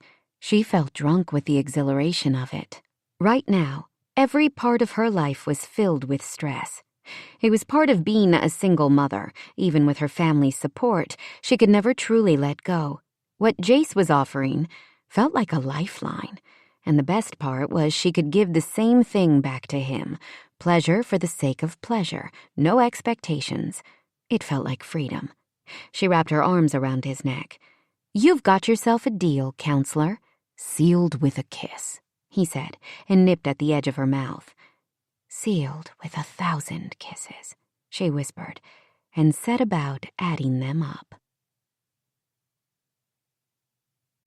Chapter 11. The following Friday morning, Emily was busy untangling a strand of tiny twinkle lights being used to decorate the wide patio at Crimson Ranch, where tomorrow's wedding would be held. Sarah worked on a separate length of lights, while April Sanders arranged mason jars that would be filled with wildflowers on the tables set up around the patio. Jace had closed the office today, so they could both concentrate on wedding plans. Her mother was picking up Davy after school while April led a private yoga class for Katie and her girlfriends. The group would then go for facials and massages at a spa near Aspen before joining the men for the scavenger hunt Emily and Jace had organized. Emily had worked to make sure the activities leading up to the wedding were fun, personal, and helped celebrate who Katie and Noah were as a couple. She understood why they'd selected the ranch as their wedding venue. Located on the outskirts of town, the property had been beautifully restored in the past few years to become one of the area's most popular destinations. In addition to the rough-hewn log main house, there was a large red barn and several smaller cabins spread around the property. Clumps of pine and aspen trees dotted the landscape, giving the buildings a sense of privacy. Each time the breeze blew, Emily enjoyed the sound of aspen leaves fluttering in the wind. She could see where the property dipped as it got closer to the forest's edge and knew the creek ran along the divide. "You had sex," Sarah grinned at Emily. Emily spit the bite of muffin she'd picked up from the basket sitting on the table. "Excuse me?" She choked on muffin crumbs. April patted her on the back. "Don't take offense. The more outlandish Sarah's comments, the more she likes you." Sarah laughed and continued to string lights. "For the record, I like you a lot, Emily Whittaker. Not as much as I like your brother. When I first came to town, Noah flirted with me every chance he got." "Noah flirted with everything with a pulse before Katie," Emily muttered. "But with me, he was trying to make Josh jealous." Sarah's smile was devious. "You have points in your favor for being related to Noah, but there are other reasons I like you." "You barely know me." Emily wiped the back of her hand across her mouth. "You definitely don't know me well enough to comment on my sex life." She heard the pretentiousness in her voice that she'd perfected during her short marriage. Sarah only laughed again. It was a rich, musical sound that projected across the vast pasture spreading out behind the house. Sarah was petite with pale blonde hair and luminous blue eyes. Her bigger-than-life presence made her hard to ignore. Emily supposed the it girl vibe contributed to Sarah's fame from the time she'd been a child actor. "We met at the dinner to celebrate your mom's recovery," Sarah told her. "You were there with your son, and it's clear you're devoted to him. Another plus in your favor." "I remember, but you looked tense and defensive, like you might snap in two at any moment." Sarah waved a hand toward Emily. "Now you're relaxed, and you can't control the good sex grin on your face." "I can control my smile," Emily argued, then thought of Jace and felt the corners of her mouth tug upward. She pressed her fingers to her mouth and glanced at April. "Don't look at me. I'm certainly not smiling like that." "Which is what we're working on next," Sarah said, moving to April's side. "You've been alone for too long, my friend." April shook her head, a tangle of red curls bouncing around her face. "One marriage was quite enough, thank you. I'm perfectly content without a man in my life." "Don't forget I was married, too." Emily wasn't sure why she felt compelled to argue this point. The idea that these women she was only beginning to know could read her was scary as hell. "I have a son, and he's my priority. I don't have time for anything else." "But you've been making time," Sarah said. April's voice was gentle. "You do seem happier, which is a good thing." "Maybe it's the yoga," Emily pointed at April. "I've been coming to your classes. Maybe you should take credit for my newfound calm, if that's what I have." "It's more than calm," April told her with a smile. "It's a glow. I'd love to believe it was the yoga, but it's sex." Sarah winked. "You don't have to admit it for it to be true." "Don't tell Katie," Emily mumbled after a moment. "She and Noah will want there to be more to it than there is." She bit down on her lip, then grinned. "And it's great the way it is." It had been more than great, and her stomach did a slow, sweet roll at the thought of the time she'd spent with Jace. It was easy to have him come to the farm with Ruby after work under the guise of discussing wedding plans or the mayor's race, and he'd become a fixture at their dinner table. Emily's mother had even insisted he bring Declan to join them for several evening meals. At first, it amazed her how seriously he seemed to value her opinion, whether on reception details or the more important campaign strategies. He listened to her ideas and often used them as the foundation from which to build his own. Emily liked being someone's foundation, and she loved the private, stolen moments when Jace would wrap her in his arms and shower her with kisses. She felt the telltale, goofy smile tug at her mouth again. Sarah threw an arm around April's shoulder. "Yoga classes are lovely, but nothing is better than the restorative powers of great sex." She pointed at Emily. "Are you going to tell us who it is?" "Do I have to?" Sarah thought about that for a moment. "No." But if you don't, I'll be forced to ask your soon-to-be sister-in-law." April lifted her hand to clamp it over Sarah's mouth. Forgive her. She means well. "You don't have to tell us anything." April's voice was gentle, her tone so motherly it made Emily warm inside. For the record, April added, "I think Jace is great." "He is..." Emily narrowed her eyes. "Wait, that was sneaky. A gorgeous Earth Mother with a little edge." April's the worst," Sarah said when April dropped her hand. "She's gentle and sweet, so people don't realize she's also whip-smart and far too observant. The thing that makes it less annoying is she'll protect your secrets to her grave." "Is Jace a secret?" April asked, her eyes all too perceptive. "Yes," Emily shook her head. "I mean, no. We're friends." "April needs a friend like that," Sarah said with a laugh. "Why don't you worry about your own love life and leave mine alone?" April crossed her arms over her chest and did her best to glare at Sarah. She still looked sweet. "No worries in my life." Sarah wiggled her brows. "Josh is absolutely perfect. In fact, just last night—" "Save it," April said quickly. "We're talking about Emily." "Feel free to move on," Emily told them, then held up a hand to Sarah. "I'm not asking for details about your private life." Sarah grabbed a muffin off the table and dropped into a chair. "You don't seem like a sell-it-to-the-tabloids type of person." "No, of course she's not," April agreed. "So you and Jace are friends."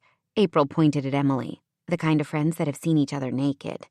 "That's one way to put it," Emily answered, making a face. "You like him?" Emily nodded. "A lot?" Sarah asked. "Yes. Everyone in town loves him," April offered. "Why just friends, and why the secret?" "Because," Sarah added, popping a bite of muffin in her mouth, "you understand this town can't keep a secret. People will find out." "If they don't already know," April said. "We want something that belongs to us."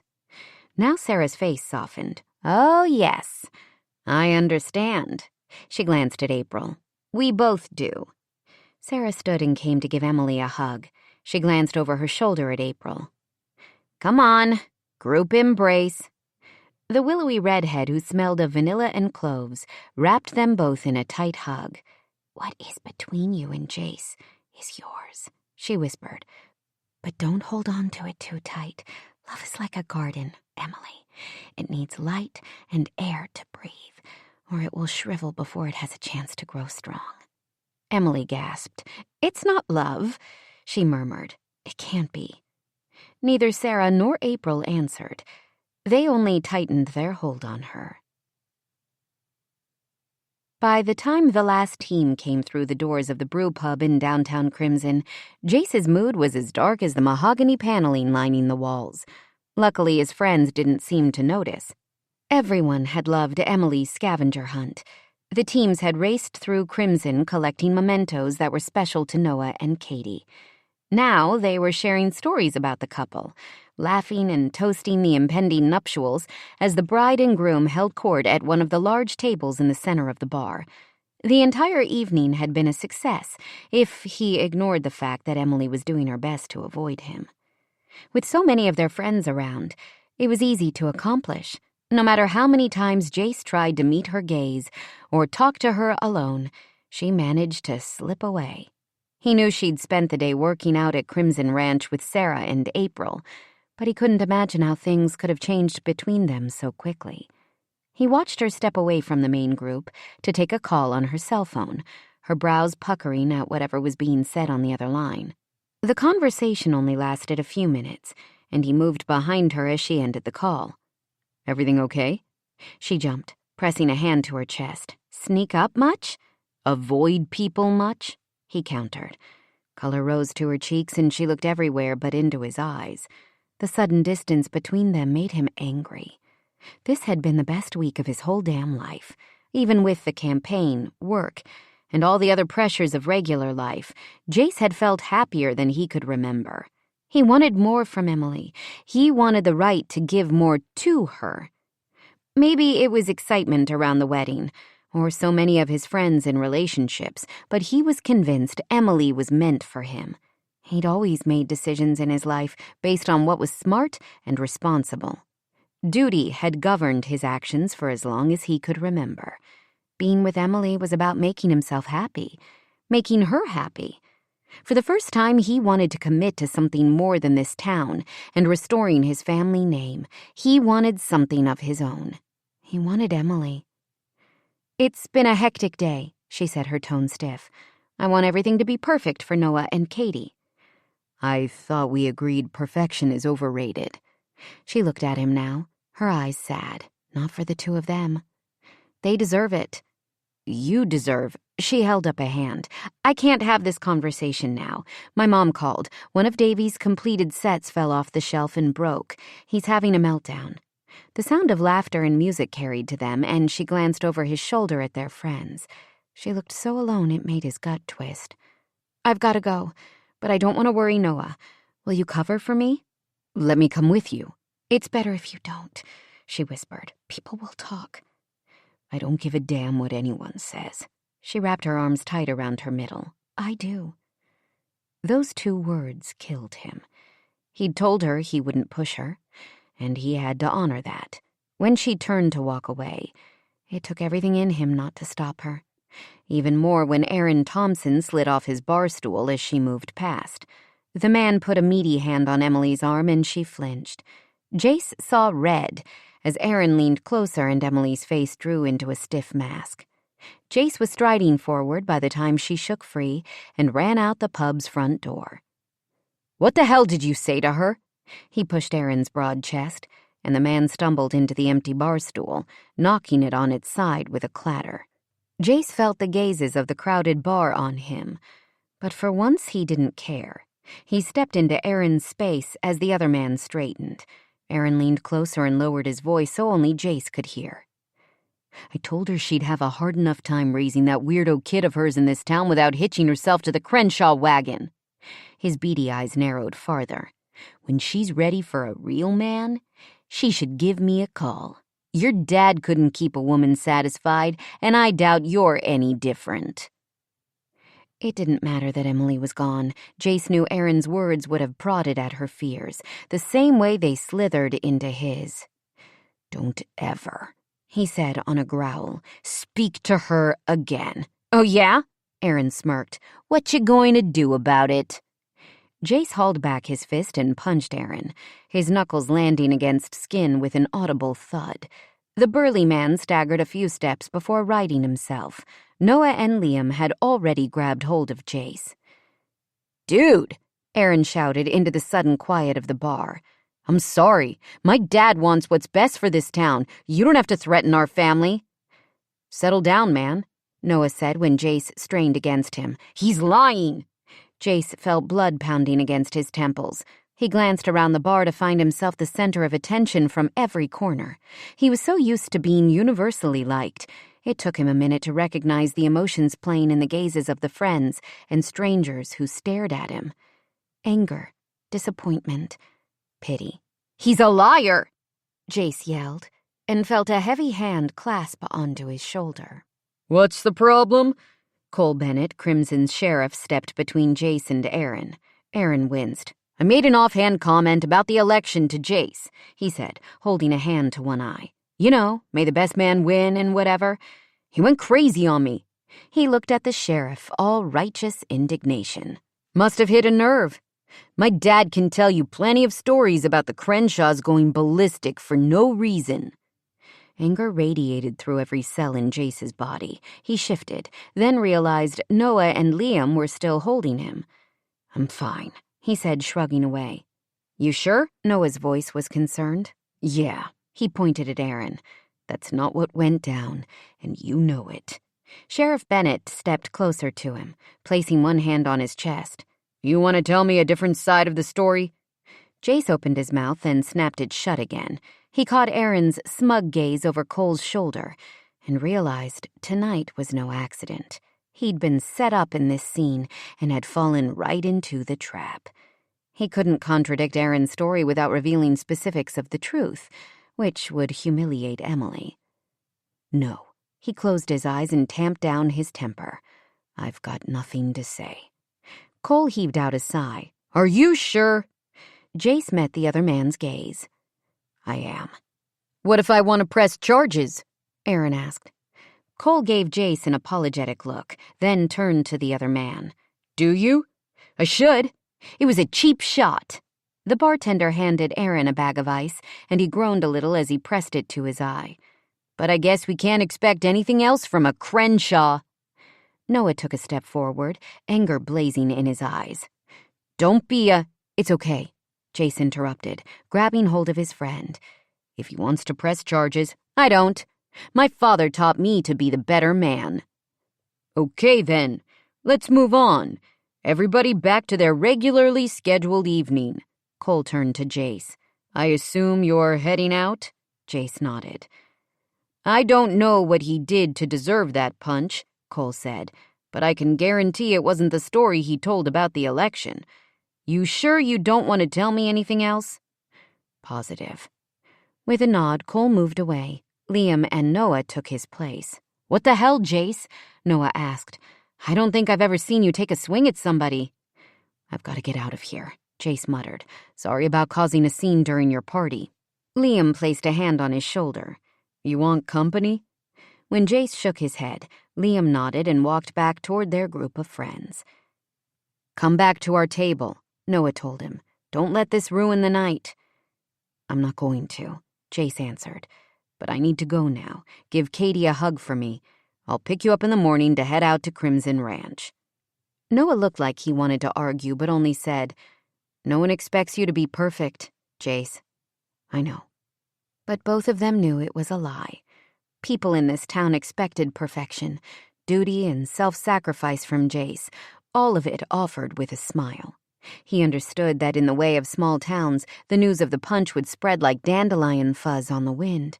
The news, while inconsequential in its retelling, only needed to be nurtured a bit before it took root and grew into the start of a weed that could derail everything he'd worked to create. At this moment, he couldn't bring himself to care. He left the bar and kept his head down as he walked to his parking space in the alley behind his office building. Driving out of town, he was tempted to take the turnoff toward the Crawfords' farm. Thoughts of Emily and her reaction to Aaron's taunts consumed him. But he'd promised not to ask her for more than she was willing to give. In his current mood, he might drive a wedge between them if he pushed her. Instead, he steered his SUV toward the trailer park and pulled into his father's small lot. The blue-tinted glow from the television was the only thing lighting the inside of the trailer. Declan hit the mute button on the remote when Jace walked in. I thought the big party for Noah was tonight. It is, Jace said, lowering himself to the sofa. What happened to our family, Dad? Why are we so messed up? Mom leaving with Sierra, you and Uncle Steve drinking, Grandpa in jail. Why does every generation of our family have a sad story to tell?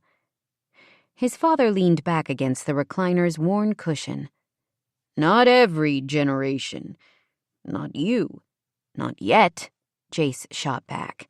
It's like there's a curse on us, and I don't know if I'm strong enough to break it. You already have. I decked Aaron Thompson tonight. Hot damn, Declan muttered. That little jerk has been giving you grief since grade school. You noticed? I'm a drunk, not an idiot. Hitting Aaron does not make you cursed. Hell, I've taken a swing or two at Charles over the years and gotten yourself cuffed for the trouble. Worth it every time. I'm not you, Declan laughed. Praise the Lord. He leaned forward, placed his elbows on his knees. In a town like Crimson, people see what they want. Once a reputation is set, it's hard to change it. I don't know how the trouble with our family started, but I do know it's easier to live down to expectations than to try to change them. At least it was for me. Your grandpa went to jail for the first time when I was 10. My brother and I had our first beers when we were 11. Working in the mine didn't help. Nothing much good comes from sticking a bunch of ornery men inside a mountain. Jace asked the question he'd been afraid to discuss with his dad for almost 20 years. What about Mom? Your mom was right to go. I was a mess back then. Yeah, Dad, Jace answered. I know. I was the one taking care of you.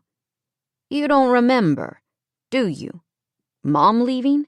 Jace shrugged. He remembered crying. He remembered being alone at night, staring at the empty bed where his sister had slept next to him. She wanted you to go with her. No, she took Sierra and left me behind. Because you told her I needed you more. When Declan met Jace's gaze, his eyes were shining with unshed tears. She had your little suitcase in the trunk, but you refused to get in the car. It killed her, but eventually she agreed to let you stay. That's how I know you're not like the rest of us.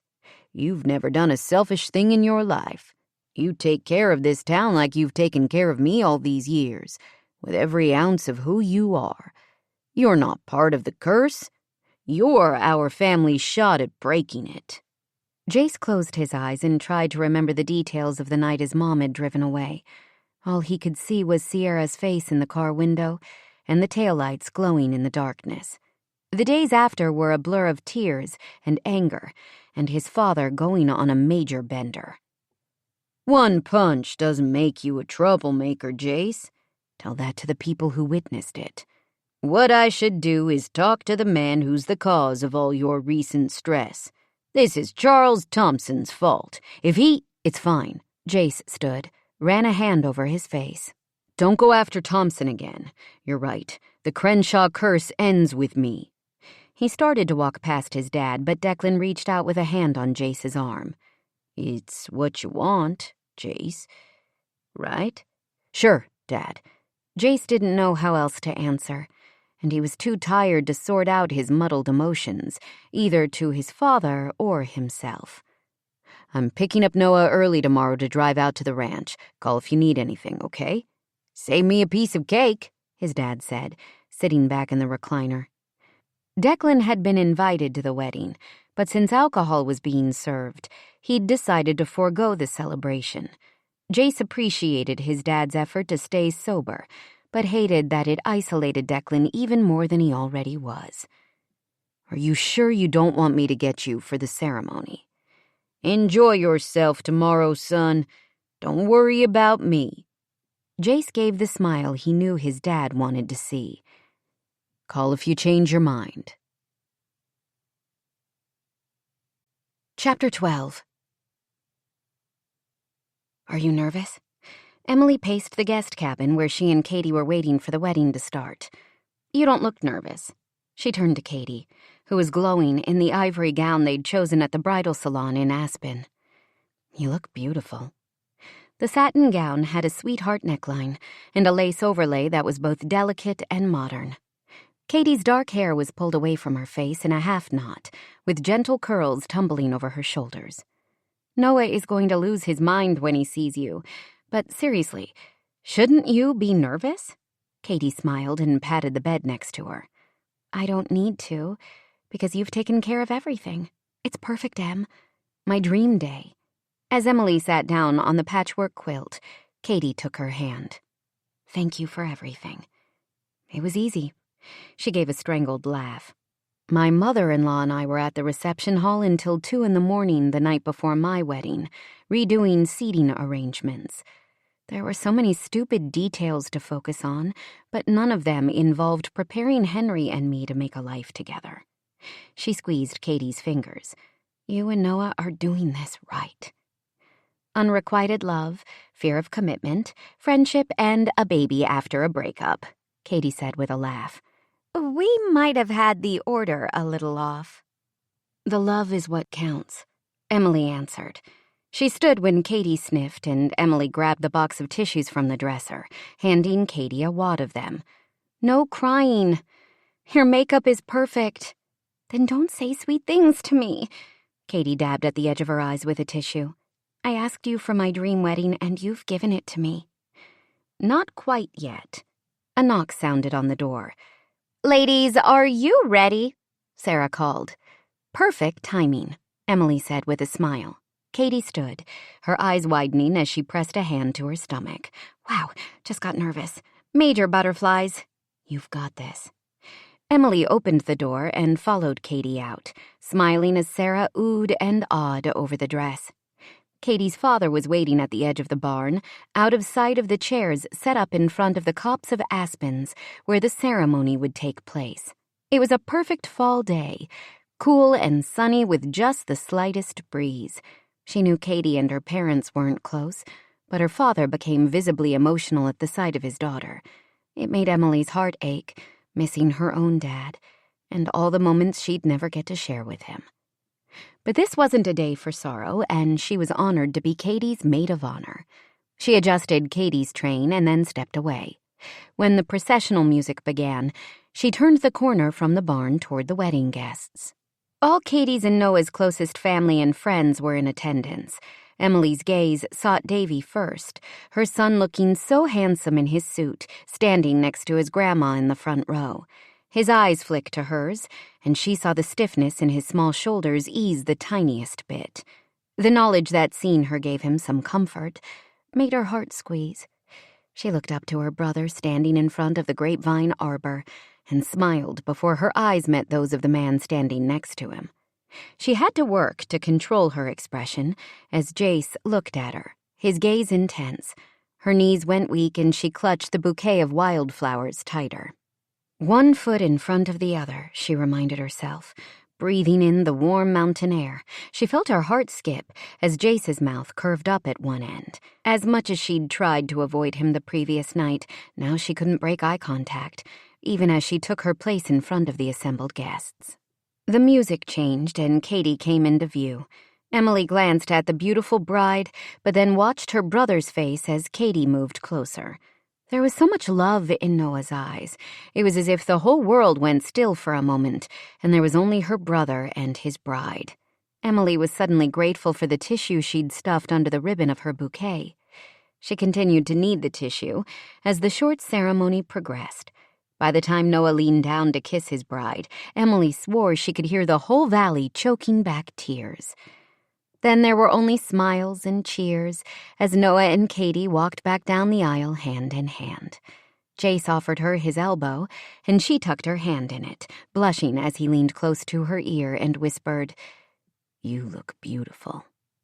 She sucked in another breath and smoothed one hand over the pale pink cocktail gown she wore. She felt beautiful and happy, and lighter than she had in ages. As they started down the aisle together, Emily was proud to meet the approving gazes of the people she'd come to think of as her community. But Jace paused before the first row. "You two belong with us," he said to her mother and Davy. Emily's heart, already so full, expanded even more at her mother's watery, grateful smile. Jace tucked Meg's arm into his other elbow and nodded at Davy. "Why don't you lead us down, buddy?" The boy looked at the ground, and Emily wanted to curse her own stupidity. She knew her son didn't like people looking at him, and was afraid Jace's sweet gesture would backfire. Davy chewed on his lower lip for a few seconds and finally muttered, "I'll follow you." Emily breathed a sigh of relief and saw her mother do the same. Jace nodded, and the four of them made their way past the other guests. Emily didn't have a chance to speak to Jace alone until the dancing started. Meg and her new beau had taken Davy home after the cake was cut. To Emily's surprise, Davy had seemed to actually enjoy himself at the wedding, running around through the field behind the tables with the other kids. He stuck close to Brooke Travers and didn't yell or play fight the way the other boys at the reception did, but he was definitely a part of the group, and she couldn't have been prouder. As the sky darkened over the mountain, silhouetting the craggy peaks against the deep blue of evening, a three-piece bluegrass band began to play.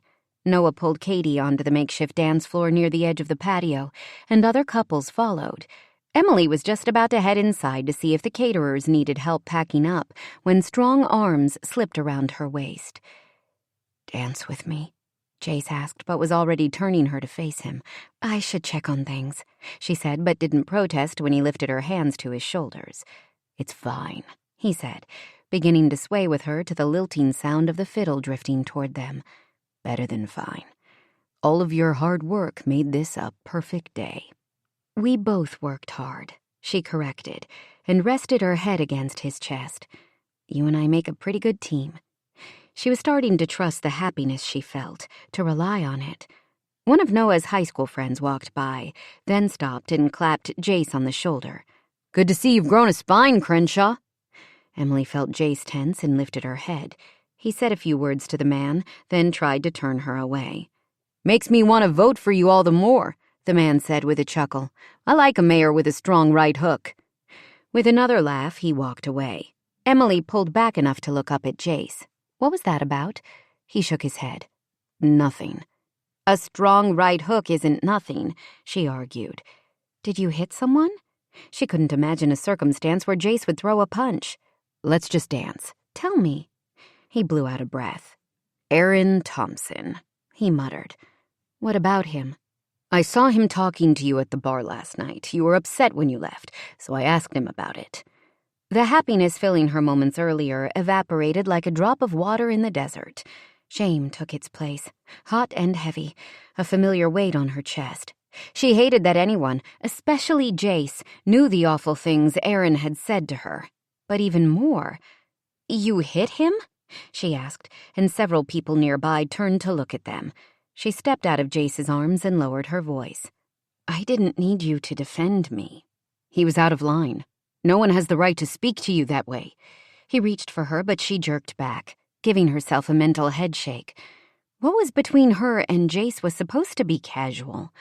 Emily had let it turn into something more because he made her happy. But the way Aaron had taken advantage of that was the unwelcome reminder she needed. She couldn't let this go any further. She caught Noah's gaze and flashed her brother a small smile as she waved. "I'm going to check if the caterers need help." "Emily," Jace whispered, "don't walk away." But she hurried into the cabin before Jace could stop her. She told herself it was because she was angry at Jace, although it felt more like fear clawing at her stomach. Panic at the thought of depending on someone and allowing herself to be vulnerable again, of needing Jace, and then having him leave her. It was one thing when they were on equal ground, but if she began to rely on him and truly opened her heart, what was to stop him from breaking it? April was supervising the last of the cleanup, so Emily pitched in where she could. Her hands trembled as she moved vases of flowers to the kitchen's large island, but she didn't stop working. "I think we're almost finished in here," April said eventually. "I don't have a hot guy waiting to dance with me, so I can handle the rest." "It's fine," Emily muttered. "I'm not in the mood to dance." Uh-oh. April stepped in front of her as she turned for the sink. "What's wrong?" "Nothing." "What kind of nothing?"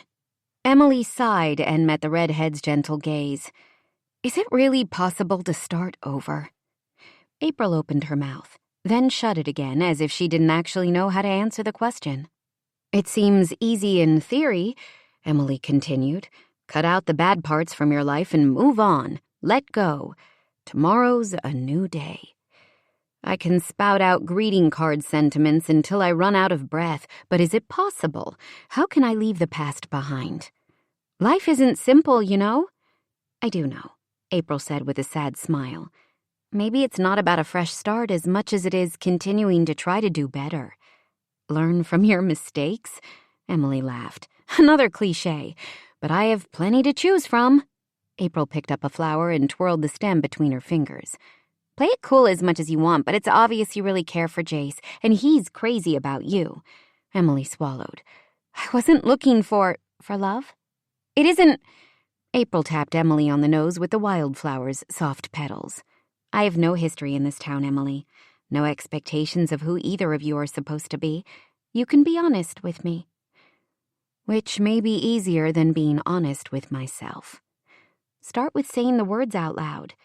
Emily swallowed, then whispered, "I love him." "I have a feeling he feels the same." "He can't," Emily said, shaking her head. "We want different things from life. I can't be the woman he needs. Maybe what he needs is the woman you are." Emily felt tears clog the back of her throat. A tiny sliver of hope pushed its way through the dark layers of doubt she'd heaped on top of it. "Are you always this good at giving pep talks?"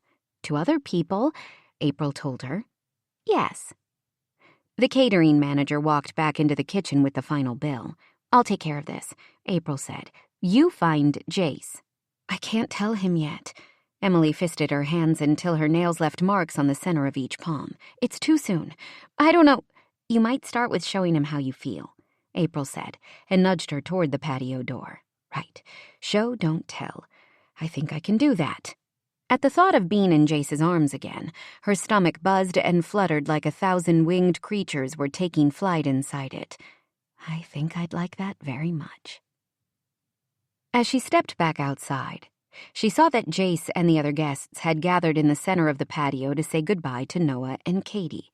The newlyweds were staying in one of the guest cabins at Crimson Ranch overnight before driving to the Denver airport tomorrow to fly out for their honeymoon to a Caribbean island. I'm so happy to have a sister, Katie said as Emily hugged her. Me too, Emily whispered, then turned to her brother. I'd tell you to get busy making me a little niece or nephew, she said, punching him lightly on the arm. But for once in your life, you're an overachiever. Always the clever one, Noah chuckled and pulled her in for a hug. Call if you need anything. I absolutely won't, Emily shot back. You've earned these 2 weeks in paradise. Enjoy them. I intend to, and thanks again, Em. Noah tipped up her chin. You made my bride very happy. Go. Emily made a shooing motion. I've laid all the groundwork for you to get lucky tonight. Noah leaned in close and kissed Emily on the cheek. Maybe I'm not the only one, he whispered with a wink, then turned and scooped Katie off her feet. Everyone cheered as the couple disappeared down the pathway toward the far cabins.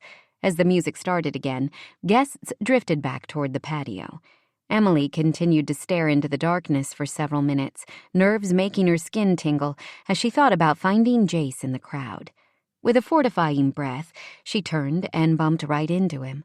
She yelped and stumbled back. Jace grabbed hold of her arms to steady her. Were you some kind of a cat burglar in another life? She asked, trying to wrestle her pounding heart under control.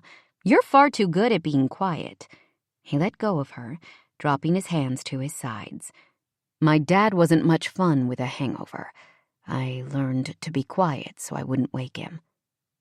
Oh. Her comment had been meant as a joke. The way he answered made her remember they'd each been shaped by their past. I'm sorry. No need, he said quickly. It's a fact. I meant for earlier. Even if it wasn't necessary, thank you for defending my honor with Aaron. Again, no need. You don't deserve to be dragged into the long shadow cast by my family's reputation. The music picked up tempo, and Jace turned for the house. Should we head back? Emily didn't move. What do you mean your family's reputation?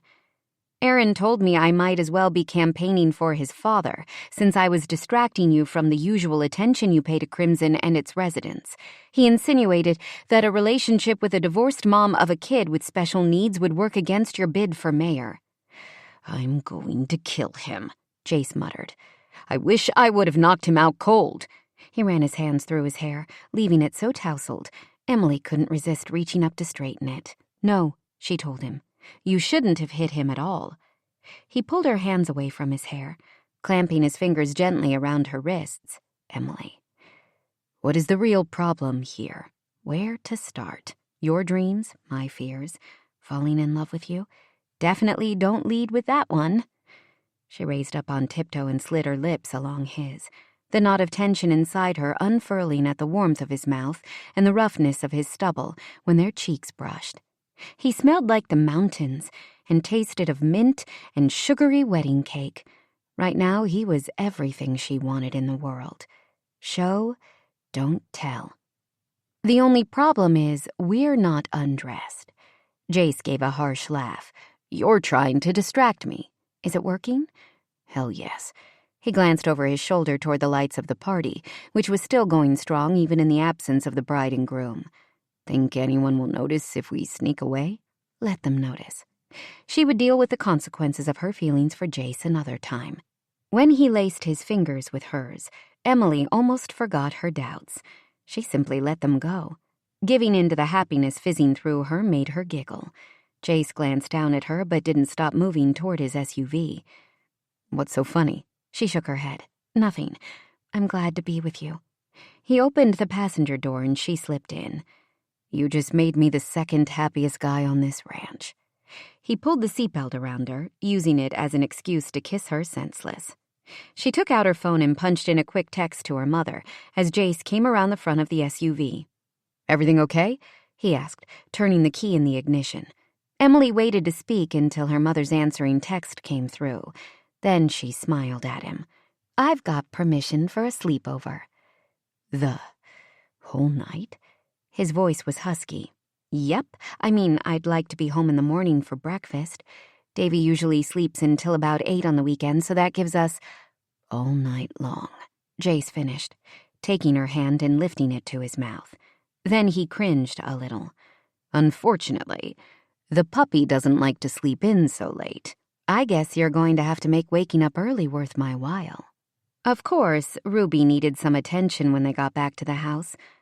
"One of my neighbors came over a couple of times today to let her out and play with her."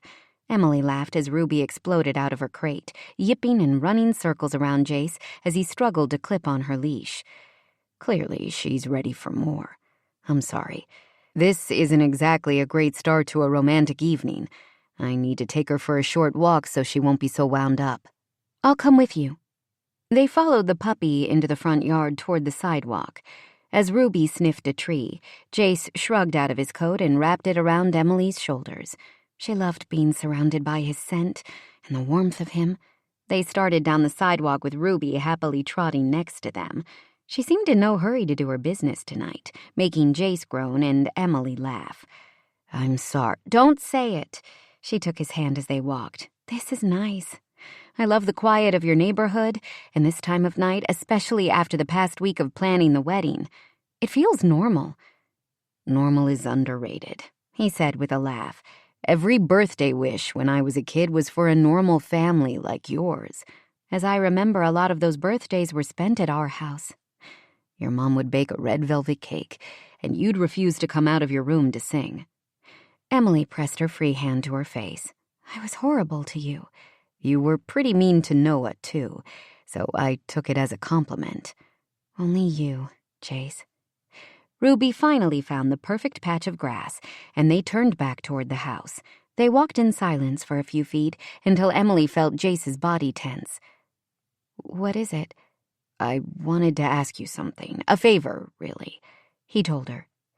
"You know City Council is holding a town hall meeting in 2 weeks. Charles and I are both supposed to be there. People will have a chance to ask us questions about our plans as mayor." She nodded. "They'll want us to introduce our families as part of the meeting. I think it was Charles's idea as a way to discredit me. He can stand up there with his wife and sons as proof he's an established family man, and I'll just be alone."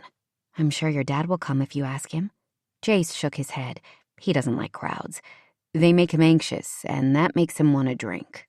He let out a small laugh. "Well, everything makes him want to drink, but so far he seems committed to his sobriety this time around. I don't want to mess that up." "You've supported him in so many ways over the years," Emily argued. "He can do this for you." "Honestly, I'm not sure if having my dad there would be a help." Jace stopped at the bottom of his porch steps as Ruby nosed around in the bushes in front of the house.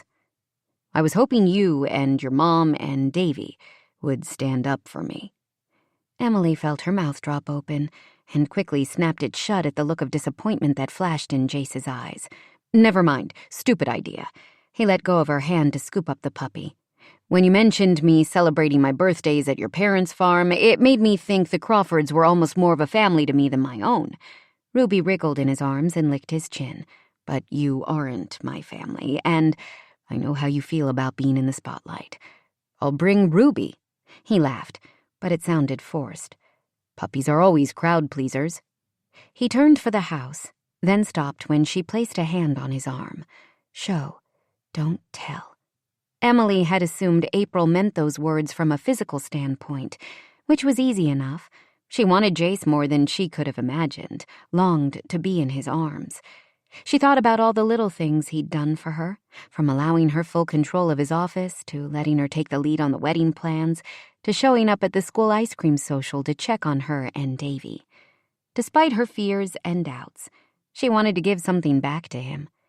The town hall meeting was big, but she was coming to realize starting over was a mix of baby steps and giant leaps, not pretending the past didn't happen, but moving through the old hurts to create new happiness. "We'll be there," she said, and had the pleasure of watching gratitude and joy wash over his features. It felt so good to give this to him. It felt right. "You don't have to," he told her. "I mean it. I'll be fine." "You're not alone," she whispered. She leaned forward to kiss him but stopped when Ruby licked her right on the mouth. Jace groaned as Emily laughed. "You should still bring the dog," Emily said as she wiped her mouth. "She's your ace in the hole." "Right now, I want her out of my arms." He nudged open the front door and deposited the puppy on the hardwood floor. "And you in them." He pulled Emily against his chest. "I take priority over Ruby?" she asked with a laugh. "I feel so important." "You take priority over everything," he whispered against the top of her head. His words made sparks dance across her skin. "Thank you, Em. I know what I'm asking is a lot." He tipped up her head, cupping her face between his hands. "If you decide it won't work, I'll understand." His touch was tender. "I'll make it work," she told him, and somehow she would. Ruby scampered toward her basket of toys, picked up a stuffed bunny with her teeth, then walked into her crate to curl up with it. "She's tired," Emily said. "Finally." Jace went over and locked the crate, then returned to Emily. "So, how about a sleepover?" Emily giggled. "Maybe you shouldn't call it that. It reminds me of being a kid, you know, pillow fights and nail painting parties." "Pillow fights, yes." Jace kissed the corner of her mouth. "Nail painting? No." He moved closer and deepened the kiss. She held on to him, and he lifted her as if she weighed nothing, moving down the hall toward his bedroom. "Do you want to have a pillow fight?" he asked as he set her down on the bed, then covered her body with his. "Maybe later." "I'll hold you to that," he told her. "After I hold you to me." She laughed again, loving how Jace made everything fun. She'd never thought of the bedroom as a place for laughter until the tall, sweet man watching her from chocolate-brown eyes had come into her life. She slipped off her shoes and reached behind her back for the zipper of the cocktail gown she wore. Her fingers paused as Jace pulled his tie over his head, then undid the buttons of his tailored shirt. His broad chest made her mouth water. He moved to the edge of the bed and slid his palms up her bare legs. He grasped the hem of her dress, and she lifted up onto her elbows as he tugged it off her. His eyes darkened as they raced over her. "The lingerie," he said in a half growl. "I like it." Emily whispered a silent prayer of thanks to her new sister-in-law. Katie had insisted she buy the matching bra and panties during one of their pre-wedding shopping trips to Aspen. At the time, it had seemed like a foolish expense.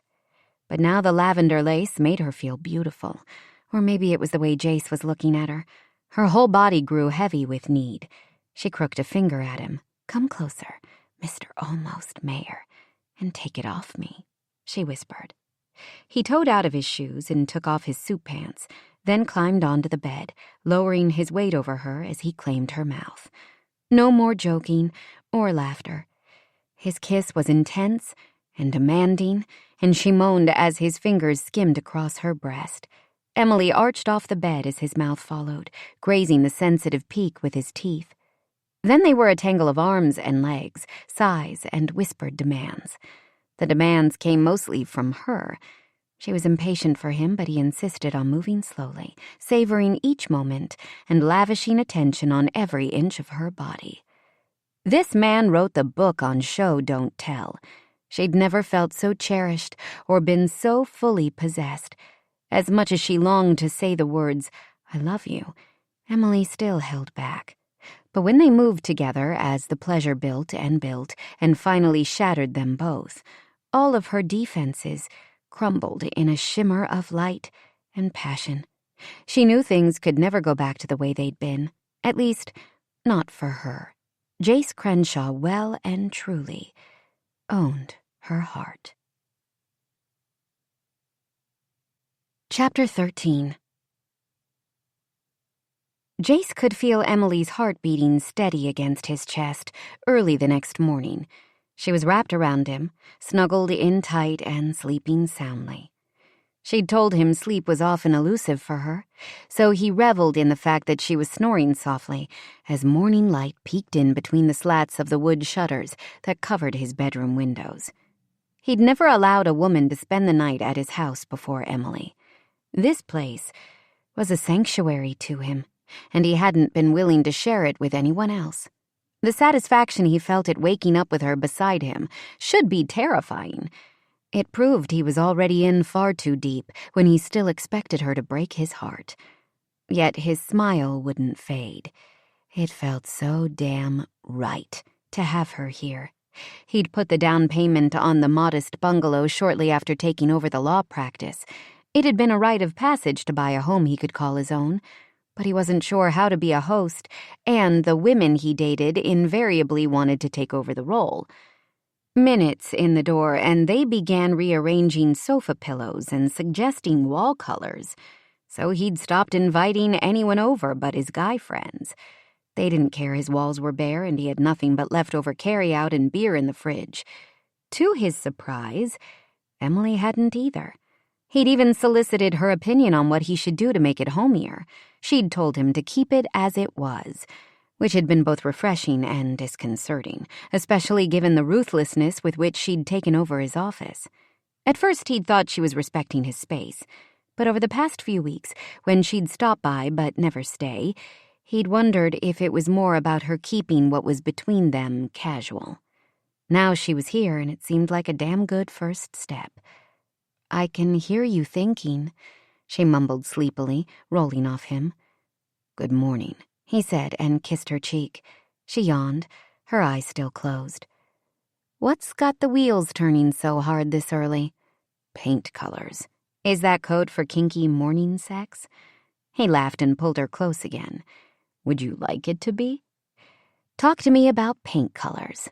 He combed his fingers through her hair, loving its softness, and the way the scent of her shampoo drifted up to him. "I need to update the house, make it more mine. I was thinking about what color to use for the family room and kitchen." She rose onto her elbows. "While we're in bed together? What does that say about me?" She frowned, but amusement flickered in her blue eyes. "It says you inspire me to be a better person. Painting has been on the list for years, but I've ignored it. Even though I bought the house, I couldn't quite believe I deserved it. You make me believe." Her gaze softened. "You make the most unromantic topics into love poems." He tapped one finger against her nose. "Again, I give credit to you for inspiring me. Can we get back to kinky morning sex? Dorian Gray." He thought about that for a moment and then shook his head. "As in the picture of the creepy book and movie?" "Yes and no." She flipped onto her back again. "It's also a paint color, the perfect gray. You should use it for your family room and a shade lighter in the kitchen. It faces north, so needs more light." Jace felt a smile curve his lips. "You've been thinking about colors for my house." Clearly misunderstanding, she crossed her arms over her chest. "You asked," she said on a huff of breath. He levered himself over her and kissed the edge of her jaw. "Paint talk as foreplay. Works for me. What do you know about the color wheel?" "I know you're crazy," she said, rolling her eyes. "Only for you, Em." She suddenly turned serious. "This isn't casual anymore." He thought about lying so he wouldn't chase her away, but he couldn't manage it. "It's not casual for me," he agreed. "It never has been. We can still take it slow, and She pressed her fingers to his mouth. "I like it slow." Her hand curled around to the back of his neck, and she drew him down for a hot, demanding kiss. "I like it most ways with you." "Emily," he said on a groan. "Tell me you're good with where this is going." He lifted his head and stared into her eyes. "I need to know." She closed her eyes for a moment and took a deep breath. Then she looked at him again. "I'm scared of feeling too much, but She paused, bit down on her lip, then whispered, "I want it to be more than casual. I want to try with you, Jace. For you. For us," he said. There was more he wanted to tell her, but she wasn't the only one afraid of being hurt. Jace was used to keeping the things he wanted most locked up tight. It was when he said the words out loud that his life usually went to hell. Mommy, don't leave. Don't take Sierra. Dad, stop drinking before it ruins you. His requests met with disappointment, so he didn't make them, and he wasn't going to now. He needed time to believe this precious thing between them wasn't going to be taken away. He smiled and kissed her again. "We've got approximately not many minutes until the puppy starts whining," he said, glancing at the clock on the nightstand. "We've established slow is good. Now let's see how we do with fast." The next 2 weeks flew by for Jace. One of his biggest cases went to trial early at the courthouse in Aspen, so he was out of the office most of the time. He'd never been as grateful for Emily, who managed his practice with so much efficiency he didn't worry about anything falling behind while he was in court. He was even more grateful for her when he got home at the end of each long day. She'd taken over Ruby's care, picking up his energetic puppy in the morning on her way to the office and keeping her all day. She claimed both Davy and Tater, Noah's dog that was staying at the farm during Noah and Katie's honeymoon, loved having the puppy around. When he could manage it, Jace drove directly to the farm after work. It was like he was a teenager again, showing up for dinner at Meg's big table. Only now, Emily greeted him with a kiss each time he arrived. Everything in his life was exactly where he wanted it. Everything but the mayor's race. Charles was taking full advantage of Jace's busy schedule by planning campaign events all over town. Almost overnight, yard signs with the slogan, "Charles Thompson, a family man you can trust," had popped up on every corner.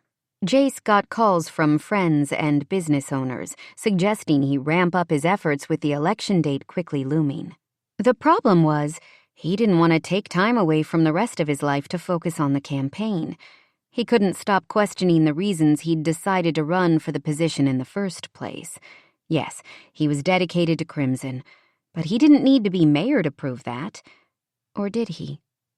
He was getting pressure to be seen around town when all he wanted was to spend his free time with Emily and Davy. Although the boy was adjusting to school, he still preferred the quiet of home. Jace had set up a Lego construction area in the corner of his family room, so Davy was becoming more comfortable at his house.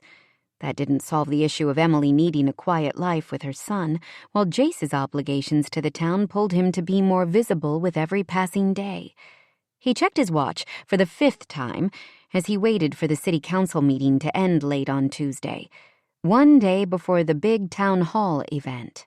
Monthly council meetings were held in the evenings because so many of the members also had day jobs. Jace had never minded before because his life was the town. But Emily had texted that Davy wanted to show him his latest Lego structure, and he'd hoped to get out early enough to make it to the farm. The council members continued to debate the date for the lighting of the town Christmas tree in December, while Jace's mind raced from thoughts of Emily, to the trial, to the doctor's appointment he needed to reschedule for his father, to the campaign he was pretending didn't exist. "Jace, do you have anything to add?" One of the longtime council members lifted a thick brow. Jace blinked and glanced around at his fellow council members, reluctant to admit he had no idea where the thread of the conversation had gone. Liam Donovan met his gaze and gave a subtle shake of his head. "No," Jace said firmly, as if he knew what the hell they were talking about now. "I agree on this one." Thankfully, the general comment was enough to satisfy everyone, and the meeting adjourned. He checked his phone, disappointment washing through him. He'd missed a text from Emily, telling him Davy was going to bed and they'd keep Ruby overnight at the farm. She'd added an emoji face blowing a kiss at the end, which only made him want to hurl the phone across the room. Jace didn't want emoji. He wanted Emily in his arms. He punched in a quick text promising to stop by in the morning before heading to Aspen. "You realize you can't speed up or slow down time by watching the clock," Liam said from behind his shoulder. Gathering his things, Jace turned and shook his head. "It's a damn shame, too." "Thanks for saving my butt just now." Liam nodded. "You weren't exactly dialed in for this meeting. I'll walk out with you." Jace watched a group of council members standing on the far side of the conference table, heads together as they talked. Charles Thompson was in the middle, as if holding court. and the sight made a sick pit open in Jace's gut. One of the men glanced back at Jace, guilt flashing in his gaze before he waved. Looks like you weren't the only one to notice. He followed Liam out into the cool autumn night. He should be sitting on his back porch with Emily right now.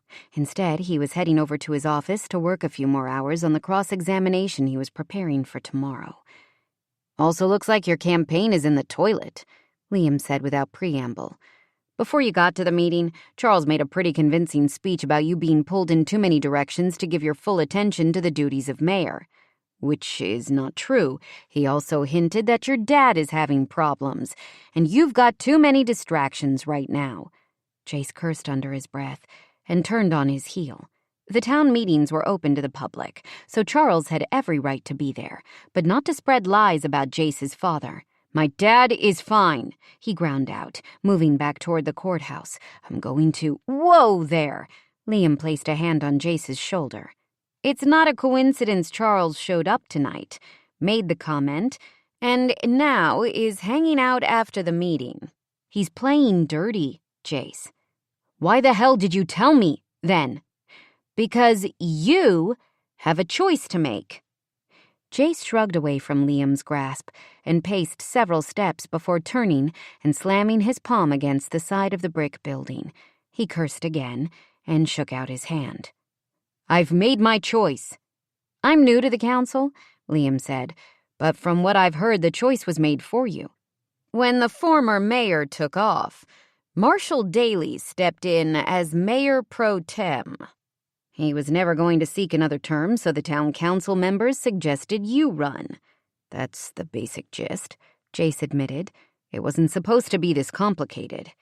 Did you ever really want to be mayor? Of course I did. I can do the job. I'm not debating that. I love this town. Again, you'll get no argument from me there. Hell, you had a major impact on my decision to make Crimson the headquarters for LifeMap. But it felt different. You were on a mission to make a name for yourself. I didn't understand it then, and now you do? Jace sagged against the building, tired at the thought of rehashing his family history one more time. Everyone around here thinks they know me. Liam shrugged. It's clear you don't want it the way you once did. Is it so wrong to also want a life for myself as well? No, I won't let Charles win. Even if it means you lose in the long run? Jace straightened. I'm going to make sure that doesn't happen. How? Can I make a suggestion? Both men turned as Cole Bennett stepped out around the street corner. Evening, Sheriff, Jace said. Out for a stroll downtown, or is this official business? Cole moved closer. He wore jeans and a t-shirt and held up his hands, palms out. Off duty tonight. I was hoping to talk to you before the town hall meeting this week. He glanced at Liam. It's private. Jace started to argue, but Liam held up a hand. I need to get home anyway. Let me know if I can help, no matter what you decide. Thanks, man. Jace shook Liam's hand, then watched him walk across the street to where his truck was parked. You have some advice for me? He asked the sheriff. Information, Cole clarified. Your office is on this block, right? Jace nodded. The sheriff glanced over his shoulder. Let's go there. Why do I have a bad feeling about this? Jace asked, as he led Cole a few storefronts down until they reached his office. Because you're not stupid, Cole answered bluntly. With a sigh, Jace unlocked the door and flipped on the light in the reception area. The scent of vanilla from the candle Emily burned at her desk filled the air, and his heart shifted. The subtle changes she'd made to his life mattered, and he hated that his sense of duty to the town was keeping them apart. It wasn't only his schedule. They'd agreed their relationship wasn't casual, but he could feel Emily holding back. He assumed it was because of his increasing commitments to work and the campaign. While he wanted to tell her it would pass, how could he make that promise if he won the election? Since you're not on the clock, how about a drink? Jace asked, moving toward his office. I've got scotch or... Scotch. Cole chuckled low. I'll have a scotch. Thanks. Jace motioned him into the office, then went to the kitchenette area and poured 2 squat glasses with the amber-colored liquid. Back in the office, he handed one to Cole, then sat behind his desk. Cole took a slow sip before placing the glass on Jace's desk.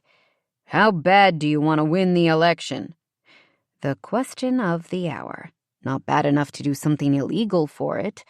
It was the most honest answer Jace could give without exposing the doubts plaguing him.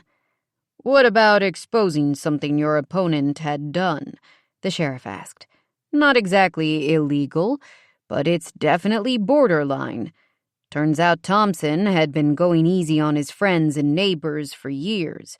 Anytime there was a problem with someone he knew personally, the issue disappeared.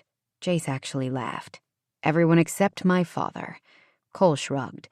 There's a lot of politics involved in small-town law enforcement.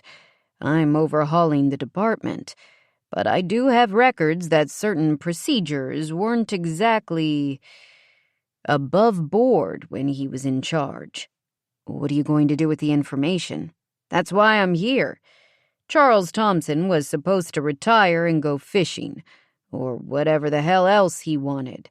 I didn't take his bid for mayor too seriously at first. He picked up his glass of scotch and tipped it toward Jake. You had the blessing of the council, so there was no question you'd be elected. Jace didn't shy away from Cole's scrutiny. Now there is. The sheriff finished off his scotch before answering. Thompson is pushing you hard, and you're letting him. I don't know if it's because the garbage he's throwing is getting to you, or because you've decided you don't care about winning. Maybe I'm tired of my whole life revolving around Crimson. Fair enough, but I'm asking you to get your head back in the game. We need you, Jace. We need somebody decent in charge of this town. Cole placed his glass back on the desk and stood. I can leak what I know about Thompson, make him go away, but it won't change how he's trash-talking you, or what it means if you don't answer the accusations. You have a chance to tomorrow night. I hope you take it, but if you need something more, let me know. Thank you, Jace said, and watched the sheriff walk out the door. He threw back the rest of his scotch, welcoming the burn in his gut. Maybe he had been ignoring the campaign in the hope the decision would be taken from him. But that wasn't who he was, and Cole's visit proved it. Why couldn't he have Emily and the mayor's position? Yes, she had doubts, but he'd worked too hard to give up now. He needed to prove that she and Davy fit into his life, every part of it. The town hall meeting would be the perfect place to do just that. Emily stopped in front of the entrance to the Crimson Community Center, where the town hall meeting was about to start. She smoothed a hand over the fitted dress she hadn't worn since she'd stood next to her ex-husband when he'd made partner at his law firm. I should have picked something else. This is way too formal. Her mother squeezed her hand. You look lovely, and the sweater softens the look. Meg glanced down at Davy, who stood a few steps behind Emily, his hands tightly fisted at his sides. You are very heroic tonight. Emily shared a look with her mom, then smiled at Davy. He'd insisted on changing into his superhero costume after school today and refused to put on a different outfit for the meeting. She understood that sitting still in a crowd of strangers was going to be a challenge, so hoped Jace understood Davy's wardrobe choice. Her purse was stocked with Davy's favorite snacks, a small bag of Lego pieces, and the fail-safe iPad loaded with a few new apps. She prayed it would be enough to keep him content during the meeting. As her mother held open the door, Emily put a hand on Davy's shoulder to guide him, then drew back as he flinched away from her touch. Breathe, she told herself. Smile. She'd come back to Crimson for a quiet life, and now she was putting herself on display for the entire town. Her mother led them up the side aisle to the front row of chairs marked Reserved. Emily glanced over her shoulder as she took her seat and saw several of her new friends sitting together a few rows back. April waved, and Natalie Donovan gave her a thumbs-up sign. A little bit of the tension knotted in her chest eased. A tap on her shoulder had her swinging back around. "It's not Halloween," Miriam Thompson, Charles's wife, said in a disapproving hiss as she made her way into the seat next to Emily, with Aaron's brother, Todd, on her other side. Aaron wasn't with them, a fact for which Emily was grateful. "You should show some respect to the seriousness of this election." Red-hot anger rushed through Emily. Anger at Miriam for making the comment, at Jace for asking her to do this, but mostly at herself for still caring what people thought of her and her son. Before she could respond, her mother whipped around in her seat. "You should shut your mouth, Miriam," Meg said, "before I come over there and do it for you. My grandson can be a superhero every day if it makes him happy." She wagged a finger at each of the Thompsons. "We could use more heroes in this town, not people who feel like it's their right to taunt and bully others." Miriam gasped, but turned away, her cheeks coloring bright pink as she made her son shift seats so she wasn't sitting right beside Emily. Emily tried to hide her shocked smile as she leaned over Davy toward her mother and spoke low. "Come over there and do it for you?" Meg sniffed. "I never liked that woman." A hush fell over the room as Liam Donovan walked onto the stage, along with Jace and Charles. Liam was moderating the meeting. A few general announcements were made first, and then Liam formally introduced Jace and Charles, although Emily couldn't imagine there was anyone in the room who didn't know either man. Crimson had grown in the years since she'd been gone, but it seemed as though everyone in attendance tonight had some history with the town. The thought made her encouraged for Jace, as so much of Crimson's recent boom could be attributed to work he'd done as part of the city council. No wonder he was torn between making decisions for his own happiness and his duty to the town. Charles took the mic first, detailing his background as former sheriff. Emily gritted her teeth as he made special mention of his long marriage and his family's history of service and philanthropy in Crimson. Jace didn't seem bothered, though, and stepped to the podium after shaking Charles's hand. He smiled as he looked out over the audience. "It's great to see so many friendly and familiar faces in this crowd," he began. "This town means a lot to me, and no matter what our differences, we can all agree that we want the best and brightest future for Crimson." After a ripple of applause, he spoke again. "I'd like to personally thank Charles for his contributions to our town over the years. Families like the Thompsons gave us a strong foundation. As many of you know, my family's history runs in a different direction." He chuckled softly. "Which is why I'm especially grateful for this town and the people in it." Emily didn't turn around, but she could feel the energy building in the crowd as Jace spoke. He was sincere and articulate, not shying away from where he came from, but taking the power of his family's troubled history away from Charles by owning it himself. She'd never been prouder. Then she felt Davy shift next to her. It was hard to tell whether he was reacting to the excitement of the crowd or Jace's voice booming through the room, or one of any number of things that might disturb his equilibrium. The reason didn't matter. Something was also building inside Davy. He fidgeted, tugging on the tights of his superhero costume and humming softly under his breath. She reached in her purse and grabbed the bag of Lego pieces. "Here, sweetie," she said, placing them gently in his lap. Keeping her voice calm and trying to regulate her own energy was key for keeping him from moving any closer to a meltdown. Her mom shot her a look, but Emily shook her head. It didn't matter what anyone thought at the moment. She had to keep Davy calm, or everything she'd worked so hard to create would blow up in her face. Davy opened the bag and methodically pulled out building pieces. Emily breathed a tentative sigh of relief and focused on Jace. He was looking directly at her. "With me tonight," he said, "is a family who have made me a part of their own over the years." His gaze left hers, but she could still feel the warmth of it across her skin. "What makes this town special is that we take care of each other. Meg and Jacob Crawford took care of me when I needed it most. As mayor, I want to make sure we continue to move Crimson forward, and, more importantly, that we continue to look out for one another." "I guess your own father isn't part of your grand plan?" The loud, slurring voice rang out in the quiet of the meeting room. Emily heard the crowd's collective gasp, but kept her eyes on Jace. His expression registered shock, confusion, and finally a resigned disappointment as he looked out past the audience toward the back of the room. His gaze flicked to hers for a moment. The silent plea in his chocolate-brown eyes registered deep in her heart, even as he schooled his features into a carefully controlled mask once again. "You count, Dad," he said calmly into the microphone, "but we should talk later." Emily turned to the back of the room to see Declan making his way up the center aisle. The door to the hallway was swinging closed, and she caught a glimpse of a figure moving to the side as it shut. Aaron Thompson. She got up immediately and moved toward Jace's dad. "Why the hell aren't I up there with your fake family?" Declan yelled. "I'm part of this town, too.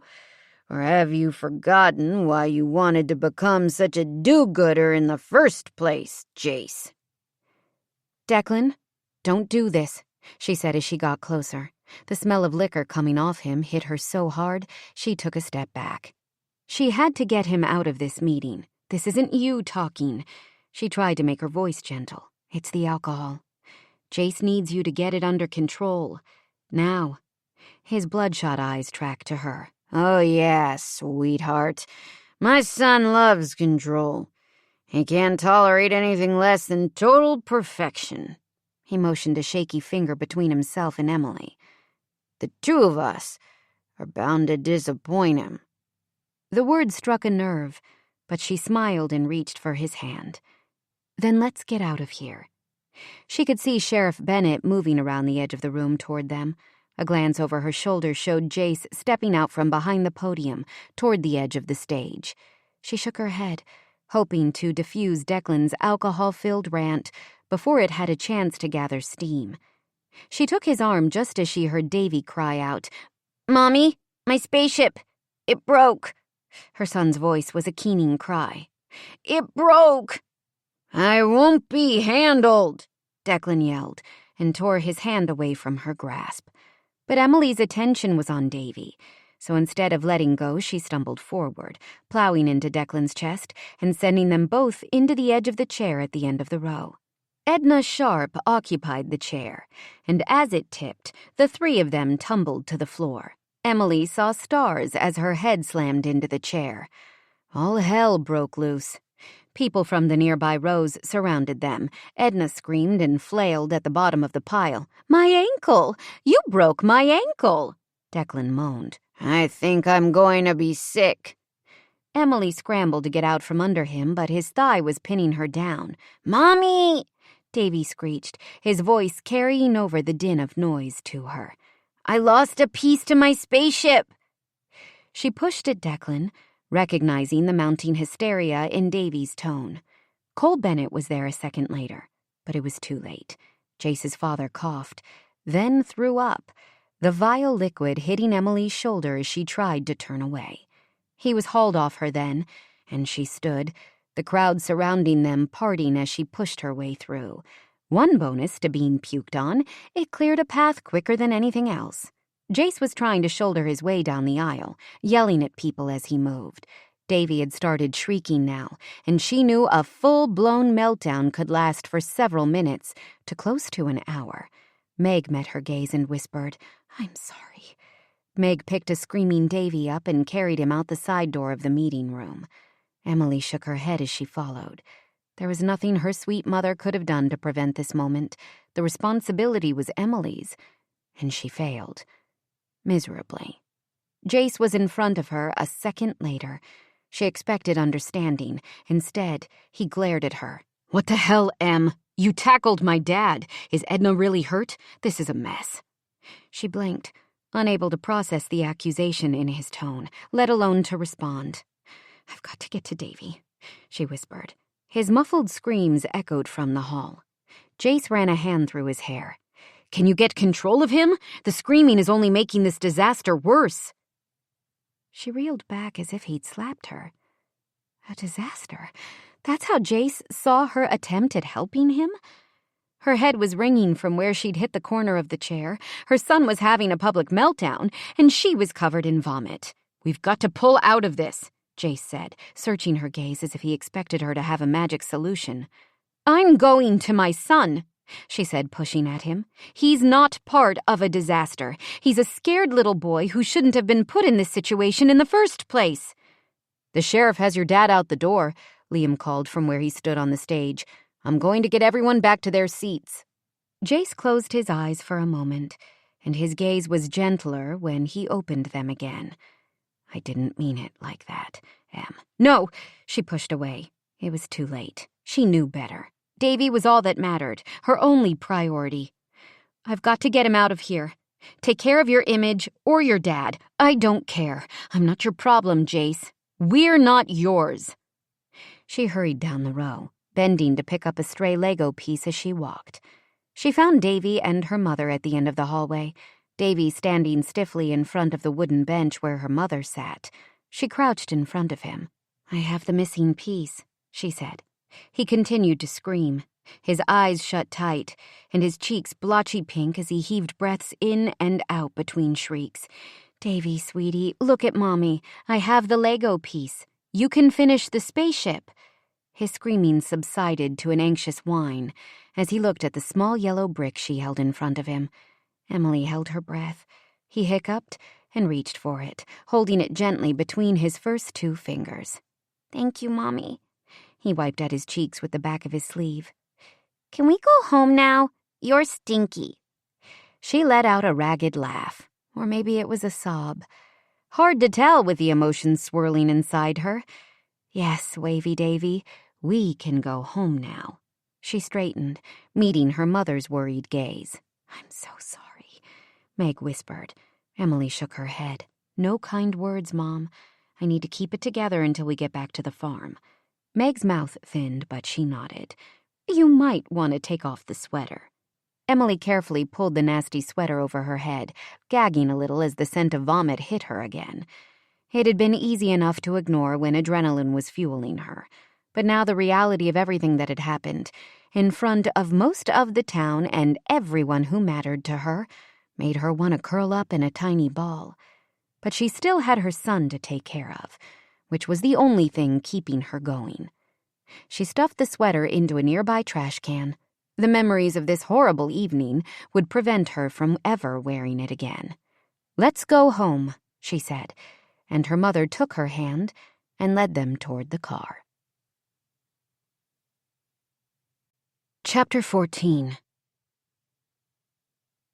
Jace had returned to the stage after Emily left, and Declan had been hauled away. He'd remained calm, even though he'd wanted to walk to the front of that room and rip Charles Thompson to shreds. Everything he'd worked for had been destroyed, but he'd seen Aaron Thompson slip into the hallway as the door closed to the back of the meeting room. At that moment, he realized how personal the Thompsons felt about his failure, and what lengths they were willing to go to make sure he wasn't elected mayor. None of that really mattered. All he cared about was the hurt in Emily's eyes as he'd demanded she quiet Davy.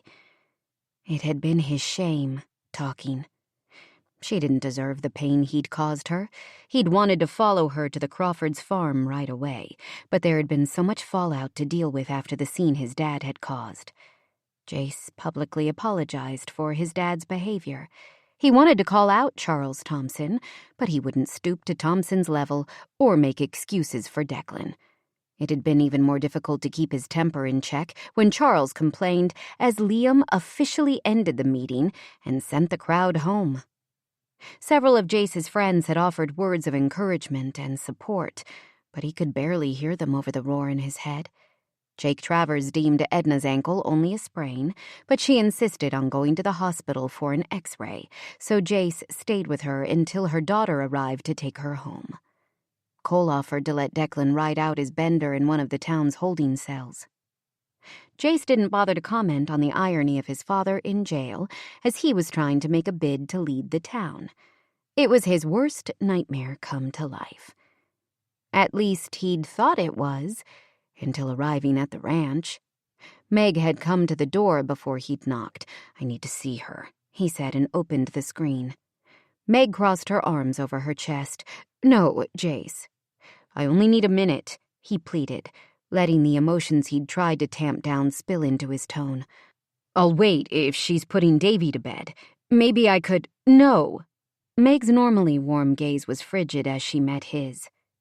"She was trying to support you tonight, even though it wasn't what she wanted. You hurt her when things went bad." She shook her head. "My daughter has been down that road before, and she's only begun to recover from the pain of it. I won't let her be treated that way again. She deserves better." "I know." He felt desperate in a way he hadn't in years. He could feel the person he loved slipping away from him, only this time it was his own fault. "I let the moment get the best of me. I love her, Meg."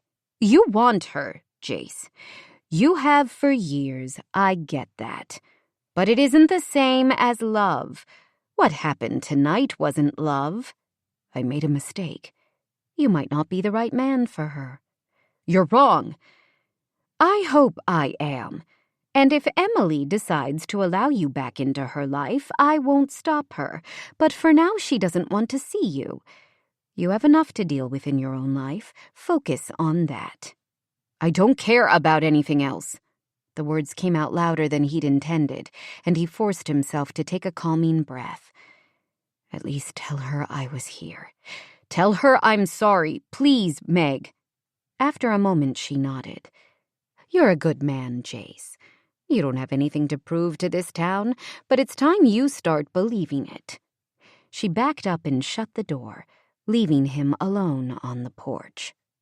This house was the one place he'd always felt safe and welcome, and now he'd messed that up along with his relationship with Emily. It was close to midnight by the time Jace walked into the sheriff's office. He would have been there earlier, but Cole had texted that his dad was sleeping, and he'd alert Jace when Declan woke up. Jace had gone home after leaving the Crawfords and let Ruby into the yard. As the puppy chased shadows around in the porch light, Jace had sat on the top step and left messages for each of the town council members to apologize for the spectacle his father had created at the meeting. Declan was sitting on the bench in the holding cell when Jace walked into the office. "It isn't locked," Cole told him, getting up from his chair. "But he said he wouldn't come out until you got here." He patted Jace on the arm. "I'm going to give the two of you some time. I'll be out front. Let me know if you need anything." Jace walked forward, wrapped his fingers around the cool iron of the holding cell's bars. "You ready, Dad?" Declan snorted. "That's all you've got to say to me?" "If you're looking for me to apologize," Jace ground out, his temper sparking even through the numbness of his exhaustion, "forget it. Drying out in this cell was the safest place for you tonight. After the stunt you pulled—" "You shouldn't be here." His dad stood, paced from one end of the small cell to the other. "You don't owe me anything. Least of all an apology. Why the hell aren't you with Emily?" "Let's go home." "I puked on her." "Yep." Declan rubbed a hand over his face. "I'm sorry. Emily is the one who's owed an apology. Maybe she'll talk to you." "She won't speak to you?" Jace shook his head. "Come on, Dad. I'm tired and done with this day." His father lowered himself back down to the metal bench. "You see me here." "I see you," Jace said quietly, hating the memories the image conjured. "This is me in here, Jace. Not you. I did this to myself, like my dad and his dad before him. Our trouble is not your responsibility. It sure as hell felt like it when you barged into the town hall meeting drunk out of your mind." "I slipped," Declan said. "I let people get to me, and I took one drink. One drink ended in the bottom of the bottle. I've seen it too many times, Dad. You can't stop at one drink." "I know. And I didn't want to. I wanted to lose myself, to forget about everything for a little while. Aaron Thompson brought you to the meeting. It wasn't his fault, even as much as I'd like it to be. I was at the bar when he found me." "Yeah," Declan admitted. "He said some things that set me off more. They wanted me to be humiliated." I brought tonight's shame on you, Jace, not the Thompsons. I'm the reason you can't have a life of your own." "I have a life," Jace argued, but his voice sounded flat to his own ears, because without Emily, he had nothing. "I thought we agreed the town hall meeting was too much for you. If I knew—" "It wasn't the meeting." Declan stood, reached into the back pocket of his jeans and pulled out a small envelope. "Nearly 20 years later, and she can still set me off." He handed the envelope to Jace. "It's a letter from your mom, son." Jace stared at the loopy cursive on the front of the envelope, disbelief ripping through him. Why didn't she track down my email or cell number? No one sends letters anymore. "Your mother was always an original." Declan moved toward the door to the cell. "I don't know what she wrote, but I hope whatever it is gives you some closure." Why, after all this time? "I don't know." He stopped, cupped his rough hand around Jace's cheek. The smell of stale liquor seeped from his skin, both familiar and stomach-churning. "What I hope she says is that leaving had nothing to do with you, that she regrets not taking you with her and giving you the life you deserve." His smile was sad as he ruffled Jace's hair. "That's what I hope she says, but I don't want to know. Bennett let me use the phone when I woke up. My AA sponsor is coming by the house in the morning. Whether you believe me or not, this was a one-time mistake." Jace stood there staring at the envelope for a few more seconds, then turned. "Dad." Declan turned back, his handle on the door to the outer office. "Yeah?" "I don't regret staying with you." "Are you sure you won't stay with Mom?" Noah pulled out from the farm's driveway and started toward town. He and Katie had been home from their honeymoon for a few days, so Emily had asked him to go apartment hunting with her. "I can't keep hiding out there." Emily read the address to the first building, which was in a new development on the far side of town. She watched the midday sun bounce off the snow-dusted peak at the top of Crimson Mountain. The weather was cooler now, and while there hadn't been any snow yet in town, winter would be closing in soon. That's not how she thinks of it. Doesn't make it less true. She shifted to look at her brother, still tan from his honeymoon on the beach. "I'm staying in Crimson, Noah. I need to start making a life for Davy and me." "He still likes school?" She smiled. "He loves it. Since I'm now working in the elementary school front office, I can check in on him during the day." The kindergarten teacher, Aaron McDonald, had made a visit to the farm when Emily kept Davy home from school the day after his public meltdown. While Davy had spent the day building Lego sets and baking cupcakes with his grandma, Emily had barely been able to get out of bed. The teacher's sensitivity to Davy's outburst had made its way through Emily's fragile defenses, and she'd broken down with all the details of her messed-up life. Aaron had immediately called the school principal. The new secretary he'd hired had quit after only 2 weeks. Emily had an interview the following afternoon and started work the next day.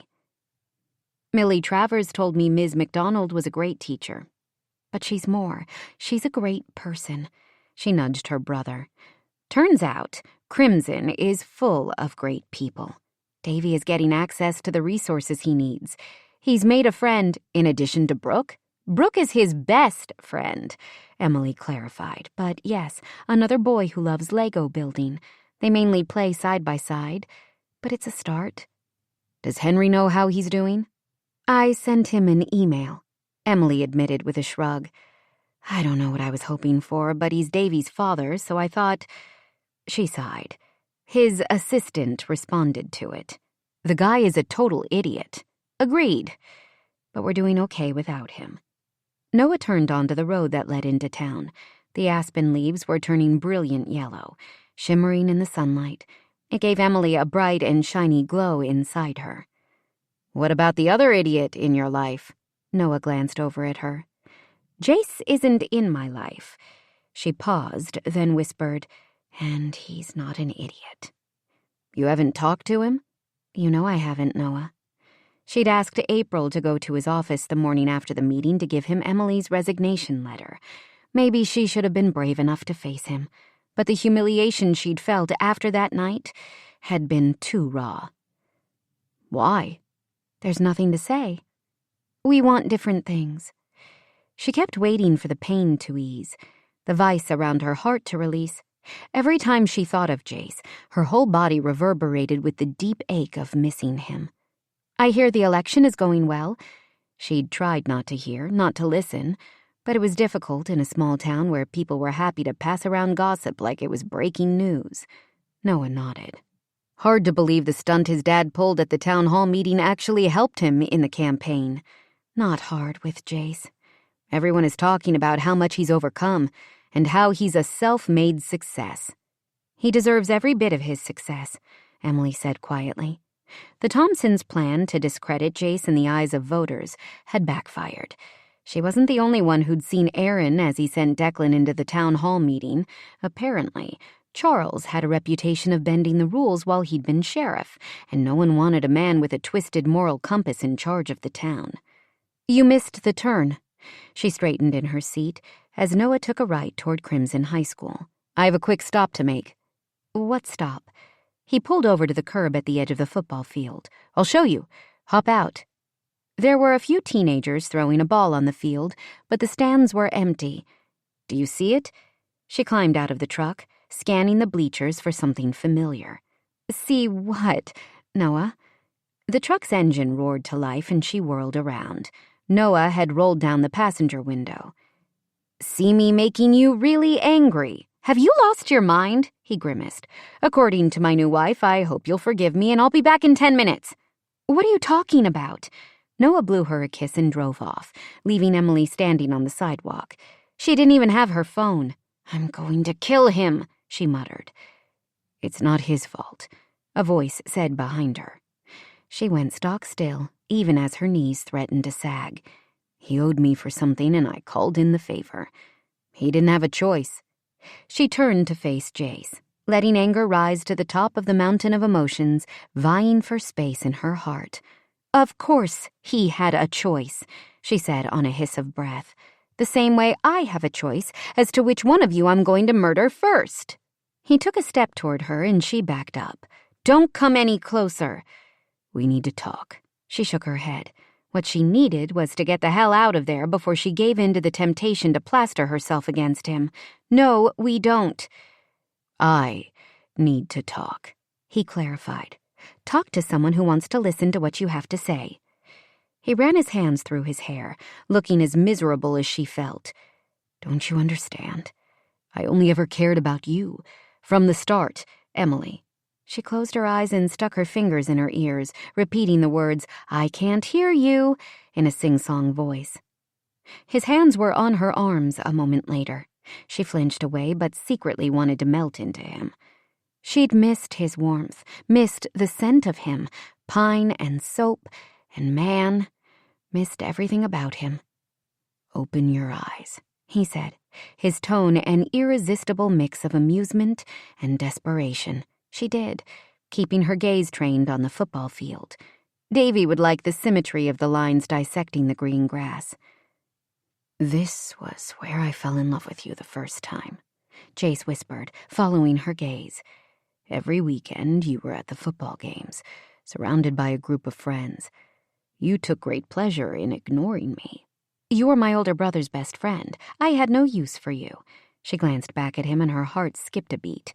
He was watching her as if it was the first time he'd seen her, as if she really was the only thing he cared about in life. And still, I was ruined for any other girl. His fingers brushed her hair away from her face. I remember you on those cool fall nights, bundled up in sweaters and boots, your blonde hair like a calling card as you held court in the bleachers. You were the most perfect girl I'd ever seen. She took a step back, out of his grasp, and tried to get a handle on her emotions. I was a brat. I didn't care. His chocolate brown gaze never wavered as he spoke. Why are you telling me this now? Because you need to understand it was always you, Em. You were the first and only thing I ever wanted. He flashed a wry smile and toed his boot against the gravel. Back then it was because you embodied the perfection that was never a part of my life. I wasn't perfect, and he pressed his finger to her lips. Then you returned, and I got a chance to make you happy. No, you're not perfect. Neither am I, but real is better than perfect. He scrubbed a hand over his face, and the scratch of his stubble made her melt. Just a little. I messed up, and I'm sorry. Sorrier than you'll ever know. I let the shame I felt about my own family change me. I understand. How can you understand when I don't? He shook his head. There's no excuse, Emily. I love that boy. Hell, I found myself putting together a Lego town the other night with the bin of blocks you left at the house. I miss him. I miss you. I understand life is messy. I wanted it to be put in easy compartments. Even Davy. Especially Davy. You came here to protect him. I get it. She shook her head. I came here to hide. Henry wasn't the only one who failed him. Mothers have dreams for their kids.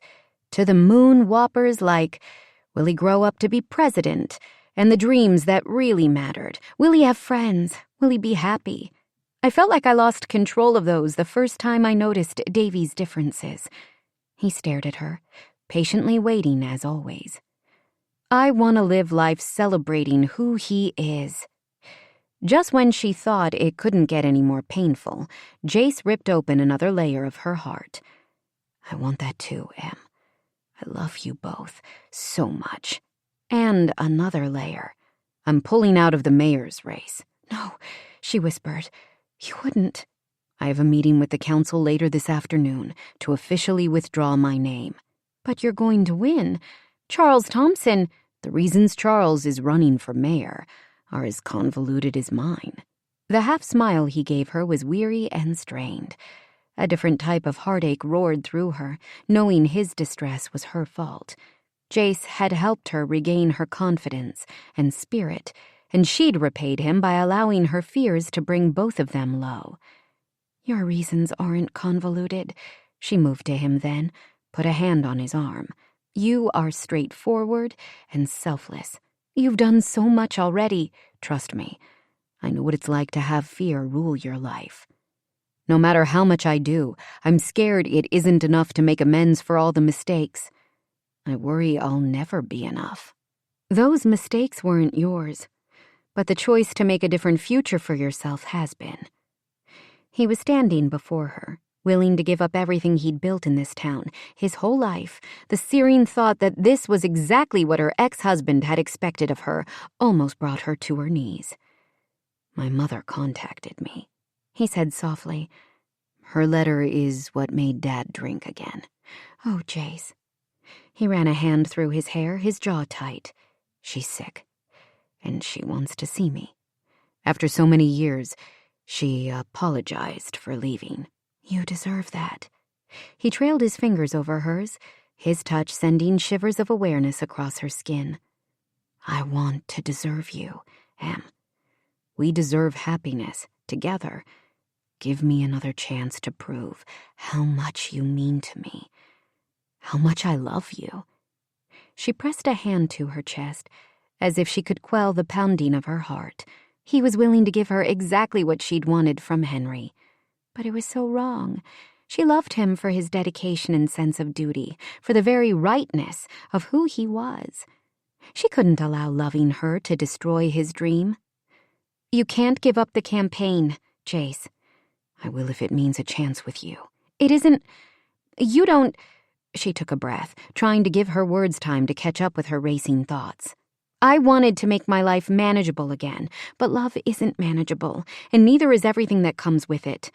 Life is messy. If I hide from the pain, I risk never having the love. So I'm going to stop hiding. I love Davy the way he is. Me too, he whispered, his voice raw. I know. She reached up, cupped his face with her hands. You must know you're already enough for the people in this town. For me, you're the one who has to believe it now. I want to support you, even when it's a struggle. We'll find a way. I may not be the perfect politician's wife, but I don't want you to be perfect. I want you, all of you, your bossiness and your skyscraper-tall defensive walls. Hey, she poked him in the chest. I want the way you love Davy so fiercely, the way you bullied me into stepping into my own life. He lifted a hand to trail it across her jaw. I want you when you're fragile and vulnerable, when you're strong and stubborn. I want Davy and a house full of Lego creations. He dipped his head so they were at eye level. I want you every day, for the rest of our lives. You're going to win this election, Jace. She felt tears slip down her cheeks. You are the best thing I never expected to happen in my life. She wrapped her arms around his neck and brushed her lips across his. How did I miss seeing you for so long? The only thing that matters is we're here now. He lifted her into his embrace. Tell me you'll give us another chance. She laughed. 1,000 chances, Jace. Because if you take me on, it's going to be for good. For good and forever. He agreed. Be mine forever. Yes, she whispered, forever. He took over the kiss, making it at once tender and fully possessive. Emily lost herself in the moment, in the feel of him, and the happiness bubbling up inside her like a newly unearthed spring. A honking horn had her jerking away a moment later. Get a room, Noah called as he slowed the truck. He grinned at her. I hope this means you're not mad at me. I'm not mad, she called, but you're still in trouble. His gaze flicked to Jace. Are you going to help me with her? Emily growled as Jace laughed. I wouldn't be dumb enough to try. Emily patted him on the shoulder. Which is why you get 1,000 chances, she pointed at her brother. You get none. He blew her a kiss, and she couldn't stop her smile. Are we still going apartment hunting? Noah asked. She's got a home, Jace answered. With me. And I get to pick the paint colors? Emily asked, raising a brow. You get to do whatever you want. She kissed him again. What I want is to spend the rest of my life with you. She felt color rise to her cheeks, realizing she'd said too much, too soon. Jace only smiled. I've only been waiting most of my life, he said, dropping to one knee and pulling a small velvet box out of his jacket pocket. Emily, will you marry me? She swallowed, struggled to take a breath, and nodded. He slipped the ring on her finger and stood to take her in his arms once more. Katie is going to be so mad she missed this moment, she heard her brother yell. Good thing I got the whole event on video. Congratulations, you two crazy kids, Noah honked once more, then drove out of the parking lot. I love you, Em, Jace whispered. Forever, forever, she repeated, and felt her heart fill with all the happiness it could carry. We hope you have enjoyed this unabridged production of Dancing in the Moonlight by Rayanne Thane, performed by Vanessa Johansson, featuring the bonus story, Always the Best Man by Michelle Major, performed by Carly Robbins, presented by Harlequin Best-Selling Author Collection and Harper Audio. This program was produced by B Audio Limited. Executive producer Jennifer Lopes. Dancing in the Moonlight text copyright 2006 by Rayanne Thane. Always the Best Man text copyright 2016 by Michelle Major. Production copyright 2022 by Harlequin Enterprises Limited. Used under license with Harlequin Books S.A. All rights reserved. Thank you for listening.